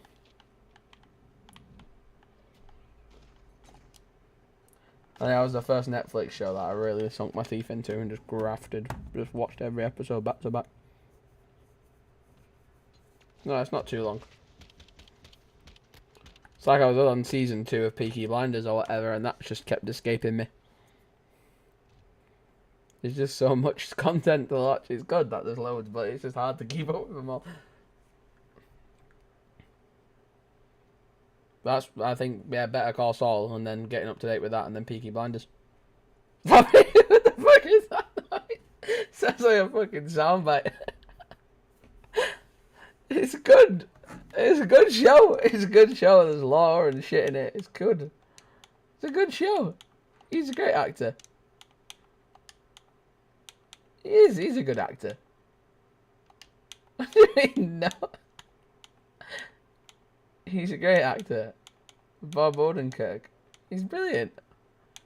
Of course, that's what the... What do you mean, nothing happened? It's not. It's good. There's loads of good shit with that. The whole thing with like the fucking the law and the criminal thing, and the see like all the behind the scenes of how Breaking Bad was working. No, you see the behind the scenes of like how Breaking Bad was formed. It's sick. You get to see like Gus's origin story, Hank, Mike. You see all of them. What are you boring? He's fucking. He's won so many awards. He's won loads. He's won loads from just being in it. Have you watched the film Nobody with him in it? That's directed by the guy who does John Wick. That's class, that film. He smashes it. What, you don't like John Wick? What? How can you not like John Wick? John Wick is class. John Wick is the second best trilogy of films ever. Fucking the best trilogy in cinema history is Cornetto trilogy, easily. Fucking Shaun of the Dead, Hot Fuzz, and The World's End. Those are the three best movies.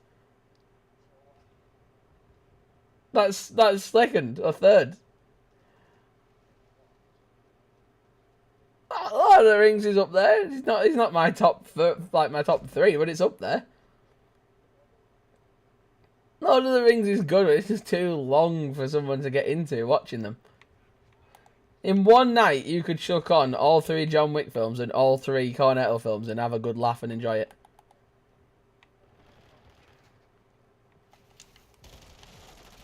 What do you mean? They're not all the same. One's got zombies, one's got aliens, and one's got police in it. What do you mean?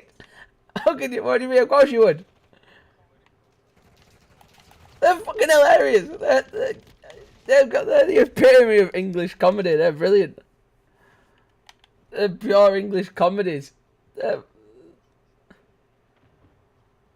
Rush Hour was funny, but again, like that's an American comedy thing. Proper British, like proper core British humour. That is Edgar Wright's trilogy. That is hilarious.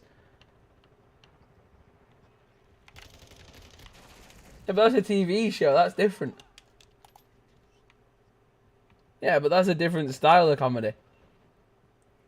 I threw a Hot Fuzz on the other night. It's fucking hilarious. It's hilarious. It's such a good film. It's class. It's one of the most quotable films. It's hilarious.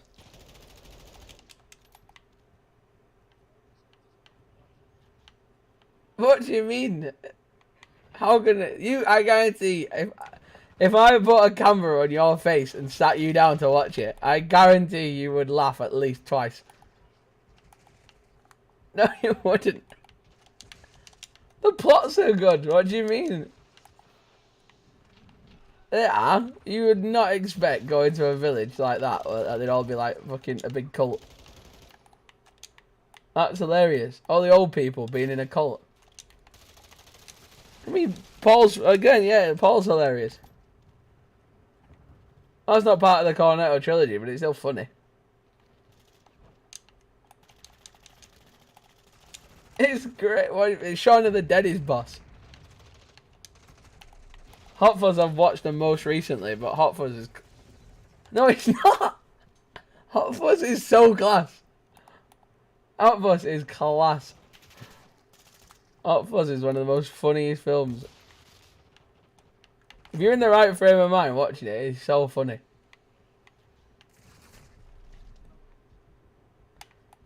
The guy from like, what's he called? The guy from House of the Dragon, the big main Donny, the old man. Well, not that old, but the guy who's like the big king.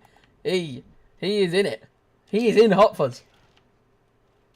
It's got fantastic actors in it. It's got Queen Vic, the woman who played Queen Elizabeth in The Crown. She's in it.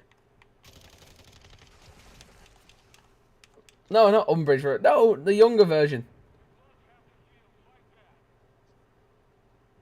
You've not seen The Crown? How have you not seen The Crown? The Crown's massive. Like, loads of people love The Crown. And it wins, like, loads of awards and shit. The Crown is well popular. What do you mean? Yeah, but we don't get Friends humour because Friends is like American. We don't get that. People from America would sit down and watch Friends and fucking piss themselves, and they'd watch the In-Betweeners and be well confused. It's like, you've got like Gavin and Stacey, surely. What? How can you not like Gavin and Stacey? You're not like... Oh.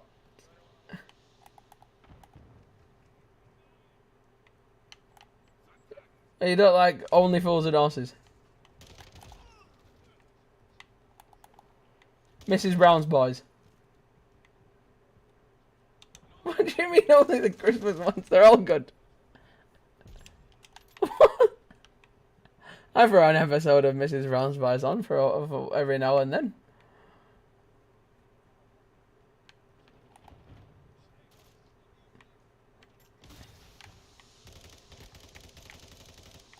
I think you underrate how good Hot Fuzz is.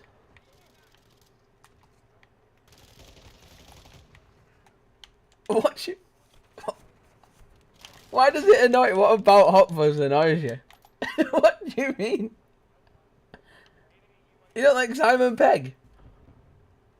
What?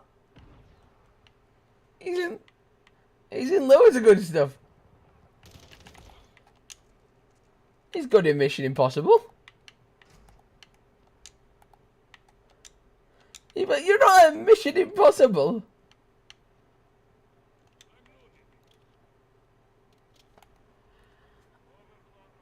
What?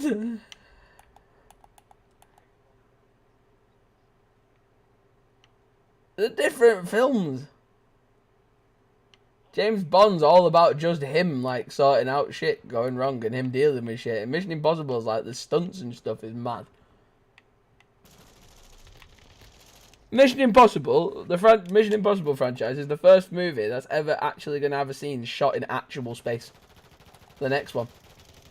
When that comes out, that's going to be the first actual film that's ever been shot in actual space, which is mad.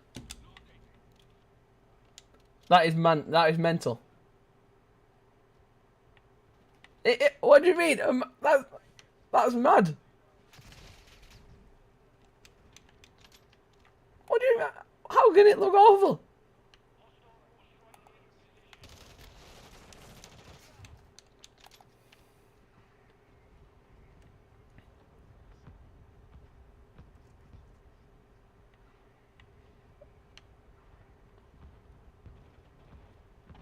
You like the film Interstellar? Yeah, that's a good film. Both of those two are great films. But they're great films in a different way. Like, there's not like one film that is like the peak of all films, because you watch films for different reasons. Yeah, so like what I mean is like the Batman trilogy is awesome. And then Lord of the Rings is awesome. But you wouldn't watch, like, you've got to be in a certain mood to watch one over than the other. Like, they're not the same type of film. But honestly, if you had a pizza and some fucking beers and you watched Hot Fuzz, you'd crack up easily. It's so funny. It's so funny. I don't understand how you can watch it. I have watched that film so many times, and it still cracks me up each time. Different bits get me. Each time because it's fucking funny. And they're just talking in the police station, one of them just levers a bin at his head for no reason. That's fucking hilarious.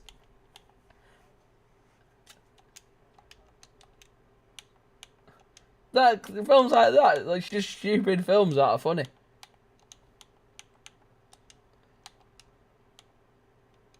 Yeah, but that's what I mean. Billy Madison is literally like an American version of like those types of films. Just a stupid film. Yeah, but it's just a stupid film that is funny. It's the fact that the film is stupid and doesn't take itself seriously. That is what makes it funny. Yeah, that's what I mean. That's the type of film like that. Like an American version of that where it's just like funny, stupid humour. I don't get that. It's so fucking funny. In the Shaun of the Dead one as well, when they fucking... there's so many funny shit, like when they're in the fucking pub and start smacking the shit out of the landlord with the pool cues, and it's in time with the music and shit. It's just so funny. He's class. There's loads of like little bits that just make it hilarious when you watch him. But even he's funny in it. Like when I was watching House of the Dragon, I looked at that guy and I was like, I swear I recognise him from somewhere. And I looked it up and I was like, yeah, obviously I knew he was in Peaky Blinders, but I was like, I've seen him in something more niche than that. And I was like, it's fucking Hot Fuzz. He's in it. He's one of the Andys. And he's hilarious.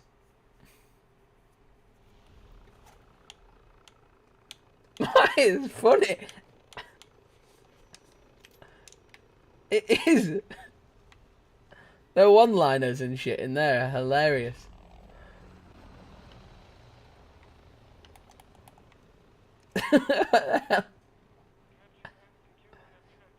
Everyone's tastes are different.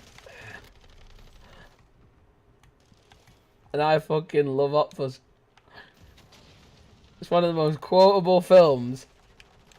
It's one of the most quotable films ever. If you go to someone in England, and drop like 3 or 4 Hot Fuzz quotes, I guarantee you they'll do one back. They will know it. What? Yeah, but not like funny, like quotable.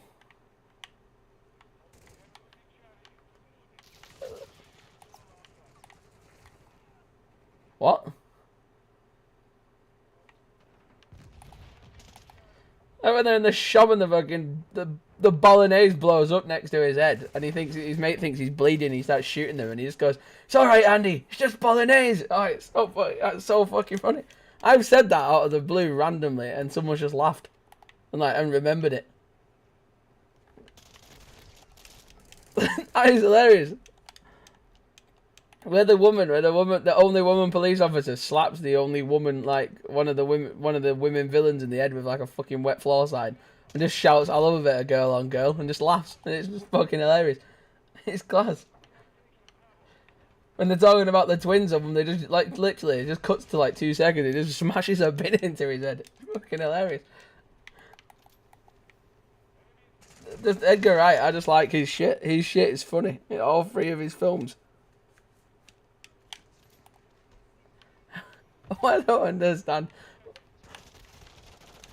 Name me a funny film that you literally were just like absolutely hunch over laughing at.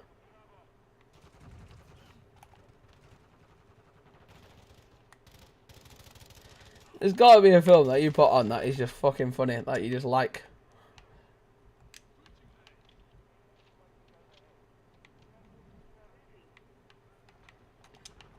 Like that's what I mean. There's some films that are there that are just like peak cinema. Like they've just been like they're the best. They're best of their genre, and they've just been made by the best of people. No, that's what I mean. There are films that are just absolute peak films, and then there are films that you just throw on for a laugh that are just silly films, and that is what like those 3 are my favorite just silly, funny, stupid films. They are the films that I just throw on to just laugh at because they are hilarious, but stupid hilarious. You know what? We watched The Lost City with Sandra Bullock in it and Channing Tatum. That's one like that and Bullet Train have got similar humour in it, and like they're just stupid funny films. But Bullet Train's plot is like a little bit more sharper. Yeah, that's what I mean. But Deadpool's funny. Like it's a bit of a silly film, but it's funny.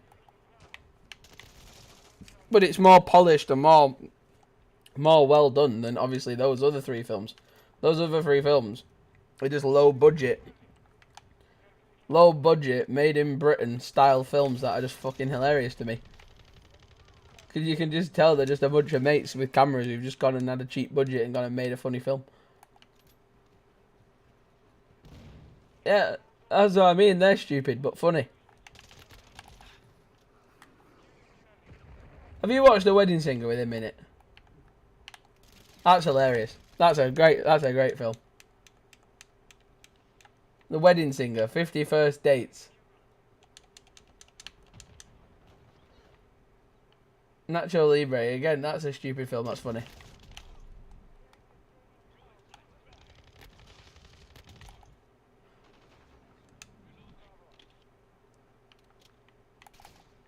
You seen School of Rock? Oh, that's a great film. That is an absolute banger of a film. That's just stupid fun.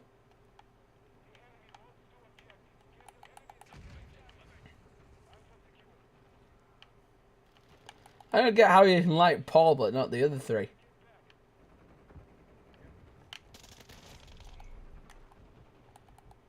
I watched Paul the other day. It fucking rinses me. I love that film.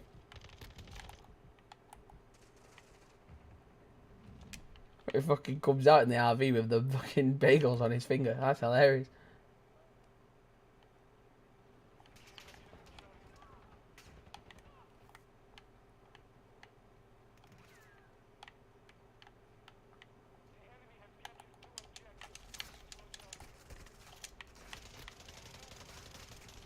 What was the last film you've watched?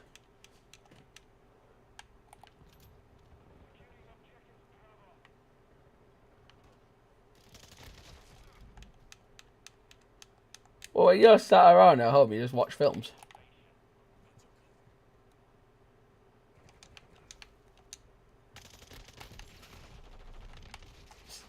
Have you seen The Departed?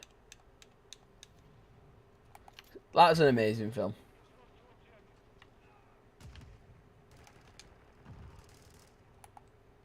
Have you seen Heat? With Robert De Niro and Al Pacino. That's just come on Netflix now. That's a really good film. Yeah. That's a great film.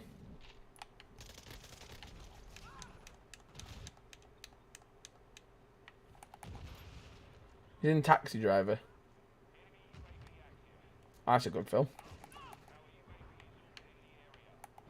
American Psycho is a good film.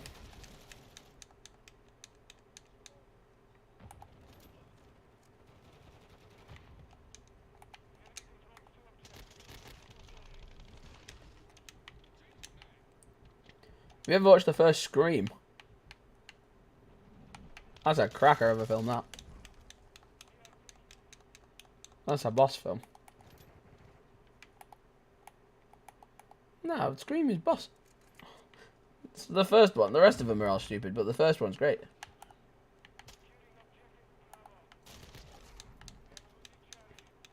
Have you seen... you watch Money Heist on Netflix, the series? I thought that was quite good when you get into them. You watch Squid Game? I never watched that. I never got into it.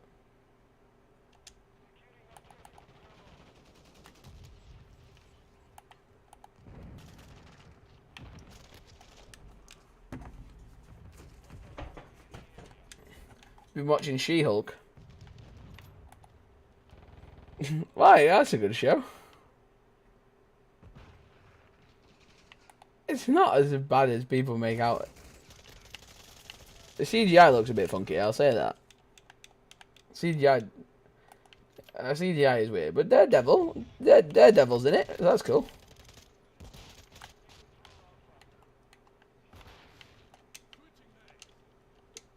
I'm looking forward for them to do it.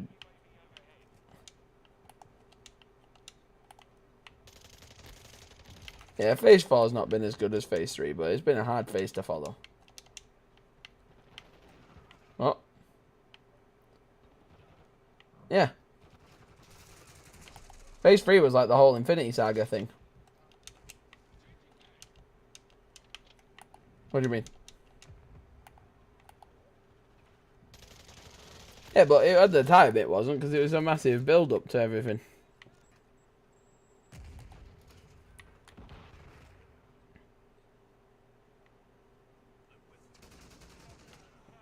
Avatar's a cracker that stands up still. That sequel to that's going to be sick in December when that comes out. And he's got loads of them ready to go because he just like bulk made loads.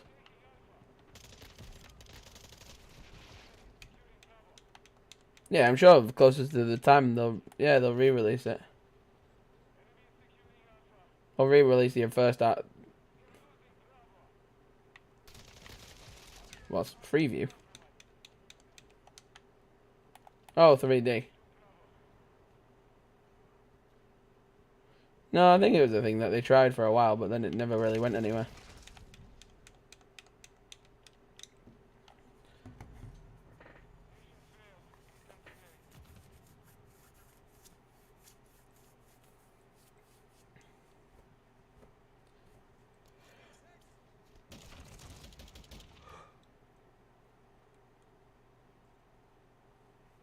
You watch Deer Hunter? It's a good film. You watch Gangs of New York? That's a good film.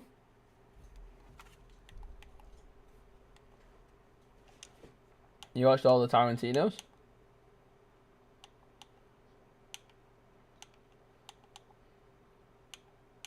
Why? Which ones have you seen and which ones haven't you seen?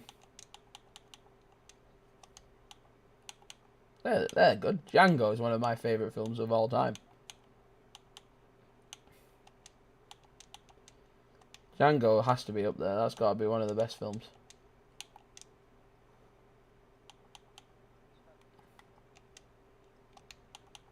Is that the Back in Time one?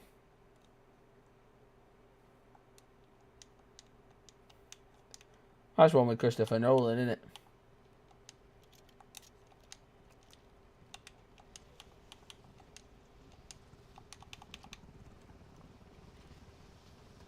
That's a good film.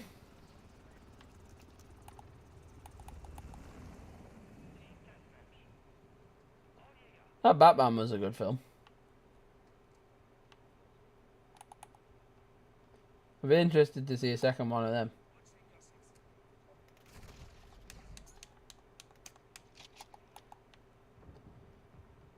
They're doing a Joker sequel. But it's going to focus on Harley Quinn as well. Lady Gaga. She's meant to be sick.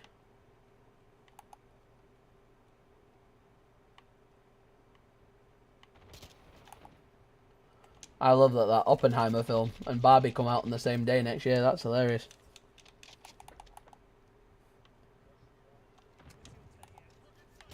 Yeah, from Ryan Gosling.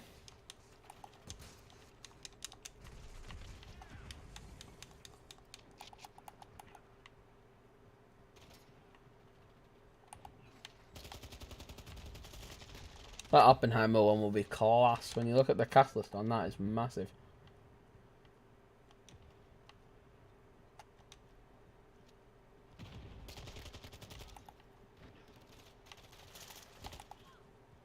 I want to go and watch Don't Worry Darling just because of the memes. Our film that's just had fucking tons and tons and tons of controversy around it.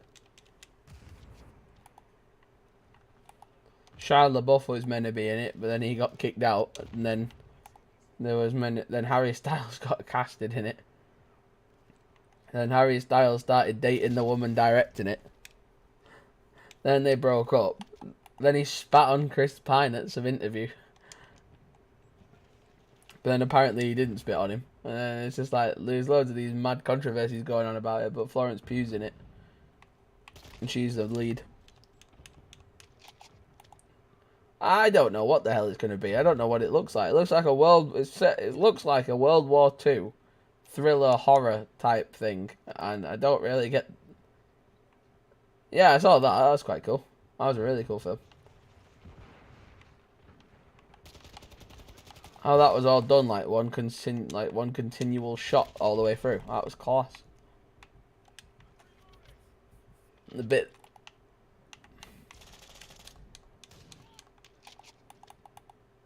Dunkirk. That was good. Good war film I watched recently, like Full Metal Jacket. That's great. It's an old one, but it's good. I don't think I've heard of that one.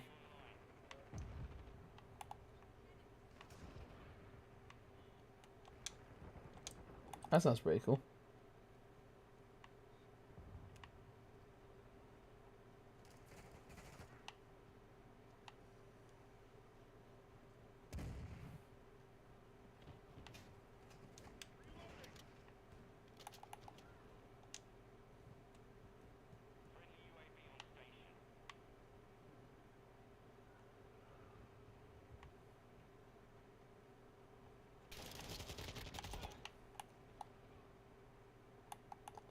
The Gentleman is one of my all-time favorite films. Yeah, I did. That was good. I like that.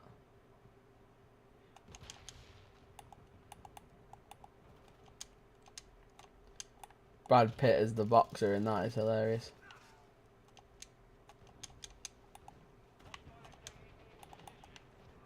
And Lenny James is in it as well, from Walking Dead.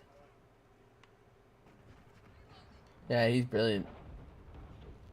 I watched Boiling Point with him in it. That was quite good. It was like a cooking thing.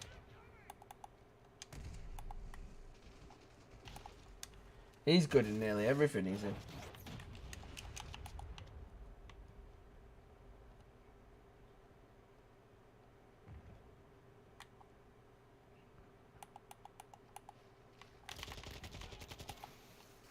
I like it, him and the Liverpudlian, the young Liverpudlian actress, the blonde one who's in Killing Eve.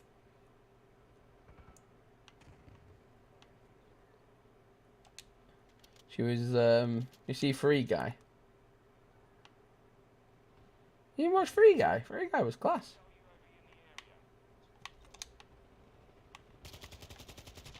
And Ryan Reynolds in it. Ryan Reynolds doesn't do any shit films after the Green Lantern. I said after the Green Lantern. I prefaced it. Apart from the Green Lantern, he didn't do shit films. He was self-aware that the Green Lantern was shit. At least he admitted it.